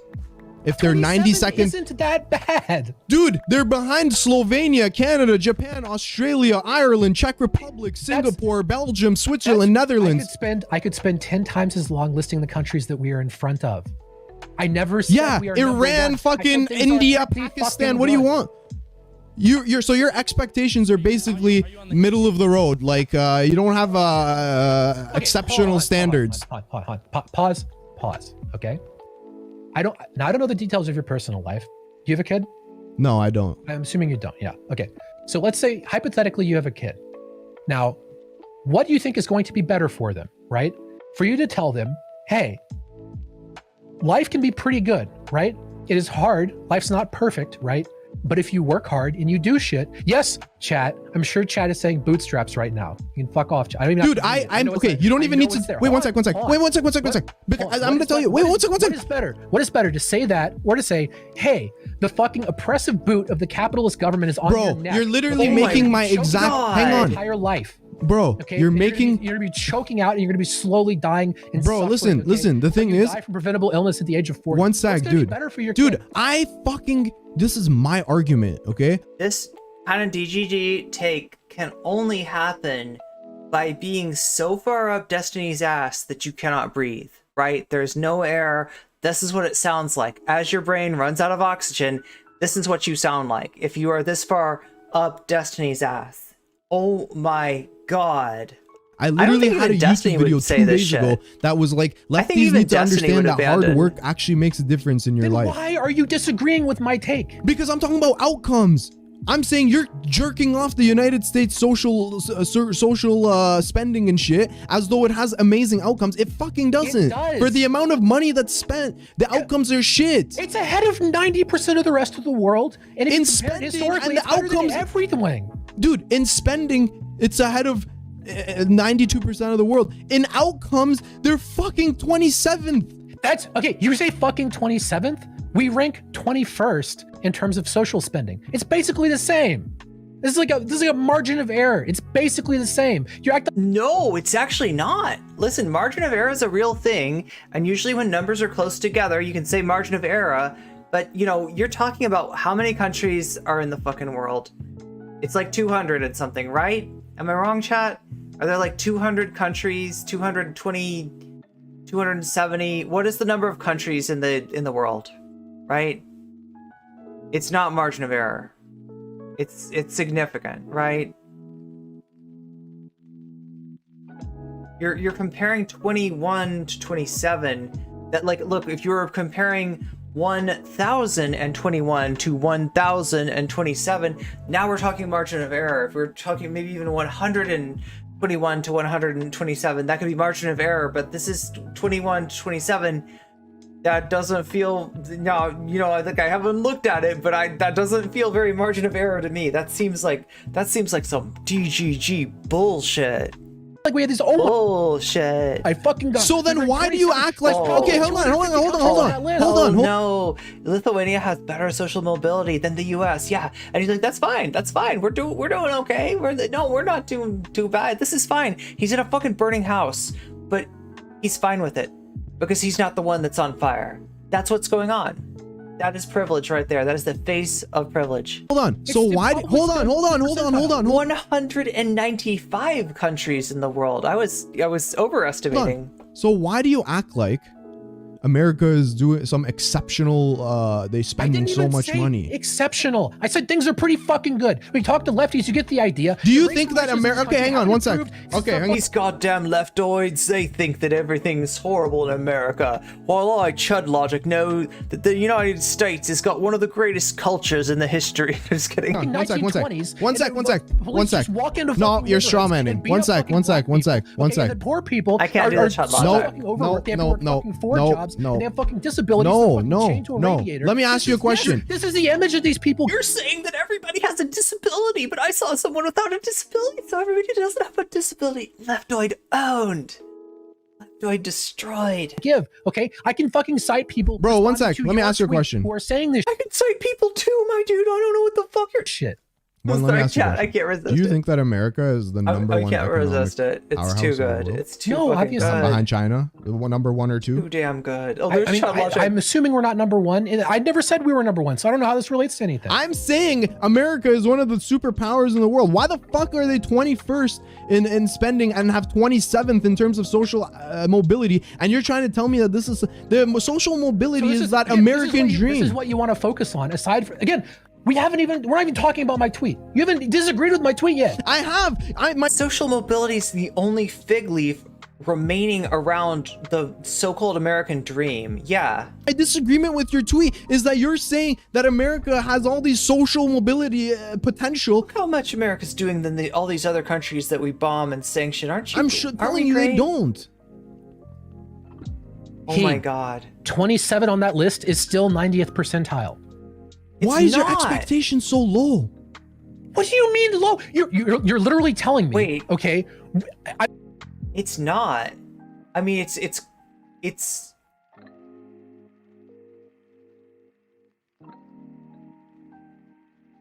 like 21st would be 90th percentile. Like our social spending is 90th percentile. We're talking about like 90 to 85 percentile on social spending versus outcomes. I'm telling you that fucking all these reasons that things are actually pretty fucking good. When you compare it to other countries, when you compare things to the fucking historically. No, obviously they're not perfect, okay? But they are pretty. I hate that Destiny and his community have created a space where this is regarded as a good argument. This is regarded as acceptable. This makes sense to people. This connects with people. People are buying this. People are buying this. Can you believe that, chat? These guys that act like the fucking brain trust of the political online world. This is the kind of take they love. This is the kind of take they eat up. Fucking good. And it is not healthy to make this like catastrophizing. So, no, I agree that the catastrophizing is not good. Why are you doing it? What, like therapeutic language here? Why are we coping? Hey, Doomer, why are we coping? No, because you're doing the opposite. You're no, hang on. Pretty fucking good, dude. Yeah, it should be better. We're Things should coping. be better. We should That's have what you're better doing. policies. What I you're always doing, said that. Doomer, this is pure fucking cope, and you know it. You know this is 100% cope. You're coping with the fact that our country isn't anywhere as great as we claim to be. Dude, what you're disagreeing with my tweet. I am disagreeing with your tweet because what you're doing is going. Okay, I'm telling you. I'm telling you. I don't think. No, cite something that I said. Cite something that I actually said, and explain why I'm wrong. I'm telling you. You are jerking off the American system as though the outcomes are amazing. I'm telling you right now, when you say, yes, when you say the reality is massive potential for social mobility exists, we already have huge spending. Huge is a relative term. If 21 other countries that don't have the economic fucking abilities that America has are outspending you in social spending, and your outcomes are 27th place behind countries like Canada, Luxembourg, Japan, South Korea, all this shit, what do you mean? How could you possibly defend that take? And how could you think I'm agreeing with you? Do I just need to repeat myself again? No. No. I don't understand. My take could be correct if we were number 50 on that list. This isn't about, is the United States fulfilling its possibility as an economic powerhouse, okay? The question is, how fucking bad actually is it to be poor in the United States? I have a fucking entire Word document full of, we haven't even gotten to any of that shit. Okay, we immediately go to exactly what I said, which we're talking about fucking disabled, poor, like fucking homeless people. We go to the fucking 100,000 worst people in the entire fucking country. We go immediately there, and then we come here, and now it's like, oh, everything is fucking terrible because the United States is only 90th percentile. That isn't even disagreeing with me. This is the most emotional argument I've heard in a long time, and that's not to say that emotional arguments don't have a place, right? But that's all that this is. The emotion is these goddamn leftoids, they're always complaining that things are so bad, and things are actually pretty good. Things could be a lot worse. You could be a king in Lithuania in like the 1500s and you wouldn't have a microwave. So buck up, Sonny, buck up. Some Peterson hours here. This is so bad. When you say 90th percentile, I wonder where it would fall in terms of developed nations.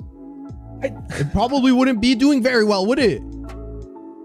People are suffering while he melts down over nationalistic pride. Every developed nation is doing pretty fucking well. We could be 99%. And a lot of them are doing. Wait, one sec. And a lot of them are doing better than the U.S.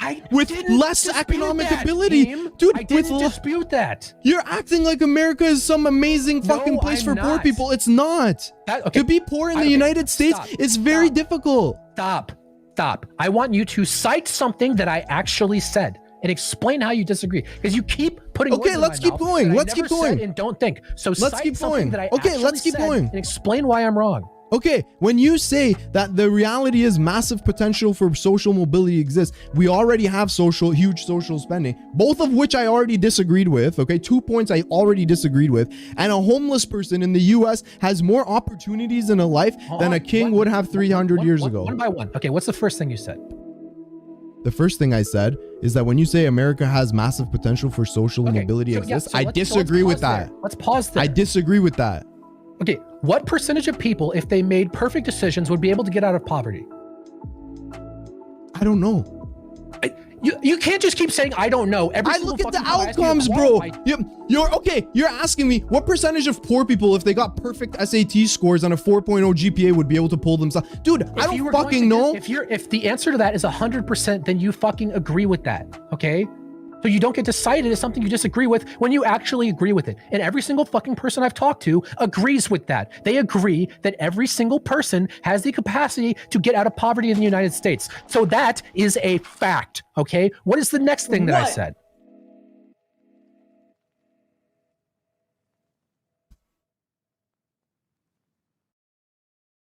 This is some RGR level disconnection. Like, what the fuck? Everyone I talked to agreed that if you're poor, you could get out of poverty. No. Does even Heemed think that? Did Heemed say something to that effect? everyone, it's a consensus, so therefore it's an empirical fact. AKA, that's not how empirical facts work, right? You know, like that's, and B, that's not a consensus. So you're saying that because if someone makes perfect, I'm saying that the words okay, that I you're said basically are saying, true. okay, hang on, I'm let me saying get this that straight. is Let me just get this true. straight. Okay, let me just get this straight. You're saying that basically because everyone has the potential to create a startup company and get rich, that it's fine.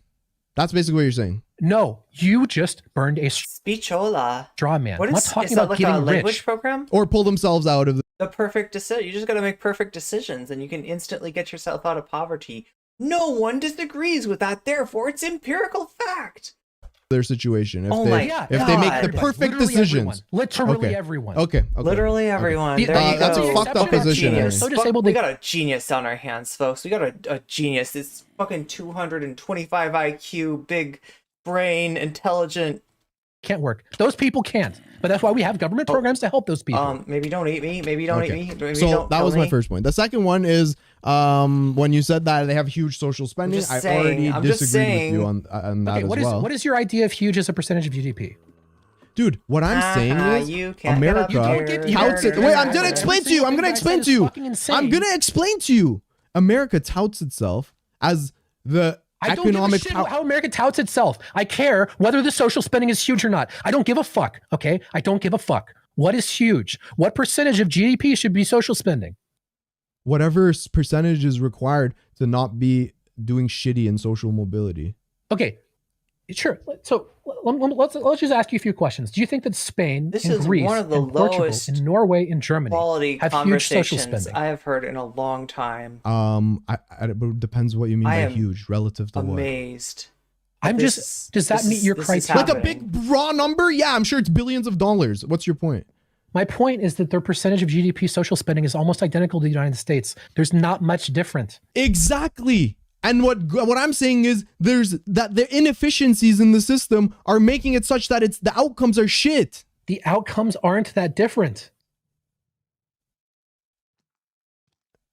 Okay, I don't know. Okay, let's move on. Hold on. When I'm looking at the percentage of again, we talk about, oh my god, number 27 on our list. Holy fucking shit. When I'm looking at this list, like 28% and 18% is like number one to the the last fucking place, right? What are you looking at? Sorry.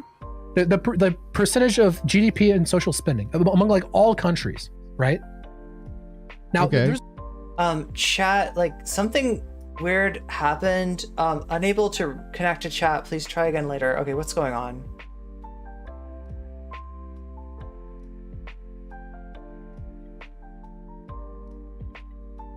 Are we still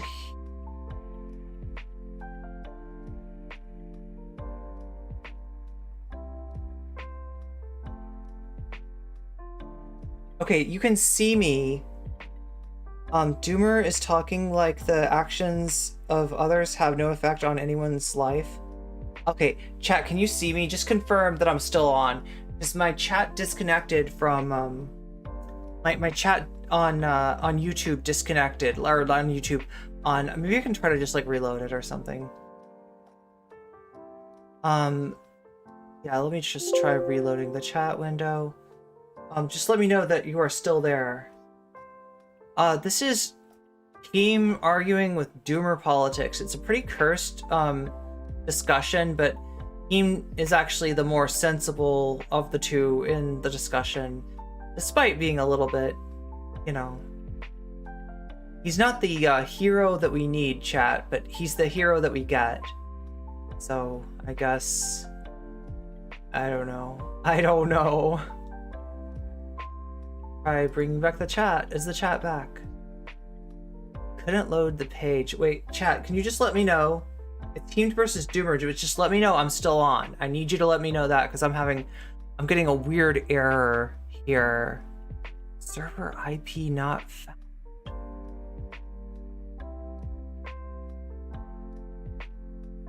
Just let me know that you like. I just need to know that you.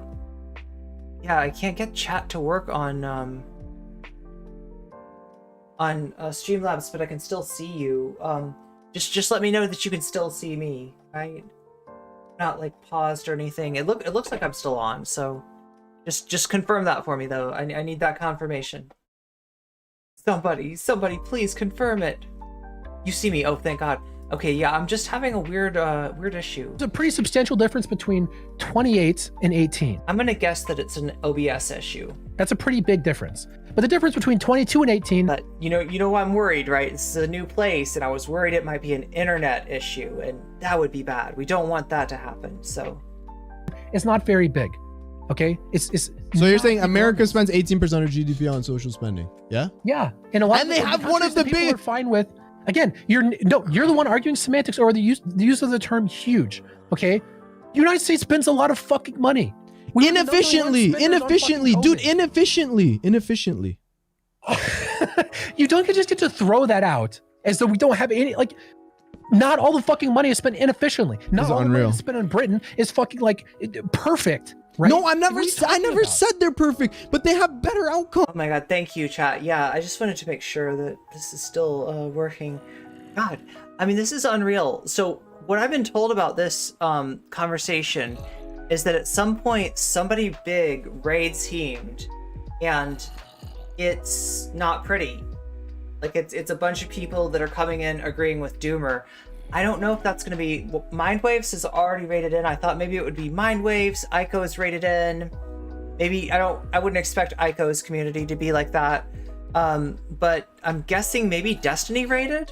Or some Mouton? Somebody that was like heavily DGG must have rated in. If... So what I've heard is that Heemed got just like raked over the coals by his own chat, so their outcomes aren't that much better. Why is wild to me, because if you listen to what Doomer's saying, this is the unbelievable shit. The shit that Doomer's saying, that's the stuff that's hard to believe. Wait, why are you qualifying it and saying it's that much better? I'm so glad. Everyone in the developed world are pretty fucking good. Better than lefties make out. Every single developed nation is better than lefties make out. All of them. So it doesn't matter where we rank on the list. So you just have lower expectations, I guess.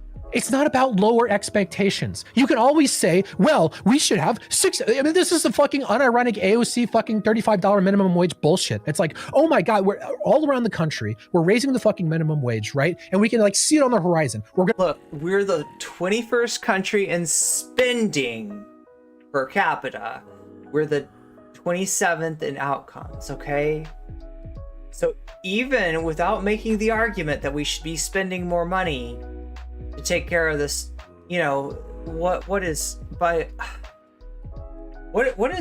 a cluster of human misery and wasted potential and suffering, needless suffering.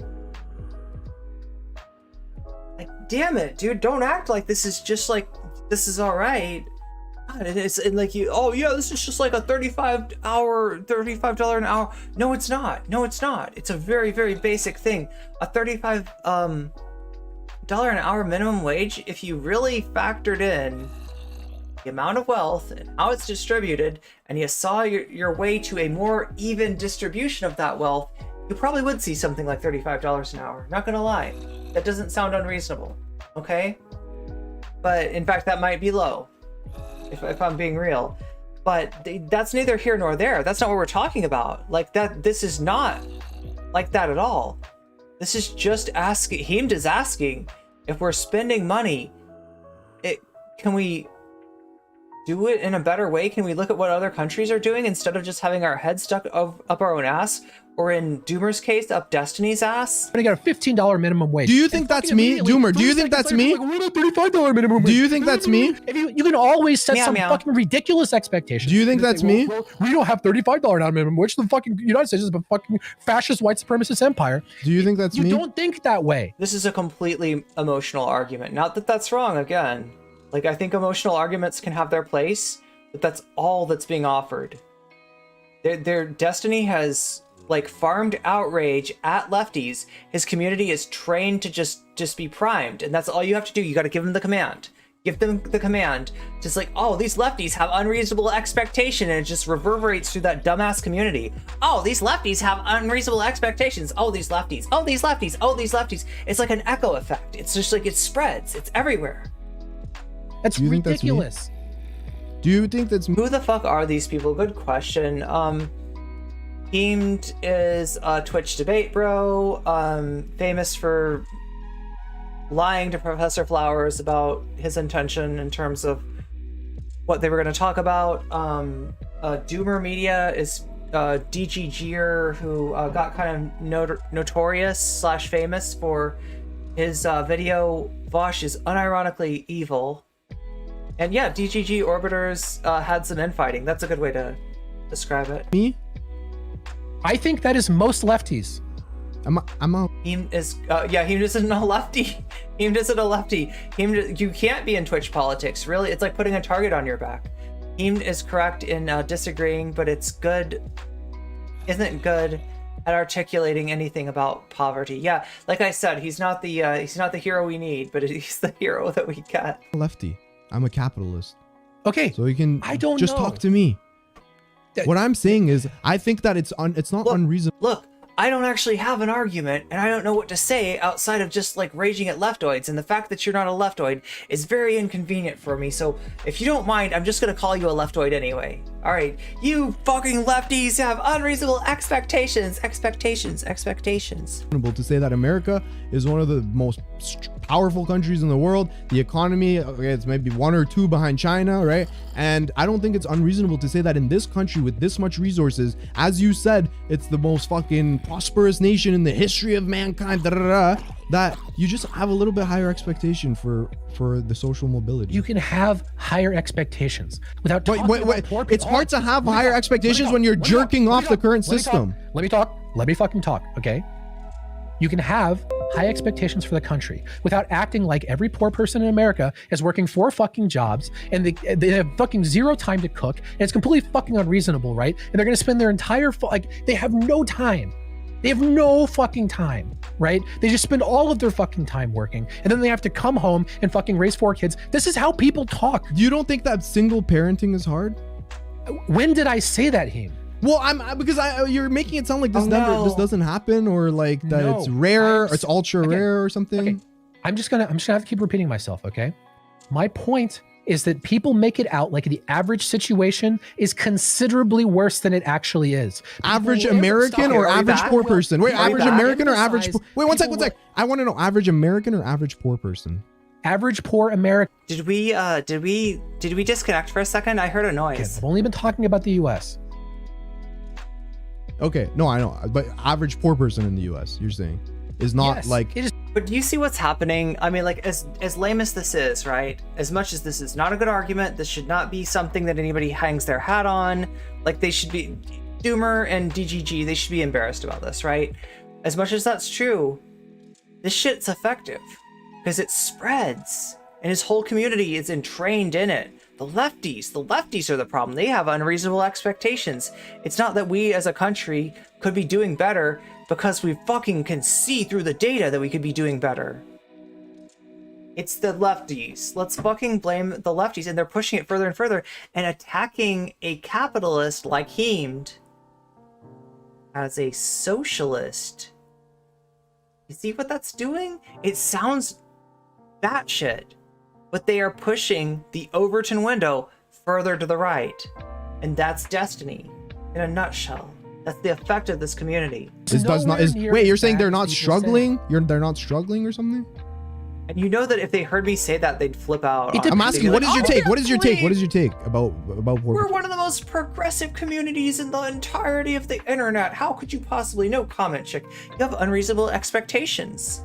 Explain it to me clearly. Unreasonable expectations. You talk to lefties, people act like being poor in the United States is indistinguishable from being a slave, okay? Oh, yeah. Okay, so wait, it was before. Wait, is it still? Is the stream? Oh my god. Oh my god, I can't check.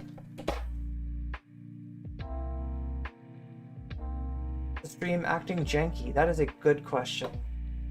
That is a really, really good question.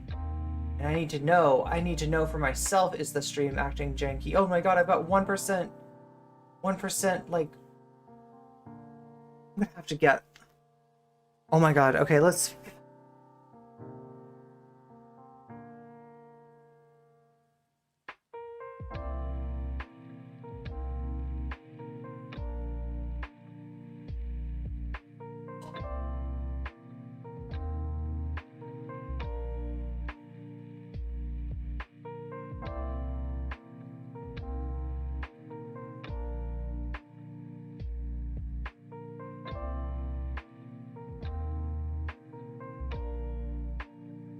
Chat, what's going on?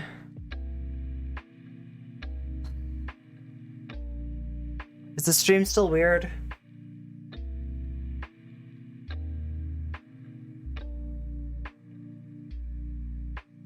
Oh my god, is the stream weird?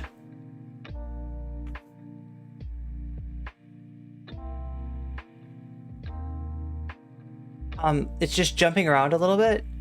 Time they do, let's see, are we, yeah, I am dropping frames. That is true. Still connected, but is the frame rate weird or something? It is no. Oh no, I bet I know what's happening. I bet it's just stopping and starting, right? Nowhere close to being a chattel slave or something like that. The one thing that we don't have in the United States. Is that the bar? A noise? Is that the bar? That it's got to be better than. Let Okay, me go talk. Ahead. Go ahead.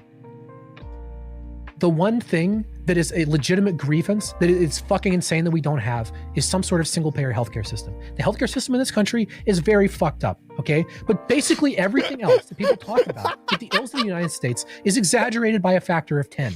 And it's not productive.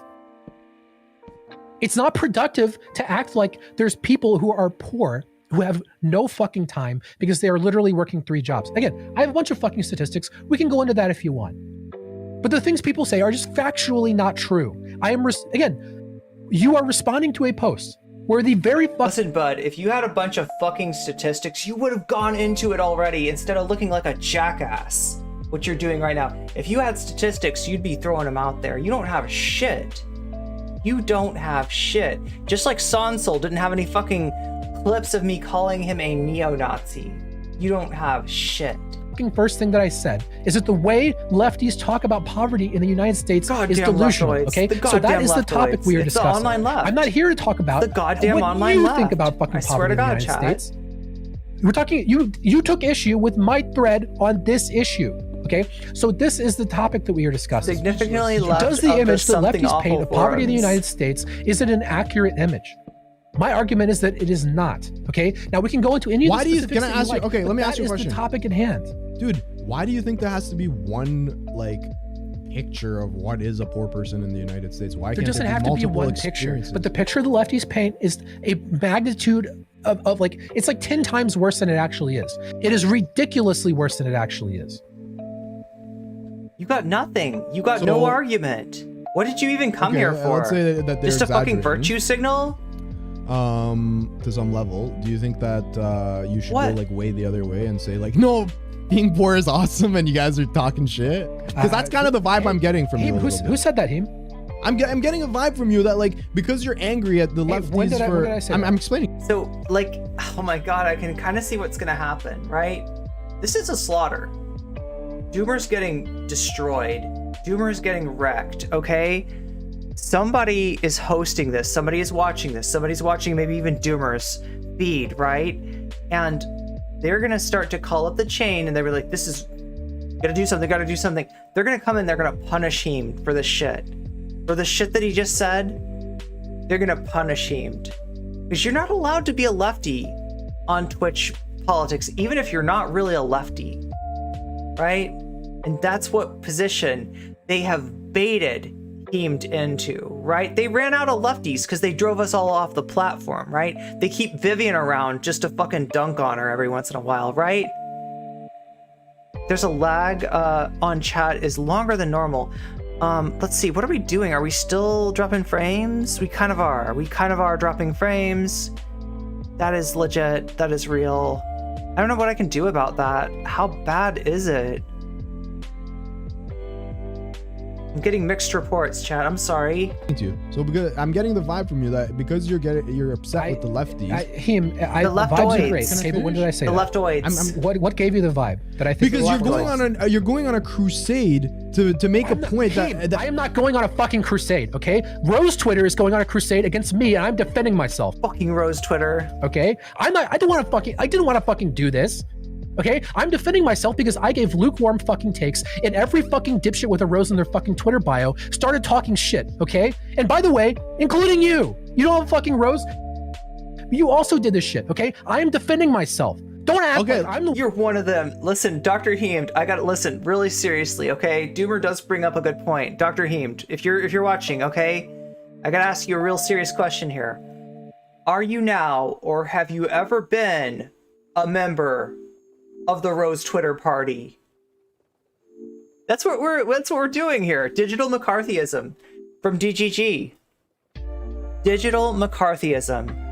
One going out here starting fucking red baiting shit with everybody else. That's what they're. Oh, you're starting shit with everybody. You're the one who's starting shit with your dumb takes. Look, if you make a dumb take and it gets like taken up like a feeding frenzy, and it's like QRT, QRT, QRT, and you get torn to pieces, don't fucking come bitching to me about it, okay?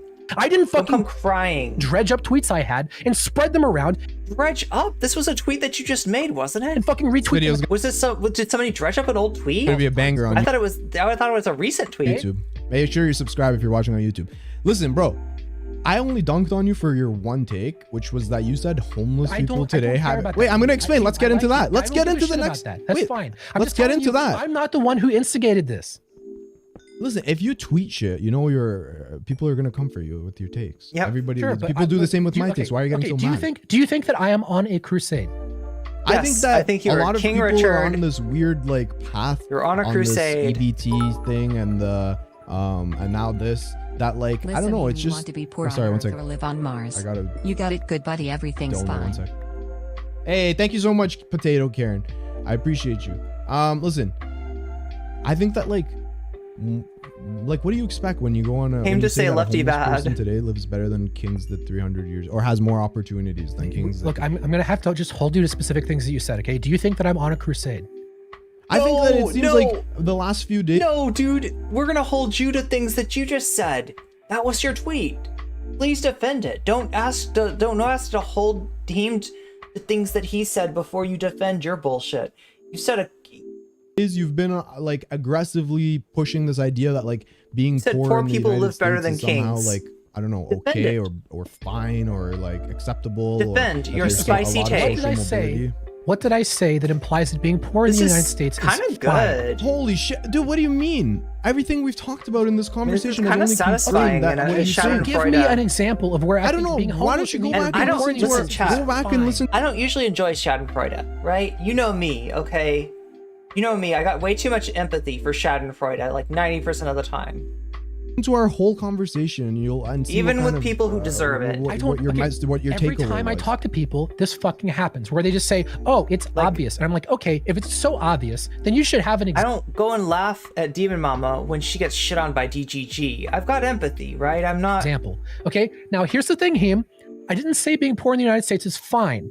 I said that lefties act like it is much worse than it actually is. Now that isn't fine. But this is about the 5th time that you've characterized my position as being vastly different than it actually is. That's why I ask for examples, because there aren't any examples. There's a you listen, will not be able to find a single example. Okay, of me wait, saying you're that not being even gonna let poor me. is fine. Yeah. Okay, one sec. You're gonna tell me. Okay, first of all, For the word crusade, I gotta nail you on this one. That is a little. When you say that an average homeless person today lives better or has more opportunities than a king 300 years ago, I assume you're saying that a king 300 years ago had an okay life, and now what you're saying is that homeless people today have more opportunities. Because they have. How could you I not don't see know. why I would have that? Because they have a microwave and/or a refrigerator. That's probably what it's a Sean Hannity type take. It's a Tucker Carlson. Not even Tucker Carlson would say that shit these days, right? It's like a Sean Hannity take. Takeaway that I had. It's a very low-level Fox We've been News talking for like type an hour, take. and you haven't even asked what I meant by that. I'm asking you now. This is that segment part of the conversation. Okay, but you can didn't, elaborate. You didn't ask. You just told me what I thought. You just asked me why did I think that you're like going on this like thing that being poor in the United States isn't that bad. I'm telling you this is my interpretation. Yeah, go ahead. You can explain it. Okay, sure. So first of all, it is connected to the first tweet. The purpose is to give context, right? And to remove the idea that being poor in the United States is basically the same thing as being a chattel slave, which is not an exaggeration. That was how a lot of people talk about this. Now, the purpose of the comparison. Nobody said it, but you're characterizing it that way. You disingenuous motherfucker. You're trying to hold Heemed to exactly what you said. Exactly. No interpretation. No, nothing, right?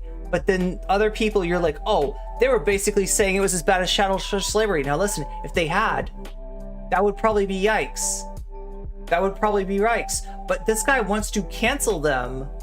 This guy that you know bitches about cancel culture. You know this guy. Okay, right, chat? I can't be wrong. Can I? I cannot be wrong.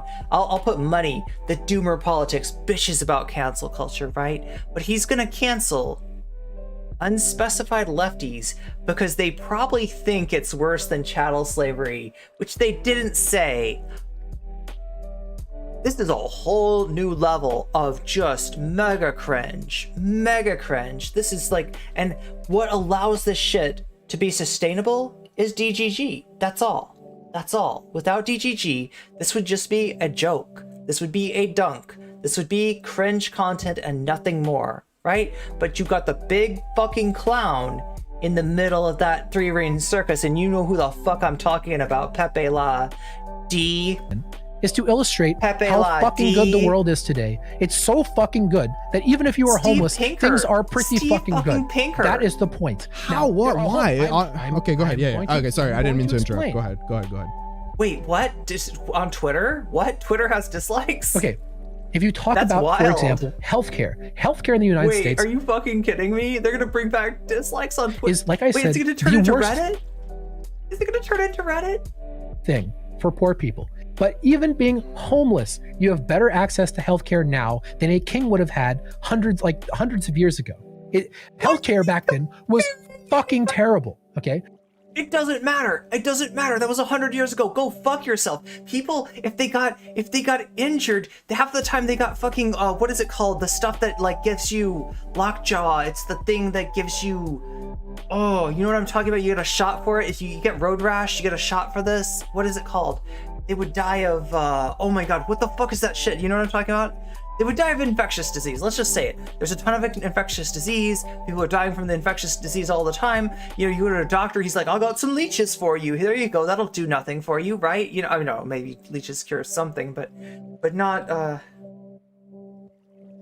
everything. Tetanus, yes. Tetanus. I was gonna say, what is that thing? It's like lockjaw or something. Yeah, tetanus, exactly. You could talk about access to information. You can go to a public library and open Wikipedia. If you got bit by a rabid dog back in the 1400s, you would die of rabies. A miserable, wretched death. How can you possibly complain about anything when you can get a shot for rabies now? And we have public health that goes around like killing animals that might have rabies. So you're less likely to get it in the first place. Holy shit. How can you not be more grateful? Look on the bright side, Heemed. You would have access to more information than a king would have had 300 years ago. These are just two things that homeless people objectively have better. Even though they're fucking shitty, they're still better. It sounds ridiculous, but it is not ridiculous. They have cars. The one major thing that a homeless person can't just get that a king would have had is access to land. But basically everything else in the world is so fucking much. Everything except a roof over your head. Your life is so good. Other than the fact that you're homeless, you're living better than a king. Shut the fuck up and quit complaining. That is the take that we're getting. Yeah. No, that like, okay, so nobody said that though. Nobody actually said that. Like, Doomer Politics is adding that to the conversation, is intuiting from the things that lefties are saying that they think that it's worse than chattel slavery when he didn't even make the claim that somebody actually said that. This is so incredibly bad faith on Doomer's part. What a fucking clown. That even a homeless person nowadays is doing pretty fucking good compared to people back then. Again, we could go down the various lists of ways that we could try and analyze how good it is for the average person. We could talk about life expectancies almost tripling, right? We could talk about any number of things. But the purpose, Heemed, is what I said in the initial tweet, to correct a distortion that is put forward by lefties that things are fucking horrible when they aren't. Things could be better. Things could be a lot better. We should advocate for better policies to make things better. But we aren't serving anyone by acting like things are absurdly bad when they are not. The purpose of comparing a homeless person to a king. You're making a very emotional argument on the specific nuanced level of subjective severity with which to describe our situation, which you aren't fucking experiencing, which other people are suffering. And you're saying, it's not really that bad. I mean, sure, it's bad, but it's not that bad. Go fuck yourself. Jesus Christ. Like, what do you expect? You expect, and like, he's acting like the fucking victim because this is pissing people off. I feel like you're trying to piss people off, and then you're gonna get your fucking daddy to come in and ride in with cavalry to save your house. Oh, poor Doomer. Dr. Heemed was being so bad faith. So bad faith. What a fucking communist. Dr. Heemed, all I gotta ask is, like, when did you become a Marxist-Leninist, right? 300 years ago. When did you become a tanky? That. Heemed. And it sounds Heemed. When did you become a tanky? It's ridiculous, but it's actually not that difficult. So you would rather be a homeless person? I would much rather be a. I already said I thought arcs were cringe. Okay, but Dr. Heemed, tanky arc when? Tanky Doomer Antoinette. Yeah, exactly. Let them be. 30 years of neoliberal austerity, but at least we have Wikipedia. Homeless person today than a king 300 years ago, yes. Why? Because their medicine has advanced? For every reason. What a jackass. Again, for every conceivable reason. Do you think DGG allows this bullshit to survive? This should be evolution. Like, we should evolve out of these takes, right? There should be, if anything, if we're gonna throw anything positive, it should be evolution away from this bullshit, right? Do you think living fucking 300 years ago would Only be fucking a roof, great? yes. If you're a king, yeah, why not? It's questionable. What's questionable about it? Lots of, hey, there's no internet, there's no television, there's no modern healthcare. Okay, dude, do you There's think? no Oh my! delicious This is the chicken most nuggets. dumb fuck take I've ever fucking heard. Do you think you got internet? You got television? You got TV? Oh my god! No, you don't. You can't have TV dinner. I forgot. You can't have TV dinner. 100 years ago knew that they don't have access to internet? That's not the fucking question, Heemed. The question is, would you rather be Actually, that isn't the question. I mean, that's not the way to come back at that. But I mean, like, here it is or ridiculous. there with what you know now? I would rather be living in comfort. How's that so controversial for you? Heemed, you are living in comfort. I am now. Yeah. Wait 1 sec. Of course, I am. I have a roof over my head and a salary. Dude, like just YouTube. Just YouTube is enough for me to give it up. YouTube is fucking amazing. The fucking internet. Again, people are, the food Kings had access to. Doomer, I would say that the internet has had a profoundly negative impact on you as a person. I would not be hanging my hat on that. Again, we have access to all fucking kinds of... Doomer, would you be half the asshole you were right now without the internet? I think not. I think you can provably show something where, like, and I'm not arguing against the internet. I'm not saying that internet is bad, but listen, the internet created you, so it's not all good either. It's not all rainbows and bunnies and unicorns and stars, and it's also Doomer fucking media. Dude, we have access to so fucking much. Fucking lefties act like life is so fucking bad. Like, when do you need someone named fucking Doomer come in here and tell you how life isn't that shitty? It's fucking incredible. Dude, life is incredible. Oh I love life. I advocate for hard work. I advocate for I tell lefties not to be Doomer. But the way you word your shit. Yeah, Doomer, honestly, like, you need to, like, go down and tell some homeless people your take. Go talk to some actual homeless people and tell them about your weird ideas about how they're luckier than a king. Go fucking make that observation to somebody who knows what the fuck you're talking about, okay? And see where that gets you. See where that gets you. Is you're begging to get fucking ripped apart. I think if you pulled... That's what I was saying to Sansoy. This is the whole thing. They do this and then they act like fucking victims. 99% of people would rather be a king 300 years ago than to be a homeless person today. And it shows a serious level of insensitivity. No, you don't need to actually engage that argument. Don't actually engage that argument. Please, if anybody ever gives you an argument like that, do not engage it. Do not treat it with seriousness. Do not answer their questions. No, you don't need to. That's not a question you need to answer. That doesn't, there's no use in that. Answering the question of, is it better to be a king? And no, don't even Don't even do that. to the experience Oh of my being God. homeless today. Dude, Okay, I have again- homeless people in my city that are fucking sleeping on subway vents because it's minus 20 degrees outside and they have no warmth. You're telling me that I should go up to that guy and say, "Oh, you should be glad that you have public health care if you're about to die. least you're You should not be a glad that you king." can go to a library and get internet." 1400. Heem, when did I say that? Again, you're saying I made a post on Twitter. I didn't walk up to a homeless person and tell them how fucking good. Like, Because if you did, you'd get your ass kicked. what are you talking about? rightly so. How is this fucking good faith, dude? Rightly so. I think my What are they comprehension typing- of your oh, tweet wait, is what are spot the on. ones and twos like, about? if you're upset, What are the- why people are upset with you, that's why. Because you're downplaying how incredibly difficult it is to be a homeless person No, today by I'm comparing not. it and saying it's actually better than being a king 300 years ago. It is. You have TV. Why are you complaining? Wasn't Jackson 5 from Gary, Indiana? Why? Because you get to play Wordle? I don't play Wordle. One of my 7 tweets is about that. But no, because the modern world is fucking amazing and no one appreciates it because they're a bunch of fucking terminally online fucking losers. Terminately online lefties. And their entire life is built The leftoids, chat. It's the leftoids. around an ideology fixating on how bad things are.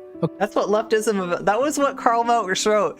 Karl Marx was like, "Dear fellow comrades, I would like to make an observation. There's a specter haunting history.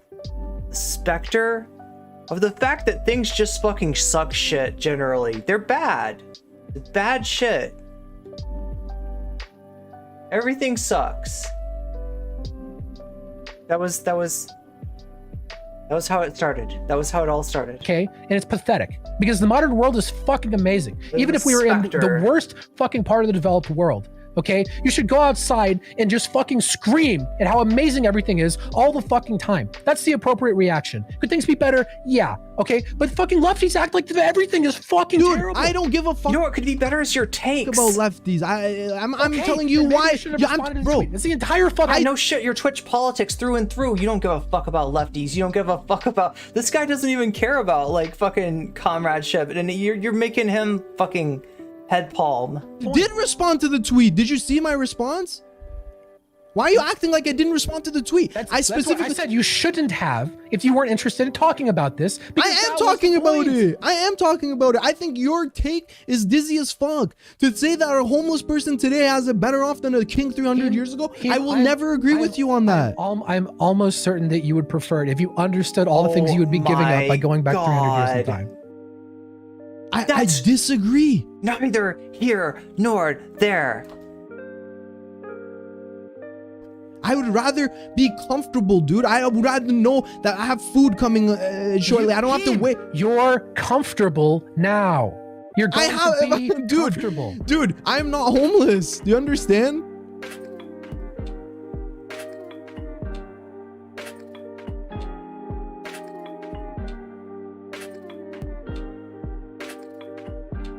Bro?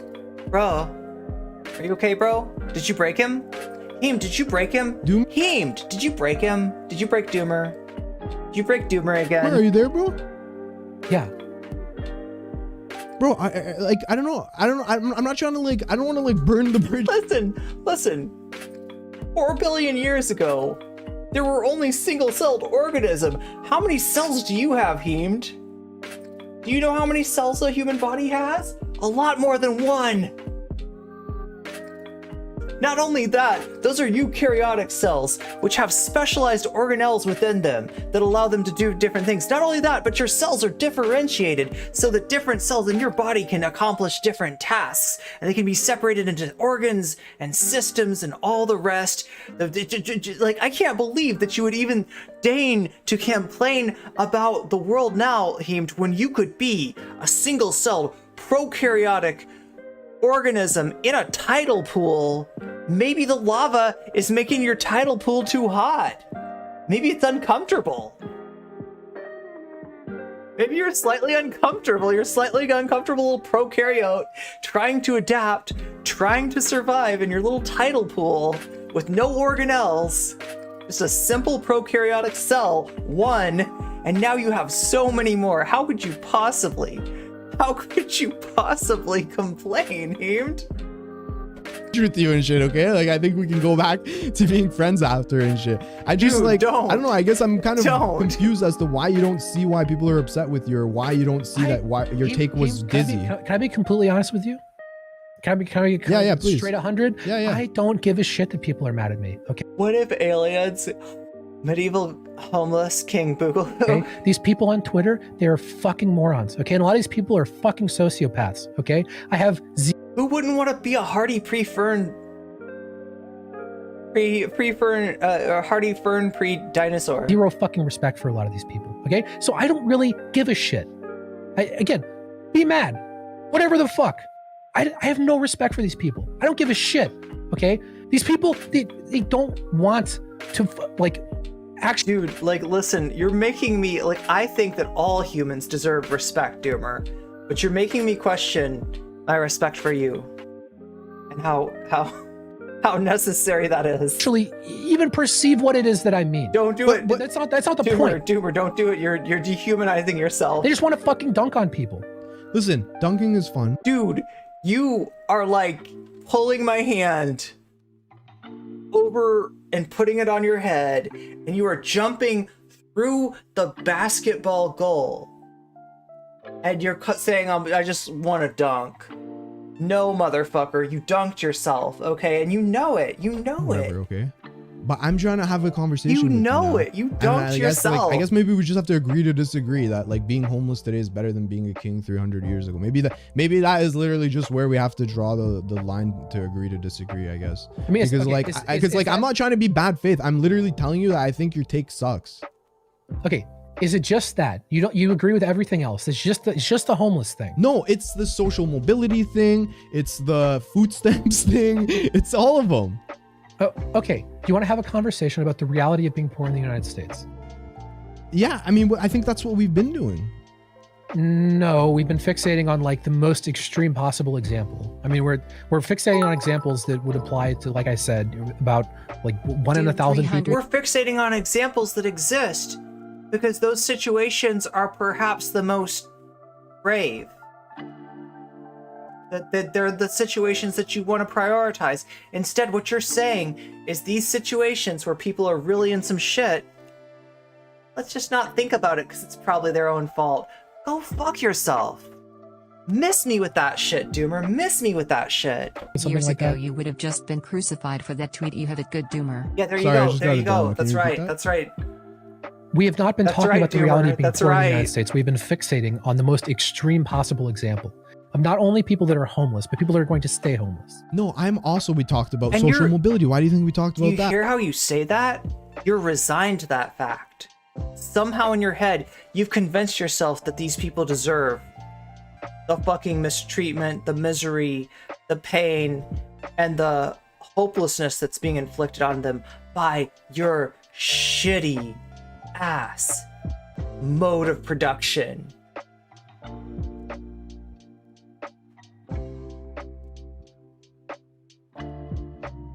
Capitaloid. I'm talking about a person who has to work a shitty job and can't ever get any other career prospects because You they're stuck in agreed that. that every individual person has the ability to get out of it. No, I said that I would advocate Nobody every individual said person that. work hard to get out of it, but that doesn't mean that the outcome again, will always look, be Are that. you homeless in the 21st century or king of the terrible lizards? Listen, wait, what's that one? Overlord. You know what I'm talking about? The second season, and there's like the reptiles. You know what I'm talking about? There's like a community. There's like a, it's like a community of like of lizard people. I'm going to have to continue to press you, okay? What percentage of people that are working poor in the United States, if they made perfect decisions, would get out of poverty? Perfect decisions. Eat my ass, dude. Eat me. No. You can ballpark it. Fucking garbage take. Fucking hell, bro. I don't know, mate. I honestly don't know. Like, don't know. I feel like he's trolling. Maybe like, This is what the is your problem. percentage? You I gotta guess. be What is your trolling. percentage? You think 100? 95. Well, somebody said socked him earlier. I mean, I don't know. It sounds like, centrist neoliberal to me. I don't know. Disagree. Okay, well, every time I ask you for specifics, you won't give a percentage. Fucking hell. Okay, like let's say how many percent of people, if they made perfect decisions, when you say perfect decisions, like to me, It doesn't have to be perfect, just very good. Okay, let's be much more specific. Let's be much more blaming fucking poor people for their own situations. Let's be really specific. That's what's going on here. When you say perfect decisions, when you're implying that like that nobody gets in this situation other than through their own vice or through their own, intransigence, or through something that you want to blame on them, through something that you want to punish them for, right? Bad decisions. Specific, okay? Let's say that this person, actually, let's go completely the other direction, okay? Let's say that they have a dependent, right? So it's not even close to perfect decisions. It's like you do have a dependent. A lot and it's sad. Okay. That's not how kings 300 you have a full-time years ago job. Wish they could live. Right. You make an effort to get educated in whatever way is like going to fulfill you, right? It could be trade school, it could be going to community college, whatever the fuck. You make an effort to expand your skill set so that you're able to earn more money, and you eat healthy food, and you go to work. That's it. And this is a person that, let's say that this person has a dependent, and why? Let's say that this person has, why? let's say medium level medical problems. Why does this right? guy exist? Not crippling, but like there's a burden on them. So this is nowhere close to the ideal case, and nowhere close to perfect decisions. Just doing what like the basic shit that like fucking Ben Shapiro would talk about. What is the likelihood that that person gets out of poverty? I don't know. Probably decent, I guess. Okay, maybe. That's my whole fucking point. But do you think that? That's Wait, my whole one sec. fucking point. Again, this is like saying every person who makes an app can get out of poverty. Like, just make. You have no point. You just have emotional like reactions to leftist ideas and judgment for poor people. You have no understanding. You have no argument. You just have spite and bullshit. Okay? Like an app forehead. No, that's Ben a straw Shapiro. man. I never said that. Do you think We're that talking some about people? building Wait, one fucking sec. apps. Do you think that Dude, people? You literally sound like a straw man. Like, right? If I was a right winger, I would think that maybe you are a lefty trying to make our side look bad. That's what I'd think. I'd be like, no right winger would argue like that. That's not gonna happen. Or no. like let's say. Oh my what god, do you- Chad, I gotta what do get you- some what do you food. say I'll be about right back. People who, let's say, they're Oh my god, from this a is so single fucking parent household. This is so fucking. And then they have to work in order to be able to go to college, and then the juggling of work and college makes it such that they're not able to continue with college. They have to drop out and help pay the bills. Like, you don't think these people exist? Sometimes the perfect decision. Sometimes the perfect decision. I love that he's making Dr. Heemed come up with a scenario that, like, I don't even know how well, Heemed, like, understands, like, what goes on. But, like, it's like Heemed has to come up with a scenario, right? He's just not going to believe that. Oh my god. Dude. He just needs to, like, I don't know. Doomer, if you're out there, isn't there a part of you that wants to kick your own ass when you do this shit? Is there not a part of you? Do you not ever have that where your heel just kind of comes up back there and it goes boom and kicks you in that? Do you ever have that where you just kick your own ass? Because I feel like if I was you, I would want to kick my own ass right now. Decision or the ideal choice is not an option for you because of your circumstance, right? Okay, I'm gonna have to say this for the 10th time. Okay, every time we have these conversations, we go immediately to some fucking extreme scenario. So anytime that's extreme for you. That's extreme. That's extreme. Let me just get a clarification. That's extreme for you. That someone has to work to pay for college. Anytime you say you don't think this person exists, you're talking about an extreme scenario. No, I'm phrasing it like that. I'm phrasing it like that so that you clearly have to agree with me. That's what I say that everyone does, Heem. We're not talking about the fucking average situation. We're not talking about a reasonable situation. You're painting this thing and it's like, well, don't you think this person exists? Don't you think there's a non-zero number of people that this applies to? It's not worth bringing up. But the situation of everyone making perfect decisions is worth bringing up. I didn't say perfect decisions. In fact, I'm we went so way the other sorry. fucking direction from. Like, look, it's not worth bringing up. Hey, shithead, that's a person you're talking about. And they are worth bringing up. And bringing them up is is where solidarity begins, okay? God fucking damn it. How does this guy exist? Perfect decisions. And by the way, the reason that gets brought up isn't because of anything that I said. It's because of fucking idiots in my mentions that fucking put that straw man on me. That's something I fucking said. Okay. I don't know. I guess it's just like, to me, it seems like there's a lot of Parent house is extreme. yeah, like you said, being homeless. Someone just made a good donut. You said being homeless is better than being a king, but being in a single parent household and having to work through college is an extreme case. Like, come on, bro. No, I was responding to the way that you worded that, which was, don't you think this person exists? Because I want you to say, yes, this person does exist. It's very common. Not that it's extremely rare. Okay. Don't phrase anything in the form, does this exist? Okay. It's going to trigger the fuck out of me. Okay. Let's talk about the average circumstance of a poor person in the United States. So let's say 30% of people in the United States are poor. We just throw out a ballpark number. Now, if you wanted to talk about the usual definition, it would be like 12%, because the number of people that are living below 2x the poverty line is about 12% of the country, right? So we can go anywhere on this map you want. We can talk about 5th percentile people. We can talk about 15th percentile people, right? But I want to paint an image of what this actually looks like. Because when I talk to people about this, again, we always go to this super fucking extreme shit about how fucking bad it is. Every fucking time. So this is what I want to do. Can you talk to me about the normal experience of being poor in the United States and what that looks like? I would say what I mentioned isn't very unexpected or like rare. That I would say probably a lot of people who are poor are from single family. Okay, can we agree that a lot of people who are poor are from single parent households? 2% of people are living on the minimum wage. How bad do you think living on the minimum wage is in my state? Let's go. I thought you were asking me a question. I answered your question. Now you're asking me another question. Okay. I said that. Do you think that there's a big correlation between being poor and being in a single family household, a single parent household? Okay. Now, next step. Do you think that someone on a single parent household income who's not, they don't work they're not a CEO or something like that, or a management class, they're just a worker at a factory or Amazon, whatever. Do you think that this is a rare situation, or do you think that it's pretty common? What, that someone who's working poor has dependents? No, like that someone is, first of all, a single parent and also works like not as a manager. They work just like a regular job. I mean, it depends what you mean by common.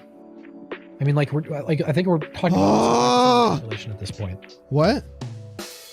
I mean, I'm just telling you, like, factually, it's not common. Single parent households are not common? I mean, if you're talking about living in poverty, like, yeah, this is a small number. Again, you're saying common. Holy shit, I'm gonna kill myself. But again, if I go to look up common, it's like, this isn't common. This is nowhere near common. We're talking about less than 5% of the population. So just to be clear, less than 5% of the population are single parent households that are poor. Okay, to be clear, approximately 10% of the population are working poor, right? So even the number of people that are working. Okay, hold on. Even the number of people that are working. I see what you're saying. Yeah. And then half of is those. Not common. Okay. We're talking now. So now we're talking about approximately half of those. So again, all these words get thrown around. You're talking about the total Factually, it is population. not common. Yeah. Okay. So when you say working poor, would you consider someone who works at an Amazon? I'm about to tweet out that this guy, Doomer Politics, is the Achilles Argyle of sock dims. Somebody stop me. Is that wrong? Am I wrong? Should I not tweet this out? Is this fit? This is an Achilles Argyle. Like, I'm waiting for Doomer to put his smelly feet up on the table. That's how bad this take is. This has got to be a troll. 100%. This has to be a troll. How is this not a troll? How could this not be a troll? What world is this dude living in, right? It's because solving the problems for the worst off of us would likely solve the problems for those doing marginally better. It's worth bringing up the extreme. Exactly, yeah.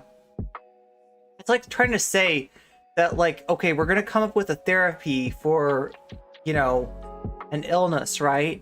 But we're gonna make sure, don't worry about the people who have, like, really, the illness really bad. Just make sure that the people that kind of sort of have it bad, or like that have it like medium, right? That make sure they're taken care of. But like, let's not do a therapy that works for people that, like, you know, and it's like, but you can, and you should, and you need to, but no, like they're just like, there's so few of them. Why worry about these people? Why worry about these people at all? Oh my God, this has got to be the Achilles. Can I write that? Don't tweet that. I should engage. This fucking Achilles Argyle though. Does chat know who I'm talking about? Like, I am envisioning Doomer Media with his legs, the little fucking otter. Is he a ferret or an otter? Is he a ferret? Is he an otter, right? Is he an otter? Otter legs up on the table with the little toesies, you know, like the toes move every few seconds, you know, and then all of a sudden you start to see beads of sweat on the feet. Okay, beads of sweat, and the feet turn green, and this sweaty, smelly miasma just starts emanating out of there, right? Remember, the poverty line is just an arbitrary number that doesn't accurately reflect what living conditions are like from state to state.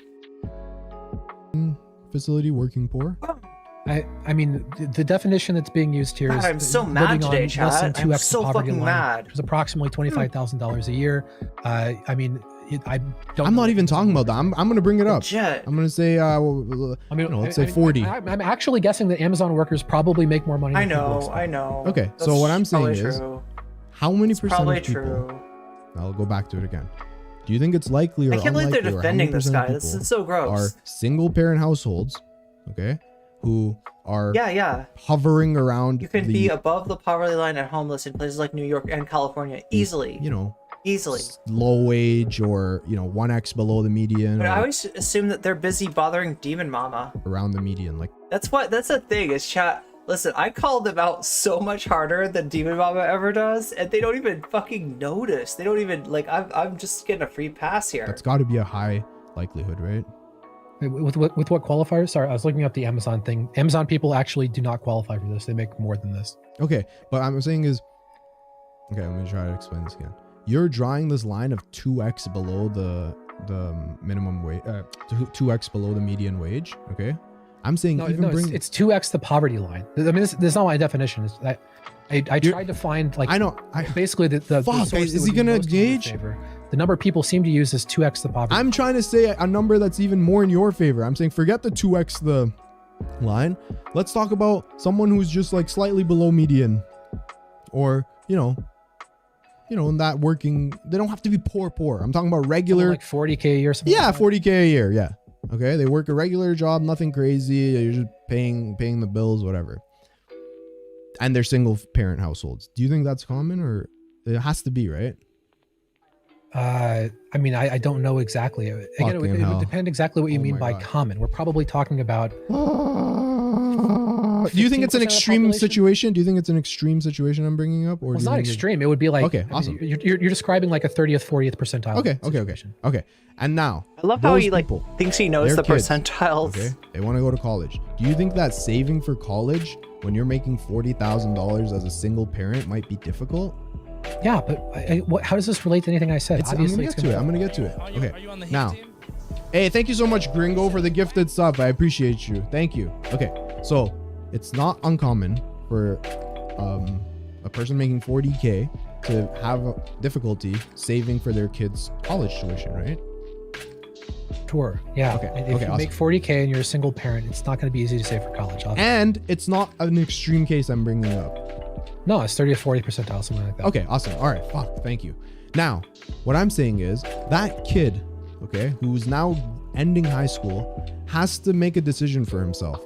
Am I going to go to college, or am I not going to go to college? Now, a lot of people will choose to go to college because you and I will both agree going to college is probably the best decision someone could make in terms of, you know, their financial prospects in the future, right?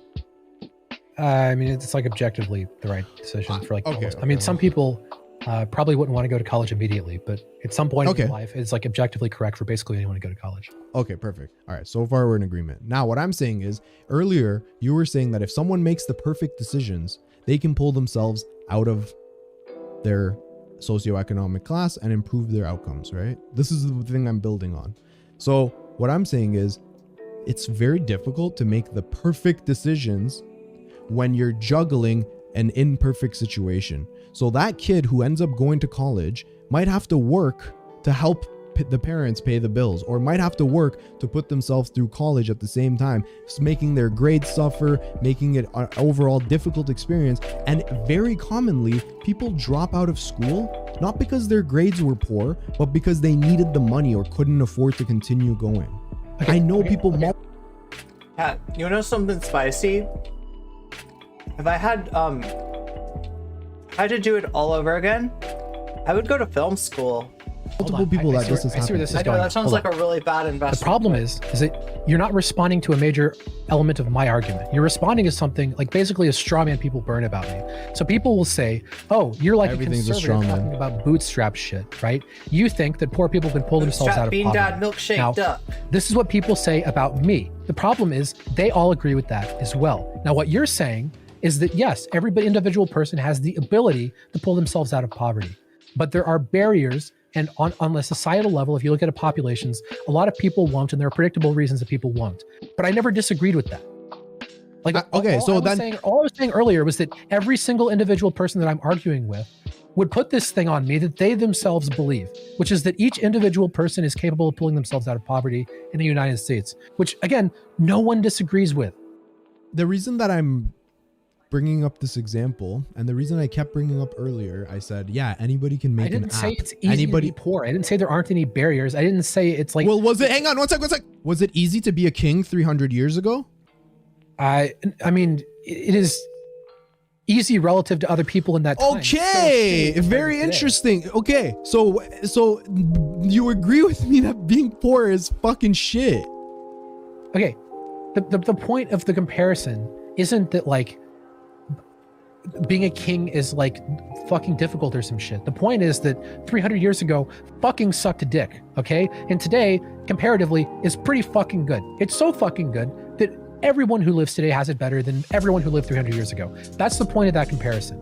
It's not about the degree of relative difficulty that you have with other people in your own relative societies. The point is, 300 years ago sucked fucking dick, okay? And today is pretty fucking good. Right? Do you disagree with that? I think it depends who you are. I don't think that if I walked up to a homeless guy living in Toronto and I asked him, hey, would you rather be a homeless guy now or a king 300 years ago? I think that's pretty fucking We're not talking about that specific thing. I'm asking you in general. So the system is not designed that way. Like gamers' mentality, a system is designed so that I figure out the right moves, I can win. If I figure out the right moves, I can win. Yeah, like it's like almost like they would like, I mean, like, can you imagine if there was a game? All right, let's say this is like a Dark Souls game, all right? But it's not just Dark Souls, like, right, you know, there's the hard boss fights and everything, that's still there, right? But in addition, there's like a labyrinth, and every wrong turn, like, you know, could potentially kill you.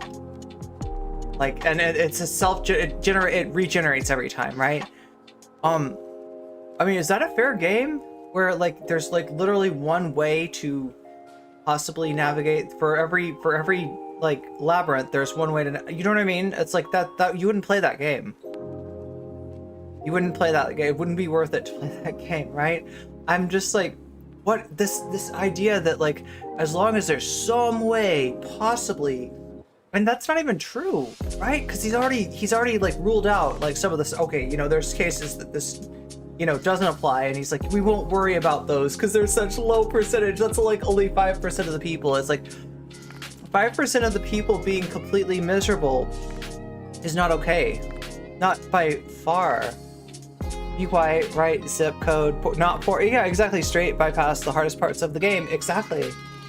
do you agree that today is pretty fucking good compared to 300 years ago? Yes, I would say that the average person today lives a much better life than the average person 300 years ago. But that's not what you said. That's what we're talking about right now. Okay, yeah, I agree with that. Sure. Okay. Things, generally speaking, have gotten better. Now, do you agree that there are a lot of people who speak as though they haven't? Who speak as though today is really, really, really fucking bad? I think that... Okay, I don't... Go ahead. Things. Finish, go ahead. No, I mean, it's basically like, do you agree that there are people who speak about these things with no fucking appreciation, right? As though like everything today is fucking terrible and, you know, fucking... Are people doomers? Yes. Some people are very doomers and it's annoying as fuck, yes. Yeah, okay. So that's all that I was getting at, right? This is my point, is that perspective is really fucking But do you dumb. understand? Not only is it fucking dumb, it's like everyone's capable of winning the lottery too, bud. Actively harmful. Because people, okay, this is like a kind of like a spiritual thing, but you don't actually experience the world as it is. Like you experience the world through your... Well, like, I mean, like, just to talk about his privilege, okay?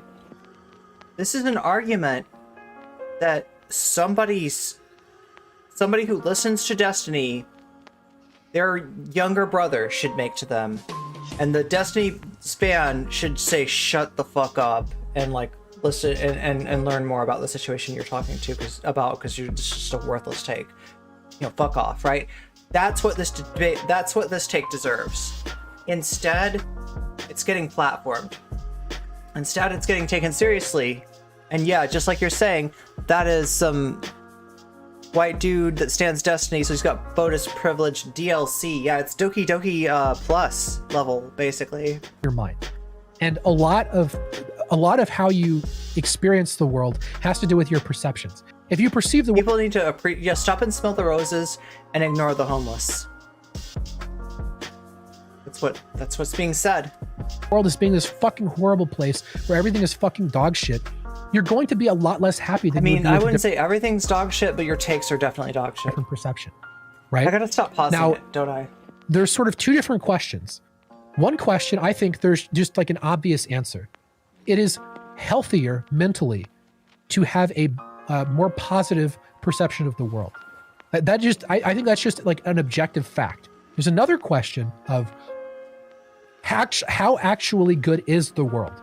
Now, in both respects, I think it's objectively harder for someone in their 30s with a college education to buy a home than it was 40 years ago. This is everywhere. Address that instead of comparing them to imaginary Swedish kings. I know, these right? People are very wrong. So they're wrong to overly catastrophize things. And they are wrong in that their catastrophizing is not accurate to how bad things actually are. Like, there are problems. Again, like you said, we are ranked 27th or something when we could be ranked first. You fucking said that was good. Dude, you said that was okay. That's why I'm having an issue with you, is because you're running defense hardcore. Why can't you just do what I do and say, hey, listen, you guys who are being doomer as fuck are dumb as fuck, and you guys, but at the same time, things can improve, things need to improve, and that America's not this fucking bastion of social mobility, you know? Yeah, in my opinion, you have... It was just like regular kings, not Swedish. One completely to the others. It's making me malt so hard. It's like somebody claiming... No, like neither of them are lefties, right? They're like a... Doomer's like a... I think Doomer's like a neo-lib, and Heemed is just a regular lib, so... Side just as bad as they did. I'm not swinging insanely far to the other side. You are when you say that the homeless person today has a better experience. Okay. Even if I was living on minimum wage in my state permanently, my life would be pretty fucking good. And when people talk about this, again, minimum wage is an extreme case. 2% of the population live on minimum wage.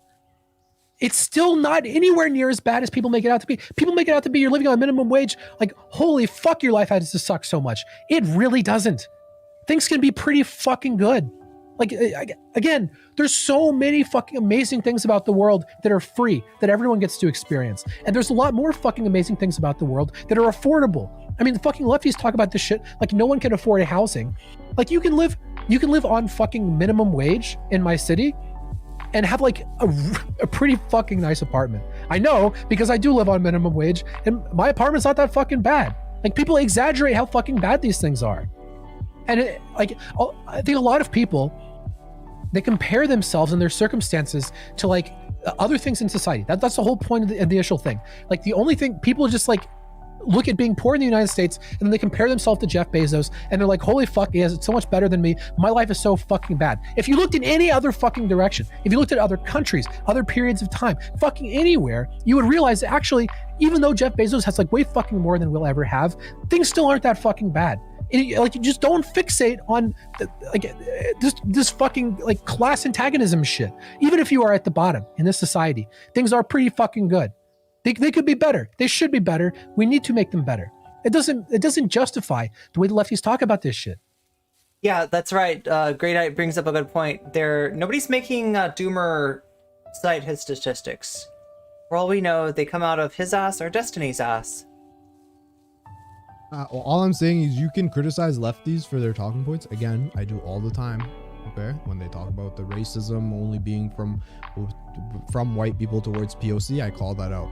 You can call out tons of shitty rhetoric, okay, without swinging to the other side. I mean, I guess we have to agree to disagree. If you don't think that your take was swinging to the other side, I guess. No, I don't think that it is. I'm not saying things are perfect. Like, again, I'm not saying that there's no improvements we need to make to society. Again, there's fucking people in this Twitter thread, okay, talking about fucking guillotining me and comparing me to Ayn Rand. Listen, like, this is fucking insane. I agree that it's dizzy as fuck for people to say that shit. You should report. This is going full. Yeah, Steven Pinker. That was what I was thinking of earlier. Fix your mindset. Yeah, basically, yeah. And Steven, we see how distorted Pinker's. Them and I denounce anybody who says shit like that. All I'm saying is like I don't know. I guess I don't know. I guess maybe we're. Oh yeah, no, that's Heemed. Heemed is like referencing his bullshit debate with Professor Flowers. Like we've kind of hashed it out. I mean, do you think that I have an extreme like American exceptionalist attitude, or do you think that I like again? This isn't even about fucking America. Like what I think is that here I'll tell you what I think. What like I a think, fucking spiritual perspective. No, that like things aren't that fucking bad. You are poisoning your mind by thinking about things this way, and you're spreading it to other people, and you're spreading a mental confusion people that is have making some interesting everyone fucking ideas. worse. And it's factually bad. It has factual negative impacts on everyone that you spread it to, and it is also this is privilege when somebody can make this stupid of a take and not get the fucking their face slapped so it goes around in like 720 degrees, right? Like that's so not pretty extreme privilege, right? This is what I call the Minnesota Mike effect. Who's Minnesota Mike? Minnesota Mike's the guy that when you subscribe on YouTube, he says, bunch of communist invading radicals, right?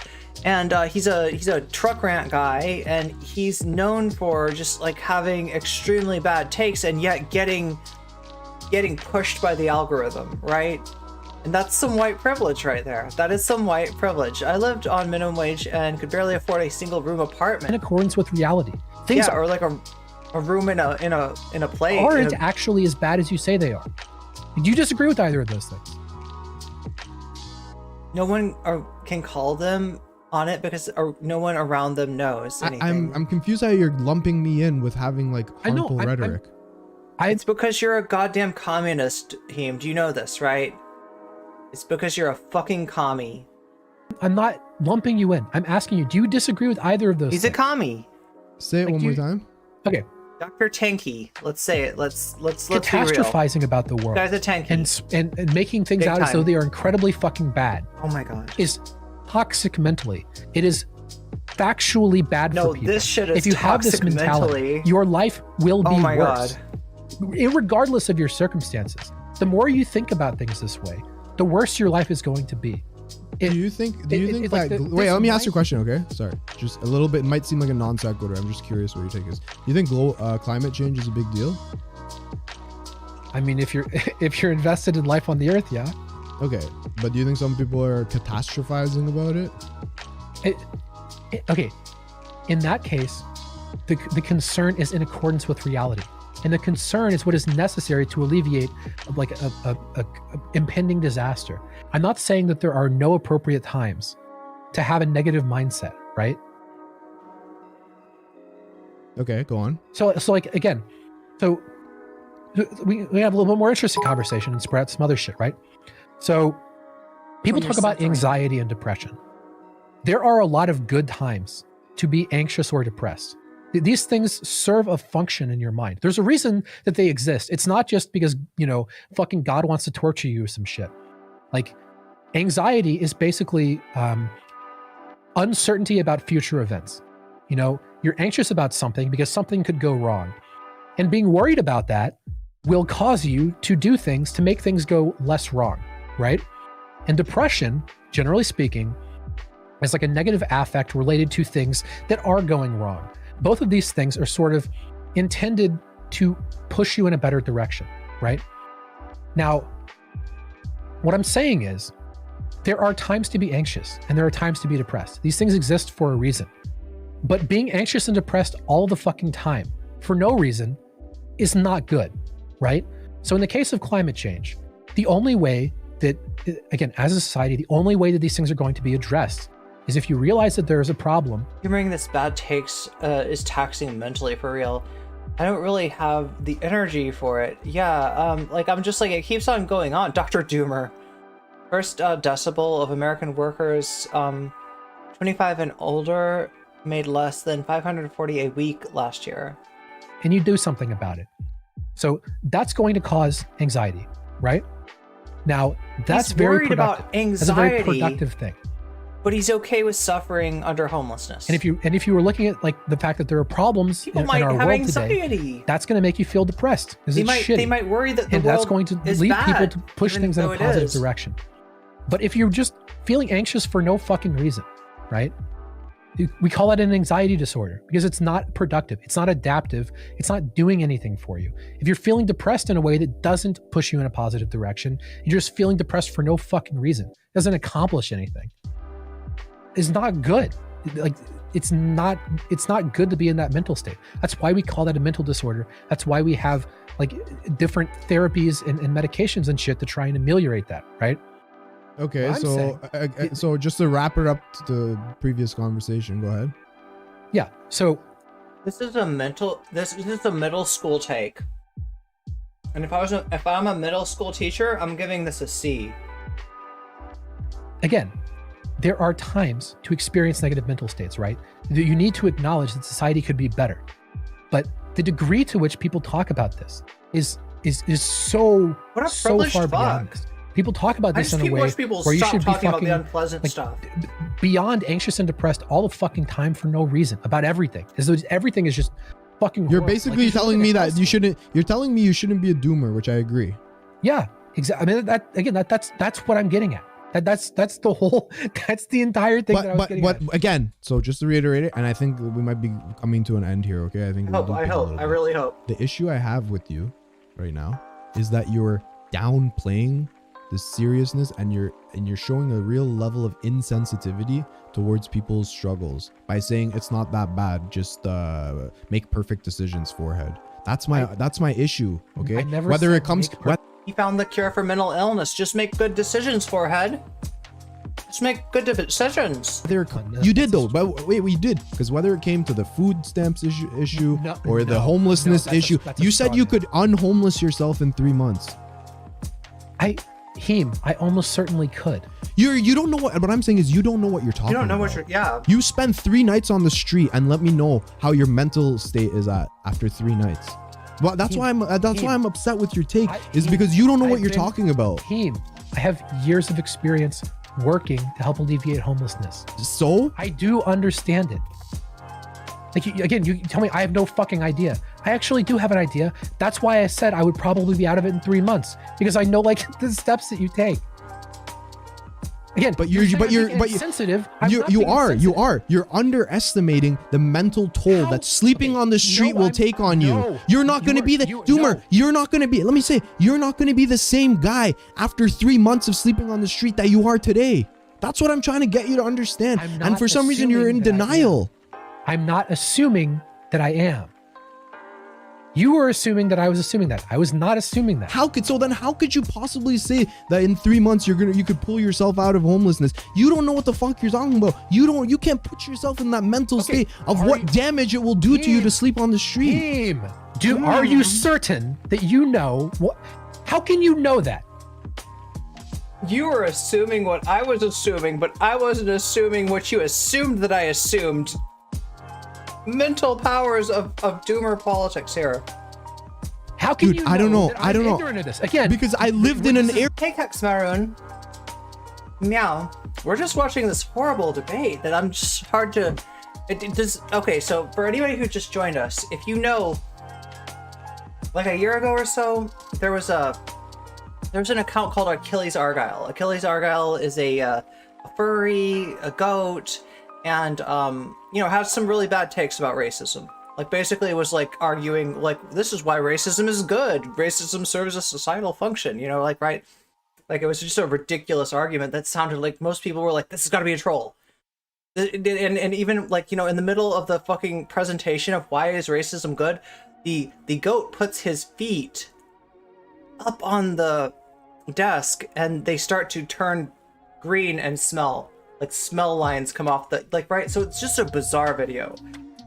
And it's like, how does this, how does this exist? How is this real? And a lot of the people, the answer that they came up to was it doesn't. It's a troll. They're trolling. That is what doomer politics seems like, right? These takes are like the kind of takes I said that you might get from a middle schooler. And if you did, and you're the teacher, you got to give that a C, right? These aren't particularly good middle school takes, but they are middle school takes, right? But they are not takes that deserve like any kind of a platform. And the fact that this person is gonna get, apparently DGG comes to his rescue. Apparently Destiny's community, even though like his horrible takes, like the main one is that like, how can people complain about the situation of the homeless when the homeless have it better than a king 300 years ago? Right? A king didn't have TV, a king didn't have a microwave, a king didn't have internet. So, right? What do you got to complain about? That is doomer politics take. It's hard to believe that anyone seriously backs this take. Area where I saw this. It's hard to imagine. Experience shit. You're telling me, oh, no, I can't possibly understand. I can't possibly understand. You conceded that you don't understand. Okay, you don't know that I don't understand. I do understand. I think that sleeping on the street even a couple nights will fuck you up forever. So you think that if I lost my apartment and I had to sleep on the street for like 3 nights, my whole life is just completely like everything is radically different. The doomer that we maybe not 3 months, but a couple of weeks, yeah. Okay, disagree. Okay, I guess that's where we have to draw the line. I guess. I mean, again, you're saying I'm being insensitive, but you keep changing the subject, right? You ask me a factual question about how long it would take me to pull myself out of homelessness, which is not a situation where I'm just wildly speculating with no fucking understanding of anything, okay? I understand the steps. You're giving me a timeline? You're giving me a timeline? I'm giving you a timeline that is realistic. And then a realistic timeline with your current brain, with your current abilities. That is the fucking scenario we're talking about. And then you're comparing me to other homeless people that aren't me, that are in a different circumstance. That in a lot of cases unbelievable. Have way more fucked up circumstances. You are the one who are fucking comparing that shit. I never did that. I'm not being insensitive to their fucking experience. I said, if you go fucking rewind the tape, I said that shit in like the first fucking 3 minutes of this conversation. I am not fucking ignorant of that, okay? I never made the comparison. You made the motherfucking comparison, okay? If we are talking about me and how long it takes me to get out of homelessness, that is a very fucking different question than the experience of homelessness for other fucking people, particularly people that are actually homeless, particularly people that are homeless with serious fucking problems that are not easily fucking addressed by like government programs. Like a lot of the reason we have a homeless problem in this country is because even if you gave them homes, it wouldn't fix the fucking problem. The problem isn't that they don't have a home. Again, you're actually wrong about that. There's actually research done. Bro, there's research done to show that housing first policies for homelessness have incredible effects. Heemed, did you hear what I said? You just said that having homes is not gonna help them. That is not what I fucking said, Heemed. I said that it doesn't, you can't just fix the problem by giving them a home because there's lots of other fucking problems. You don't even disagree with this. Again, every fucking time I say something, you just again, I'm not going to do it because it's wasting my fucking time, but I could go back and I could show you distorting almost everything I've said with this entire fucking conversation into a way worse version of what I said. So what I said was, if you take a fucking random homeless person in the United States and you just give them a house, it doesn't necessarily fix the fucking problem. Because Yeah, it doesn't necessarily. Yeah, it doesn't. You're right. It doesn't. Shut the fuck up. There's a lot else going on there besides them not having a house. Okay, and then what the fuck did you turn that into? What I said was, and then you turned it into, oh, you're saying that giving them a house doesn't do anything. What the fuck, dude? You keep doing this. Stop fucking doing that. I didn't say that. You agree with what I said. Why keep? He said it doesn't fix everything, and that's true. It doesn't fix everything, right? There might be other problems, but it fixes a major fucking problem that you seem to not realize the gravity of because you think you could get out of it. Like this, do you see the hubris though? Oh, you know, people struggle with homelessness. That's just because they're not as good as me. Arrogant dickhead. Saying things that you agree with and you turn them into some crazy fucking shit. You said that, which I agree with, that a lot of people who have homelessness, okay, are experiencing mental health issues and so on and so forth, okay? And that giving them a house won't necessarily fix their problems. But data shows that housing first solution to homelessness That's actually has fucking great. Okay. What does that have to do with what I said? Because it will help, okay? I didn't say it wouldn't help. Okay, all right, let's move on. Okay. All right. The second point is you're underestimating how much, even if you were healthy, even if you had no mental health issues, that if you were sleeping on the street for a couple of weeks, the amount of mental health toll that would take on you. You're underestimating that. That's what I'm saying. That you could be totally healthy. You could be a totally healthy person, but by sleeping. Okay, what is Doomer Homeless Challenge is what they're posting. On the Who street knows more about homelessness, me or you? I don't know. Then why are you fucking saying this with certainty? Because I have a lot of experience with it. I've lived in a... No, shut... Okay, again. Bro, you live in a small town. Rewind. I said, which one of us knows more about homelessness? You said, I don't fucking know, okay? And then I said... Yeah, but I know something about it. Because, wait, I'm not saying I know... Forecast my ability to be homeless, and then you start talking about how much you fucking know about it, okay? Wait, holy shit. You don't know. I don't know.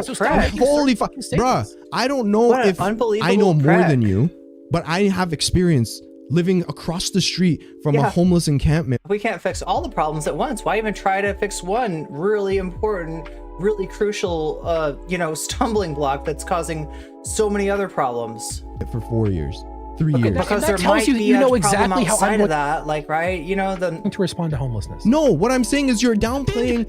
Okay, no. So you conceded again. Great. So you agree with me. You.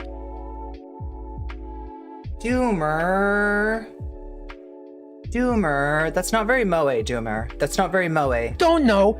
My ability to forecast, my ability to live as a homeless person. That's it. That's all we need to establish. God. This is insufferable. Like, how the fuck? Okay. I don't know. How is this guy real? Like, this guy lives. Like... This guy. Okay, if this guy is not Achilles Argyle.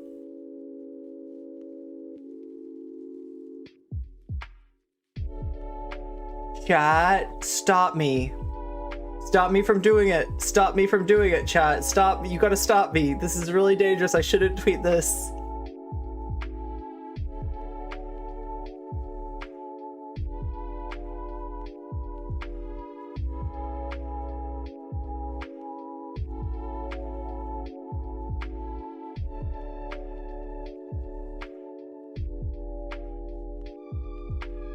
Stop me from doing it, chat. You have to stop me. Achilles.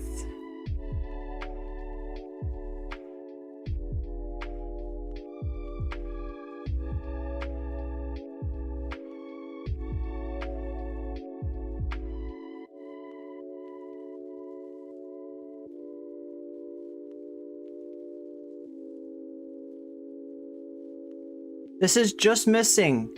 Do it. Do it!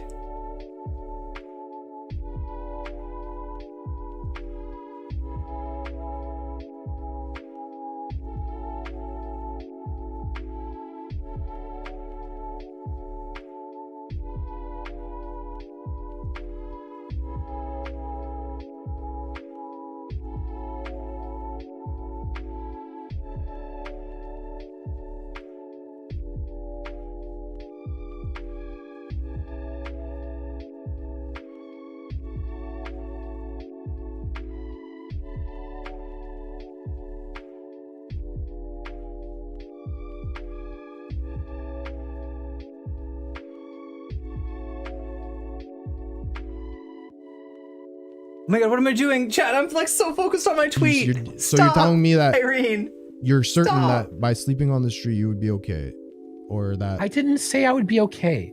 Okay. you said 3 months you would get out. Spending 3 months being homeless is not okay. That doesn't mean everything's fine. It doesn't mean my life's fucking great. Okay. It means that I don't have severe mental health issues. Okay. I don't have a lot of the problems that homeless people suffer from. I don't have a serious medical issue. Okay. I don't have a fucking severe mental issue. Beyond that, I have like skills that mean that it's very likely that even if I lost all of my net worth and I had no fucking resources and I was just thrown into a random part of the fucking country, the probability that I could get back on my feet are pretty fucking good. That isn't denigrating the experience of homeless people. That's just a fucking fact. Okay? That is a fucking fact. You don't even disagree with it. But again, we need to take it this place. Oh, That you're is a being fucking fucking insensitive. fact. I'm not being insensitive. Okay? Because I said it is. Unlike I'm not being insensitive because I said I'm not. Palpatine's voice. Oh no. This entire conversation about Doomer's ability to theoretically lift himself out of poverty. all the fucking lefty dipshits in your fucking mentions. The I have lefty dipshits worked in this. I'm gonna I get eaten by understand monsters. what Oh it my means to be God. homeless. I understand these steps that are required because I fucking worked to help them. Okay? Oh, that's what I was looking for. And every single fucking pompous piece of shit in your chat right now, I'm sure, is like, oh, you don't understand. You don't understand because I'm a fucking lefty, okay? I'm a really good person and it's really fucking... What the fuck do you know about it? You haven't read fucking shit, okay? Not you, Heemed, fucking people in What chat. do you- I'm what assuming has you've he read read? something. What But the again, fuck has you he can't just read? presume to know exactly what this would be like for me. Yeah, I can't presume you Ooh. might be able to create an That's app where as the a homeless person. How should I Reaper know? stuff. I really, Oh, that's what all I'm my saying stuff, is yes. what I'm Is- saying is that is the it- likelihood correct. Is that that mental... is it a good faith thing to go right to, oh, you can make an app? Well, bruh, you're telling me no. I don't know. You're making these definitive claims about how I'm telling you, it's pretty. I don't think it's unreasonable, bro. Because what I'm upset about right He's now, so just angry. clear, is that I said a pretty fucking, I think, not hard to accept thing. That Oh my God, am I gonna by play with sleeping DGG? outside in the streets and being homeless, What that are they will gonna exacerbate do? mental health Nah, issues never and disagreed also with that. Chat, DGG loves me, remember? I'm their favorite non-TTT trans streamer, remember? even create mental health issues for people who don't otherwise never have them. disagreed with that. Okay, here's what I'm going to do, Heemed. I'm going to lay out every single step of the process of me becoming Wait, not the chat, homeless. what's going okay? on in chat? Oh And my I'm, God, I'm I need to curious. read this. being You so tell me terminally unlined when that I'm your saying something opinions are formed in unrealistic. spite. Okay? Do you want me to go through? We can go through the entire process. Sorry, I just got a dono. You have to repeat the sentence. Very distracting. Hold off on your donos, chat. I love you guys. Okay, go ahead. Okay, I'm going to go through the process of becoming not homeless. Okay, I'm going to go through every single step. Okay, and Now you it's the can tell time for me songs when to I become say something that is What? unrealistic. Okay, But they love me, chat. DGG You loves can- me, you can right? go ahead, sure. DGG. okay. I lose love me so all of my much. possessions. Okay, I have no paperwork. I have no connections. You love I have me so no much, money. DGG. I'm on the fucking street. Admit Okay, it. I'm thrown into a random fucking area. I have absolutely no idea what's going on. I think DGG has a huge boner for Probably me. the I'm gonna first be thing that I honest, would have chat. to do Huge is boner. walk around to like gas stations or government buildings and ask people where is a homeless shelter. And Now, unlike with people Demon who Mama, are struggling with homelessness it's not even necessarily a hate boner. probably It's already just a know boner. this, but I would have to go figure it out, and it would just probably a fucking suck. boner. Okay, it's probably not where I am right there. It could be the case that there are services in a church nearby. It could be the case that there's a building that is dedicated to this somewhere. It varies wildly in the areas that you're depending on. Okay, but the first thing that you need to do is get in contact with the people who are actually set up to help, and it's not easy. There isn't like a guaranteed way to do it. You basically just have to ask people. You could ask other homeless people, or you could ask people that are working at a gas station, or people that are working in a government building. Probably not a police station. Don't Probably wanna not. walk into a police Yes, that's station as a homeless very person. smart. Very smart of you. But like, if there's like a fucking office or some shit like the DMV, you can walk up and ask them, and they probably will tell you. Okay, when you get in contact with someone who is basically giving shelter to homeless people, you will talk to someone who's basically an intake person, and they try to evaluate you to figure out what the fuck's going on, right? What they're trying to figure out is, are you going to be a danger to the other people that are there? And are they actually going to be able to offer you services that are going to be able to help you? And what level of service do you need, right? So they're trying to figure out, like, do you need to go to a fucking hospital like immediately? Do you need medication? What exactly do you need? Are you going to be capable of sitting in, like, living in a room or dealing with the people around here? Are we actually going to be able to help you? That's basically what they're trying to figure out. Now, again, the scenario is we're dealing with me. So this is going to be very fucking easy because I don't have the things that they're looking for. I don't have severe medical issues. Okay. I'm not an unmedicated schizophrenic or anything like that. It's going to be a pretty chill conversation. Now, he should tell that Doomer guy that wouldn't shut up about how easy it was. There's going to be a process. I know, right? Where you need to get accepted to these places. Because I'm just a random fucking person. A lot of the time, these people have... I honestly bet he couldn't hang. I bet he'd piss somebody off. And he, like really, if you can get along with other people in the homeless shelter, what about this conversation makes me think that you can get along with homeless people? I think you look down at homeless people. I think you're better than everyone. And I think that in that situation where you're forced to deal, I don't think you're going to deal well. I don't think you're going to make friends. I think quite the opposite. Intake. They would have to defend you from all the people you would piss off because you're an asshole. Programs, right? So what I was used to working with were, there are homeless shelters that are specialized in helping people that got out of prison. That's what I work with. I couldn't get into those places. I had to get into other places, right? With DGG. But it's very, very, very, very likely that I would be given housing somewhere. Now, DGG, you're gonna be super meanie butts to me. Have another problem immediately. DGG, why would you do that? Okay. So now I have somewhere where I can be not rained on. You know I'm the most moe of all the trans streamers, right? But now you have a whole other host of problems. Because to become not homeless, the main thing you need, obviously, is a job. Now, there are barriers to getting a job. So here are some of the barriers to getting a job. First of all, you need to get your documents. You need to contact the vital statistics office or something like that to get your birth certificate. And you need to get access to a social security card. For some people, they have to apply for a social security card because they never fucking got one. In my case, I did. So I would have to apply for replacements for my social security card. And what's going on? What is my birth certificate. Those are the two things that would be required to get a job. Now, this is going to cost money. It's also going to cost resources, specifically probably going to be... That's Heemed. Is that Heemed's music?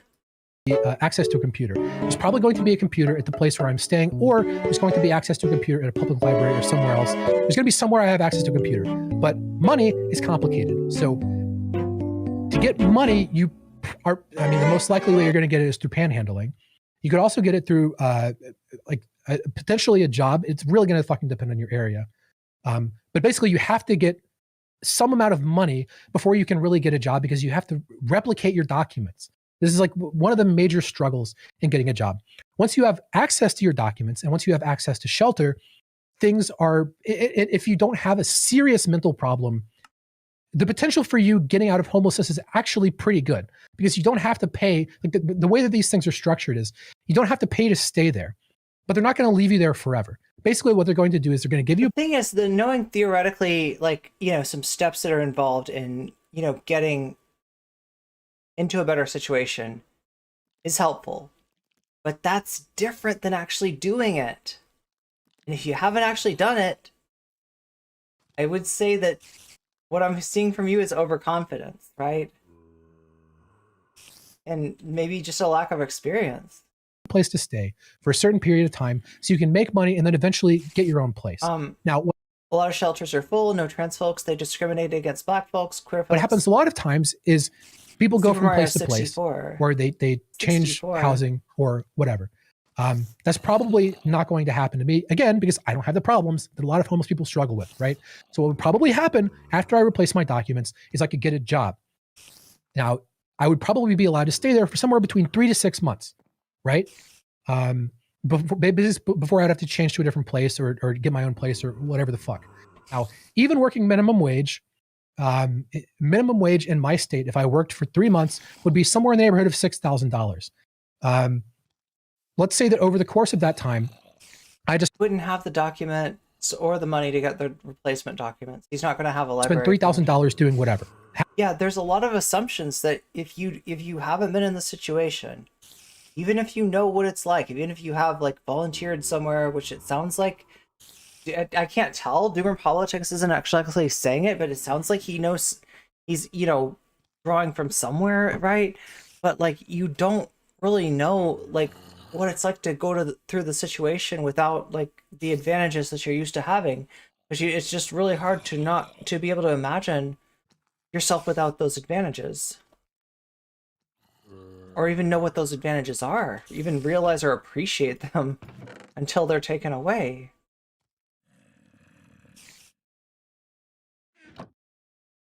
Half the money is gone. That's probably more than it would actually cost. But sure, let's say I have $3,000. Now, $3,000, and you have to, and one more thing, and you have to not have degrading mental health issues during this entire process. You can have mental health issues and still go through this process. Yeah, but like only to a certain level, right? Yeah, I'm not saying that I'm gonna fucking 2 weeks later be starting an app.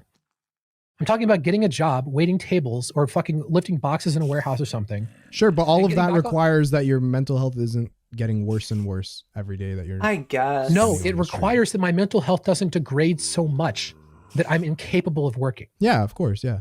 That's what I'm saying. Okay, that's what I said. Obviously, it is not going to be a pleasant process. Obviously, it's going to take a toll, okay?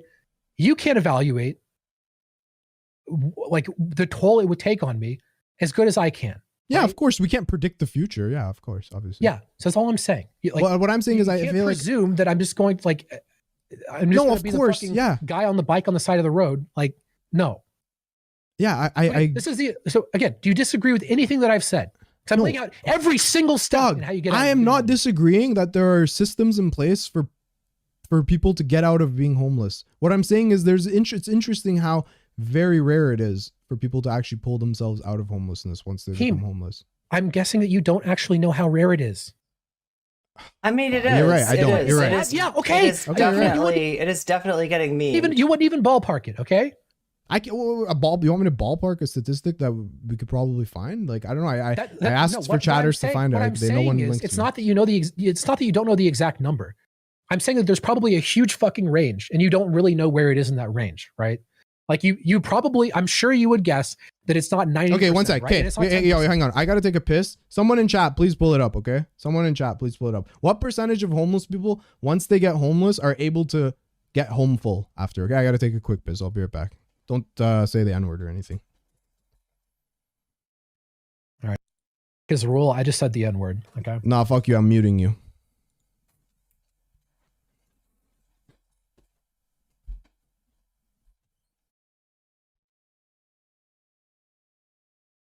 I put it scenario forward. is to Oh shit! You've been talking homeless. to. I don't know who you're talking to. I actually had. I'm talking to Bilderberg. The point of he couldn't hear you. He couldn't hear you. You're gonna have to repeat everything. Oh, you actually muted me? Yeah. I don't know if you want. I don't know how mad you are. Go ahead. Repeat everything you said. I was just talking to chat. I don't know what the fuck I said. Bilderberg was saying, "What is the point of your homeless fantasy?" I was telling him, "This isn't a fantasy. I just laid out every like step that you would need to take to get out of homelessness in the country." By the way, he fucking chat linked something and said that it looked more promising than you thought, but I didn't fucking read it. So I don't know. They're linking all kinds of shit. All right. I mean, I'm trying to look real quick. Let me see. Dude, chat, this is a LARP. You guys are the ones that are fucking LARPing. I actually know what I'm talking about.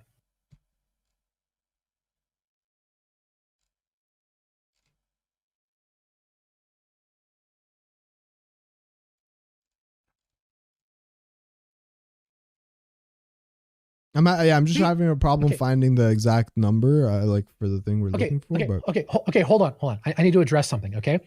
Beatnik Breakfast just said, Doomer, you make it sound easy. I didn't make it sound easy. I described a process that sounds fucking shitty, okay? I just laid out that it's possible. But no one would. No, listen, hang on. Okay, let me give you an example, all right? There was a guy here. He was homeless. I read his book once, all right? He used to be homeless in Montreal. He was addicted to alcohol and so on and so forth. And then he actually started a coffee company and now owns one of the biggest coffee chains in Canada called Coffee Time. Okay, the owner of Coffee Time, he used to be homeless. Okay, what's your point? Like, yeah, people can get out. Yeah. But like, it's a matter of like, how easy is it to get out, or how likely is it that to get out? You know. Okay, but you are implying now. By the way, thank you so much for the 10th. Okay, but you what don't know. 1,000 bits. But I guess okay. I mean, I'm still trying to look for They posted a bunch of fucking. I know I'm looking through them, but they're all like just oh, here, housing stability. Okay, here. I don't know if this is homeless or before homelessness. Yeah, Supreme's in chat. It says, Heemed, you were just arguing Doomer would get dementia after 2 days of being homeless. I mean, that is, you were kind of implying that, yeah. No, I never said dementia, but I said 2 weeks. I would say 2 weeks is like enough to fuck you up if you have to sleep on the streets. Like, again, fuck you up isn't like you're now completely incapable of. No, but it's gonna get worse after 2 weeks. It's only gonna get worse. It's like the first 48. Like, if you didn't find out who killed the person in the first 48 hours, the likelihood of you finding out after that is lower, and it gets harder and harder. Okay, there are two things that you could be doing, okay? You could be, number one, introducing things that I never disagreed with, which is this is not fucking fun, and that things are going to fucking suck, and your mental health is going to degrade. I never disagreed with that. Or, number two, you could be saying that what I'm laying out is unrealistic because you would get so fucked up being on the street, this would be impossible. Now, that is not true. So which is it? Like, what are you trying? Like, again, I don't understand. I don't know what you mean, because like the charitable interpretation of what you're saying doesn't disagree with what I said, which would then be like, okay, then why say it? What I'm saying is, you're saying that like you would be able to handle living on the street. I'm saying that it would fucking suck and that I would be able to get out. Okay. And people in chat are going to be like, that's because you're privileged. You're right, chat. That is precisely why. Because I am privileged. I don't have severe medical problems, okay? It would be a shitty fucking experience, but I would fucking live. Now, this does not apply to a lot of people, but we aren't talking about a lot of people. We're talking about a specific scenario that's been brought up many times about what would happen if me specifically was made homeless, okay? And again, everyone keeps acting like this is fucking insane. Oh, Doomer thinks he can get out of homelessness. Yes, I do, because I am privileged. I don't even disagree with you about that, okay? But acting like this is fucking absurd just belies your lack of understanding of the situation. I could get out of being homeless, okay? But I don't have the reasons that a lot of people fucking struggle with this shit. But again, I never disagreed with that. I think in the first 3 minutes of this conversation, I established that I understand that. Okay. If you haven't already, leave a like. We're coming up in, okay, yeah, we're gonna have to dip. Okay, chat, thank you so much. I will see you later.